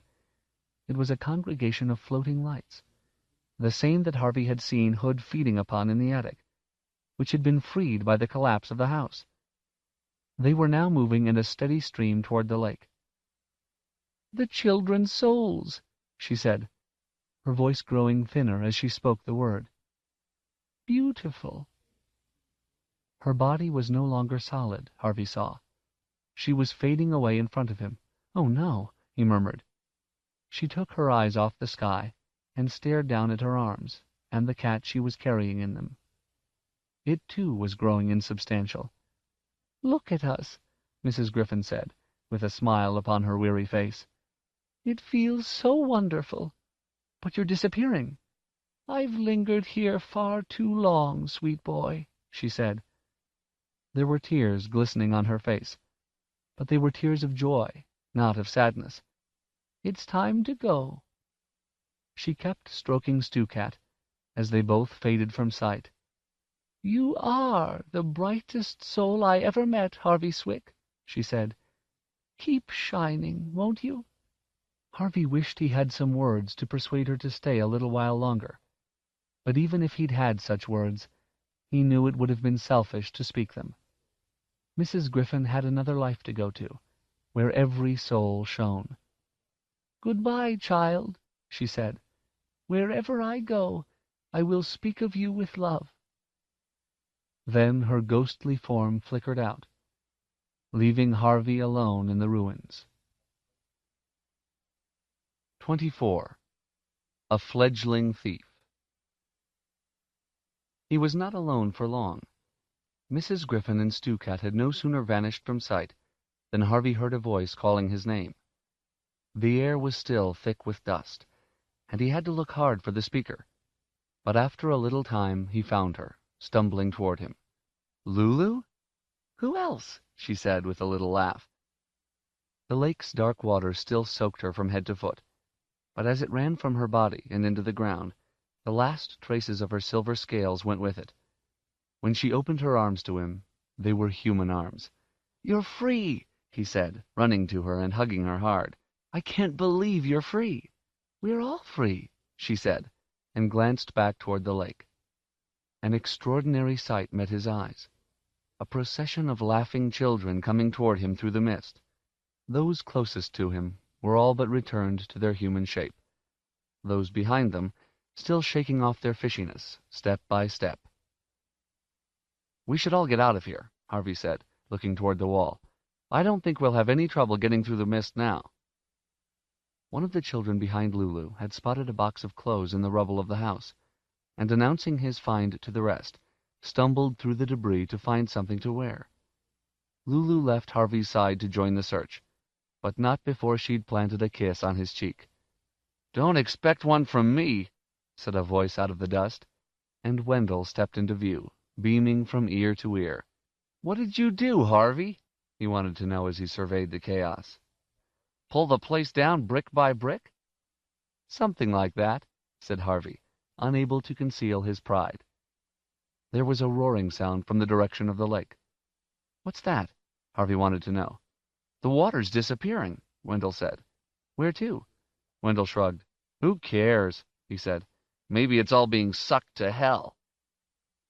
Eager to witness this, Harvey walked toward the lake, and through the clouds of dirt in the air saw that it had indeed become a whirlpool, its once placid waters now a raging spiral. What happened to Hood, by the way? Wendell wanted to know. He's gone, said Harvey, almost mesmerized by the sight of the vortex. They've all gone. Even as the words left his lips, a voice said, Not quite. He turned from the waters, and there in the rubble stood Rictus. His fine jacket was torn, and his face was white with dust. He looked like a clown. A laughing clown. Now why would I take myself off? He asked. We never said goodbye. Harvey stared at him with bafflement on his face. Hood was gone. So was his magic. How could Rictus have survived the disappearance of his master? I know what you're thinking, said Rictus, reaching into his pocket. You're wondering why I'm not dead and gone. Well, I'll tell you. I did some planning ahead. He drew a glass globe, which flickered as though it held a dozen candle flames, out of his pocket. I stole a little piece of the old man's magic, just in case he ever got tired of me and tried to put me out of my misery. He lifted the globe up to his leering face. I've got enough power here to keep me going for years and years, he said. Long enough to build a new house and take over where Hood left off. Oh, don't look so unhappy, kid. I got a place for you, right here. He slapped his thigh. You can be my bird dog. I'll send you out looking for kittywinkies to bring home to Uncle Rictus. He slapped his thigh a second time. Come on, he said. Don't waste my time now. I don't... He stopped there, his gaze dropping to the rubble at his feet. A terrified whisper escaped his throat. Oh, no, he murmured. I beg... Before he could finish his plea, a hand with foot-long fingers reached up from the rubble and snatched hold of his throat, dragging him down into the dirt in one swift motion. Mine, said a voice out of the ground. Mine. It was Hood, Harvey knew. There was no other voice on earth that cut so deep. Rictus struggled in his creator's grip, digging in the debris for some weapon, but none came to hand. All he had was his skill as a persuader. The magic's yours, he said. I was holding on to it for you. Liar, said the voice that rose from the debris. I was, I swear. Give it to me then, Hood demanded. Where shall I put it? Rictus asked, his voice a strangled croak. Hood's hand loosened him a little, and he managed to haul himself to his knees. Right here, Hood said, hanging onto Rictus's collar by his littlest digit, while his forefinger pointed down toward the rubble. Pour it into the ground. But into the ground. Rictus pressed the globe between his palms, and it shattered like a sphere of spun sugar, its bright contents running out between his palms and into the ground in front of him. There was a moment of silence. Then a tremor ran through the rubble. Hood's finger let its captive slip, and Rictus hurriedly got to his feet. He had no chance to make an escape, however. Pieces of timber and stone instantly moved over the heaps of rubble toward the spot where he'd poured the magic. Several lifted high into the air. All Rictus could do was cover his head as the hail increased. Harvey was clear of this flying debris, and might well have made a retreat in these few moments, but he was wiser than that. If he fled now, he knew, his business with Hood would never be finished. It would be like a nightmare he could never quite shake from his head. Whatever happened next, however terrible, it would be better to see it and understand it than to turn his back and have his mind haunt him with imaginings to his dying day. He didn't have to wait long for Hood's next move. The hand holding Rictus's neck suddenly let him go, and in a flash was gone from sight. The following moment the ground gaped, and a form appeared, hunched over as it climbed out of its tomb in the rubble. Rictus let out a cry of horror, but it was short. Before he could retreat one step, the figure reached for him, and turning to face Harvey, held his traitorous servant high. Here, at last, was the evil that had built the holiday house, shaped more or less as a man. He was not made of flesh, blood, and bone, however. He had used the magic Rictus had unwillingly provided to create another body. In the high times of his evil, Hood had been the house. Now it was the other way around. The house, what was left of it, had become Mr. Hood. 25. The Vortex. His eyes were made of broken mirrors, and his face of gouged stone. He had a mane of splinters, and limbs of timber. He had shattered slates for teeth, and rusty screws for fingernails, and a cloak of rotted drapes that scarcely hid the darkness of his heart from sight. "So, thief," he said, ignoring Rictus's pitiful struggles, "you see me as the man I was, or rather as a copy of that man.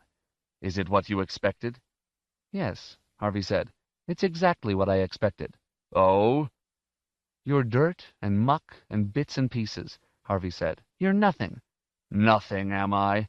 said Hood. "Nothing? Ha! I'll show you, thief. I'll show you what I am." "Let me kill him for you," Rictus managed to gasp. "You needn't bother. I'll do it." "You brought him here," Hood said, turning his splintered eyes on his servant. "You're to blame."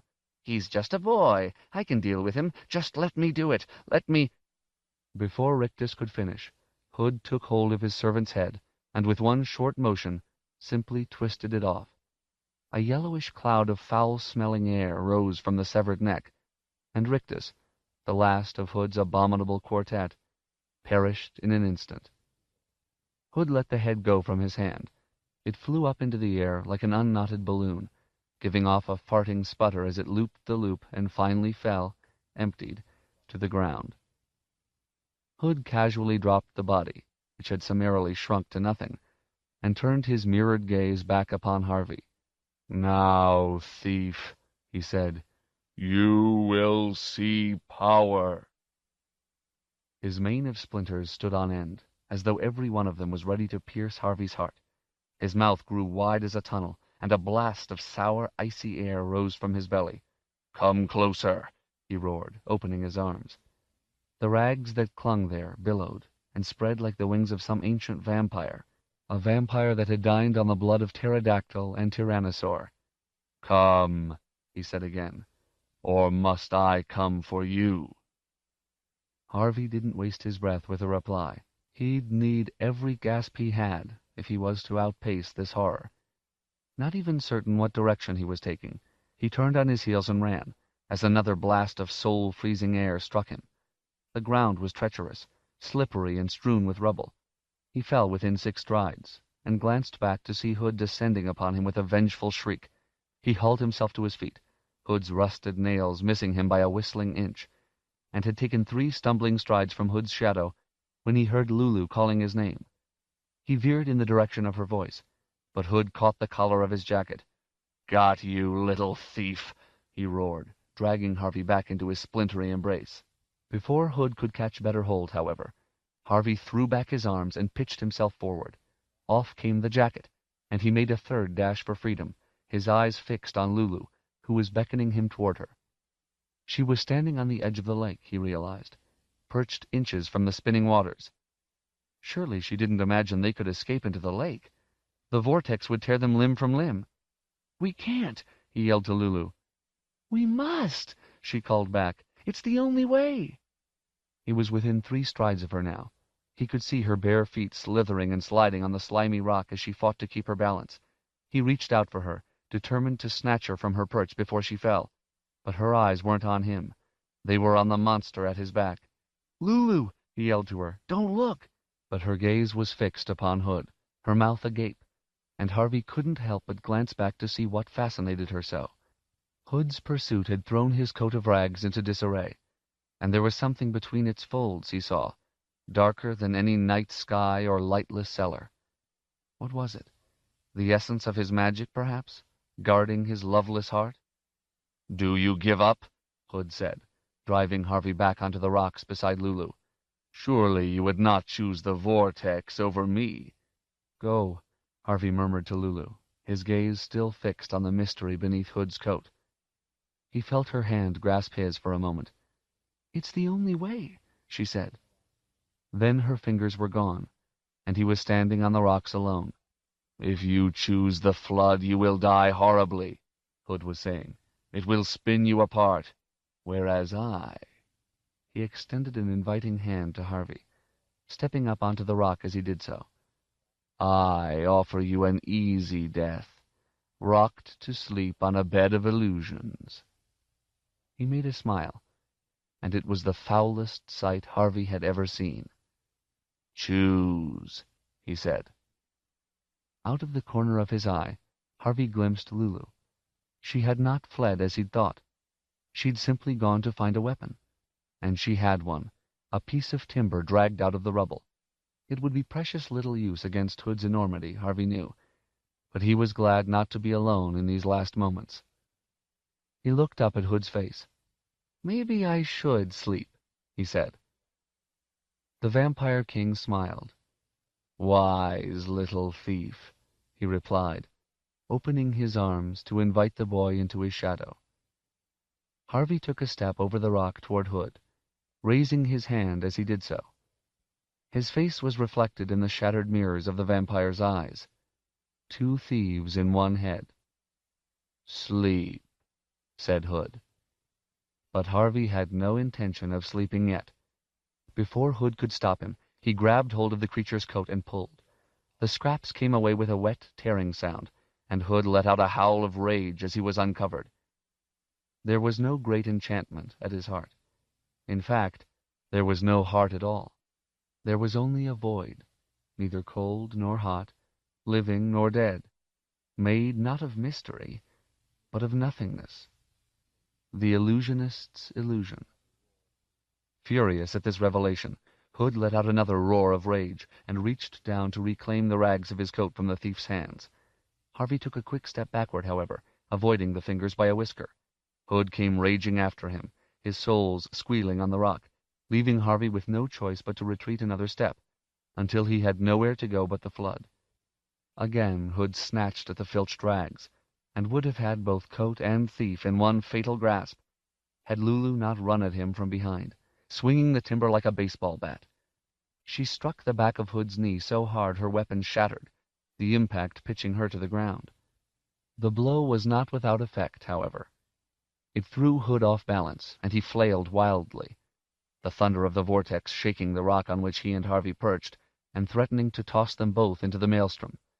Even now, Hood was determined to claim his rags back from Harvey, and conceal the void in him. "Give me my coat, thief!" he howled. "It's all yours!" Harvey yelled, and tossed the stolen rags toward the waters. Hood lunged after them, and as he did so, Harvey flung himself back toward solid ground. He heard Hood shriek behind him, and turned to see the Vampire King, the rags in his fist, pitch head first into the frenzied waters. The maned head surfaced a moment later, and Hood struck out for the bank.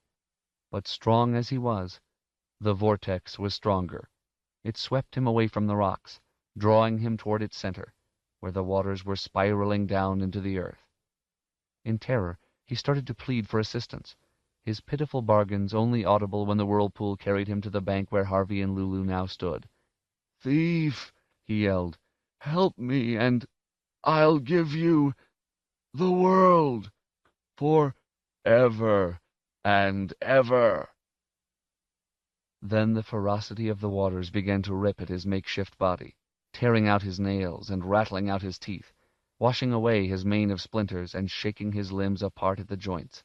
Reduced to a living litter of flotsam and jetsam, he was drawn into the white waters at the whirlpool's heart, and, shrieking with rage, went where all evil must go at last, into nothingness. On the shore, Harvey put his arms around Lulu, laughing and sobbing at the same time. "We did it," he said. "Did what?" said a voice at their backs, and they looked around to see Wendell wandering toward them, blithe as ever. Every article of clothing he'd found in the rubble was either too large or too small. "What's been going on?" he wanted to know. "What are you laughing at? What are you crying for?" He looked beyond Harvey and Lulu in time to see the last fragments of Hood's body disappear with a fading howl. "And what was that?" he demanded. Harvey wiped the tears from his cheeks and got to his feet. At last he had a purpose for Wendell's perpetual reply. "Who cares?" he said. 26. Living Proof.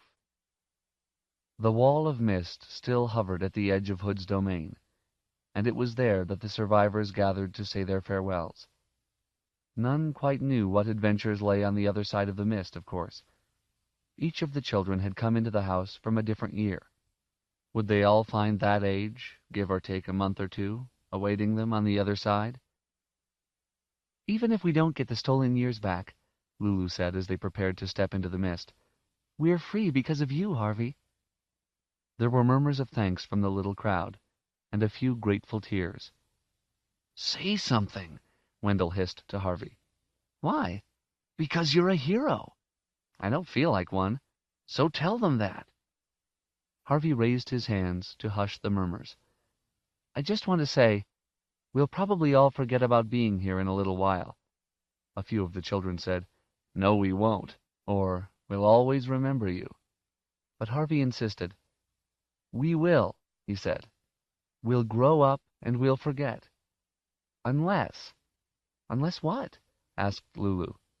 "Unless we remind ourselves every morning, or make a story of it and tell everyone we meet." "They won't believe us," said one of the children. "That doesn't matter," said Harvey. "We'll know it's true, and that's what counts." This met with approval from all sides. "Now let's go home," said Harvey. "We've wasted too much time here already." Wendell nudged him in the ribs as the group dispersed. "What about telling them you're not a hero?" he said. "Oh, yeah," said Harvey with a mischievous smile. "I forgot about that." The first of the children were already braving the wall of mist, eager to put the horrors of Hood's prison behind them as soon as possible.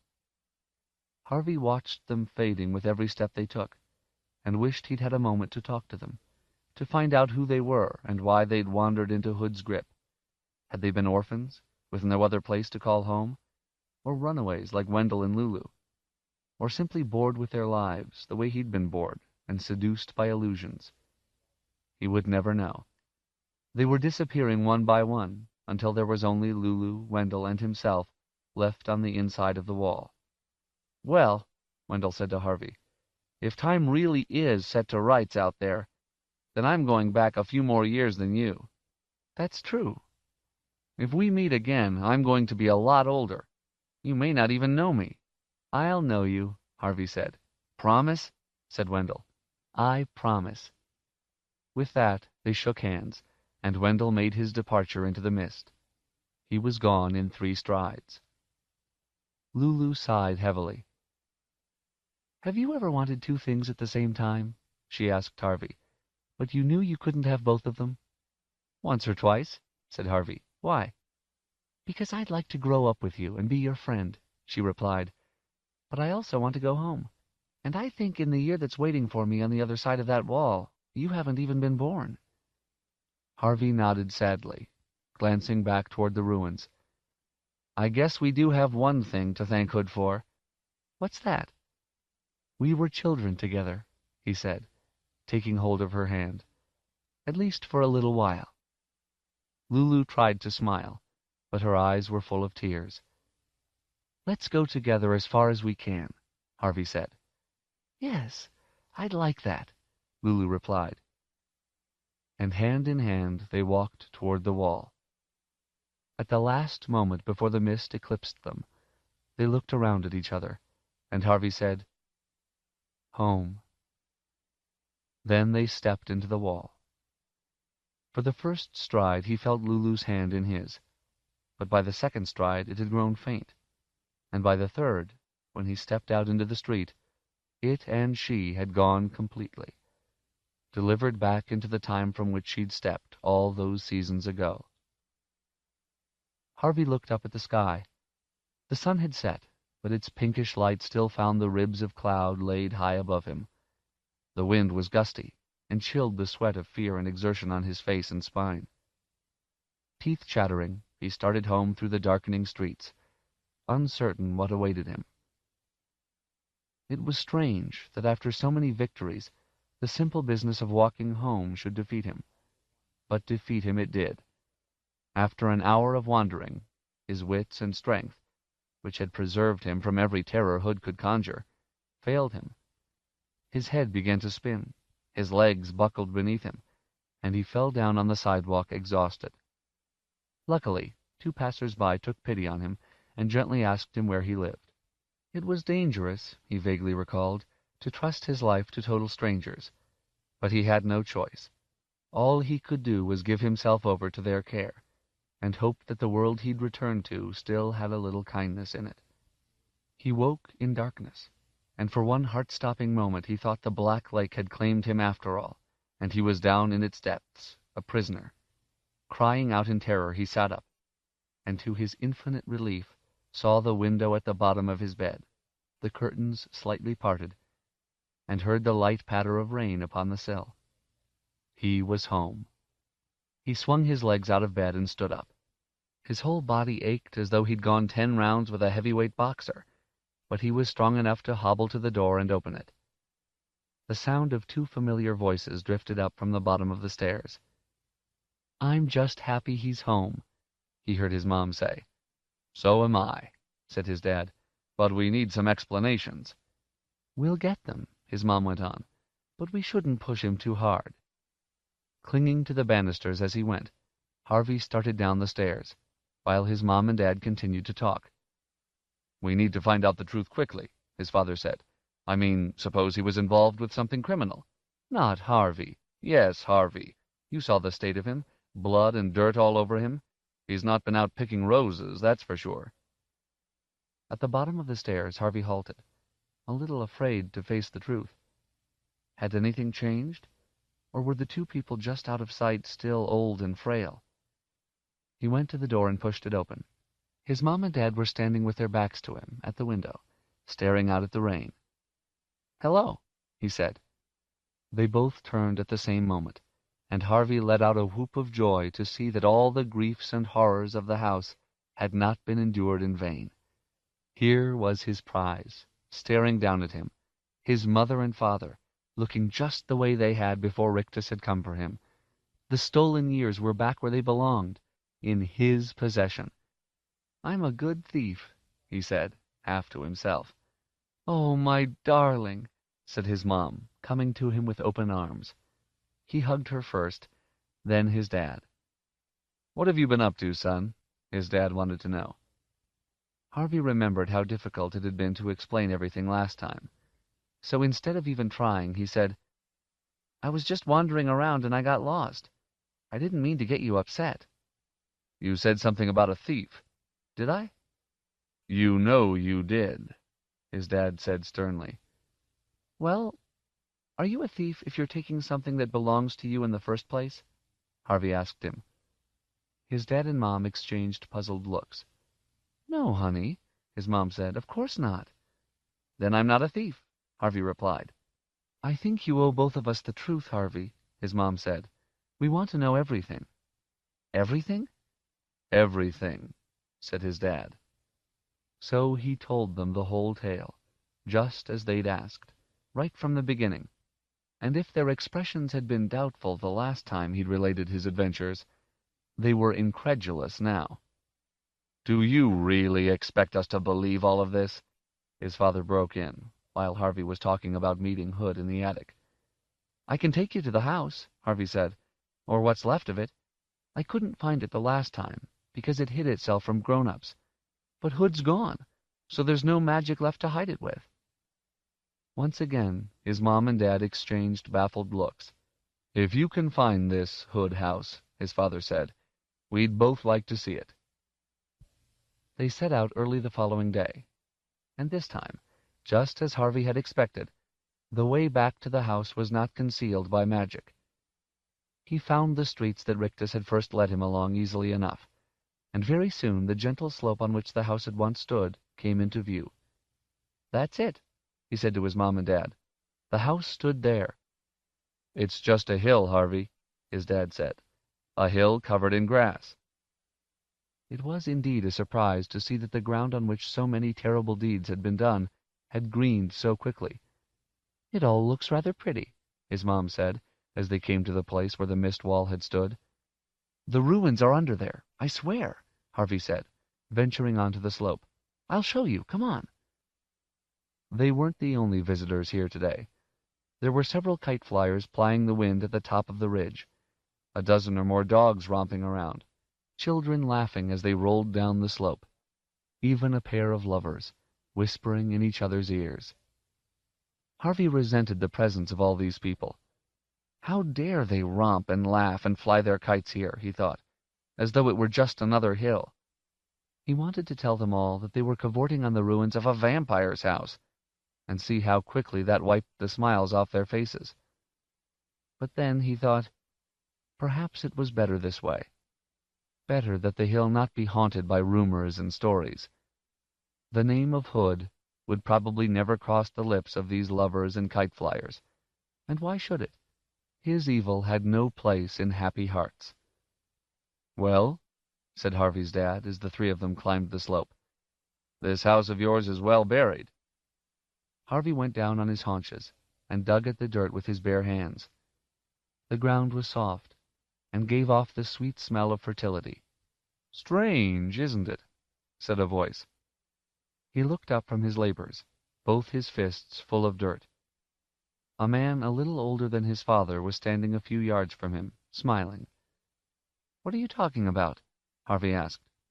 "The flowers, the ground," he said. "Maybe the earth has its own magic. Good magic, I mean, and it's buried Hood's memory forever." "You know about Hood?" Harvey said. The man nodded. "Oh, yes." "What exactly do you know?" Harvey's mom asked. "Our son here's been telling us such strange stories." "They're all true," the man said. "You haven't even heard them," Harvey's dad replied. "You should trust your boy," the man said. "I have it on the best authority that he's a hero." Harvey's dad stared at his son with a twitch of a smile on his face. "Really?" he said. "Were you one of Hood's prisoners?" "Not me," the man said. "Then how do you know?" The man glanced over his shoulder, and there at the bottom of the slope stood a woman in a white dress. Harvey studied this stranger, trying to make out her face, but her wide-brimmed hat kept her features in shadow. He started to get to his feet, intending to take a closer look, but the man said, "Don't. Please. She sent me in her place just to say hello.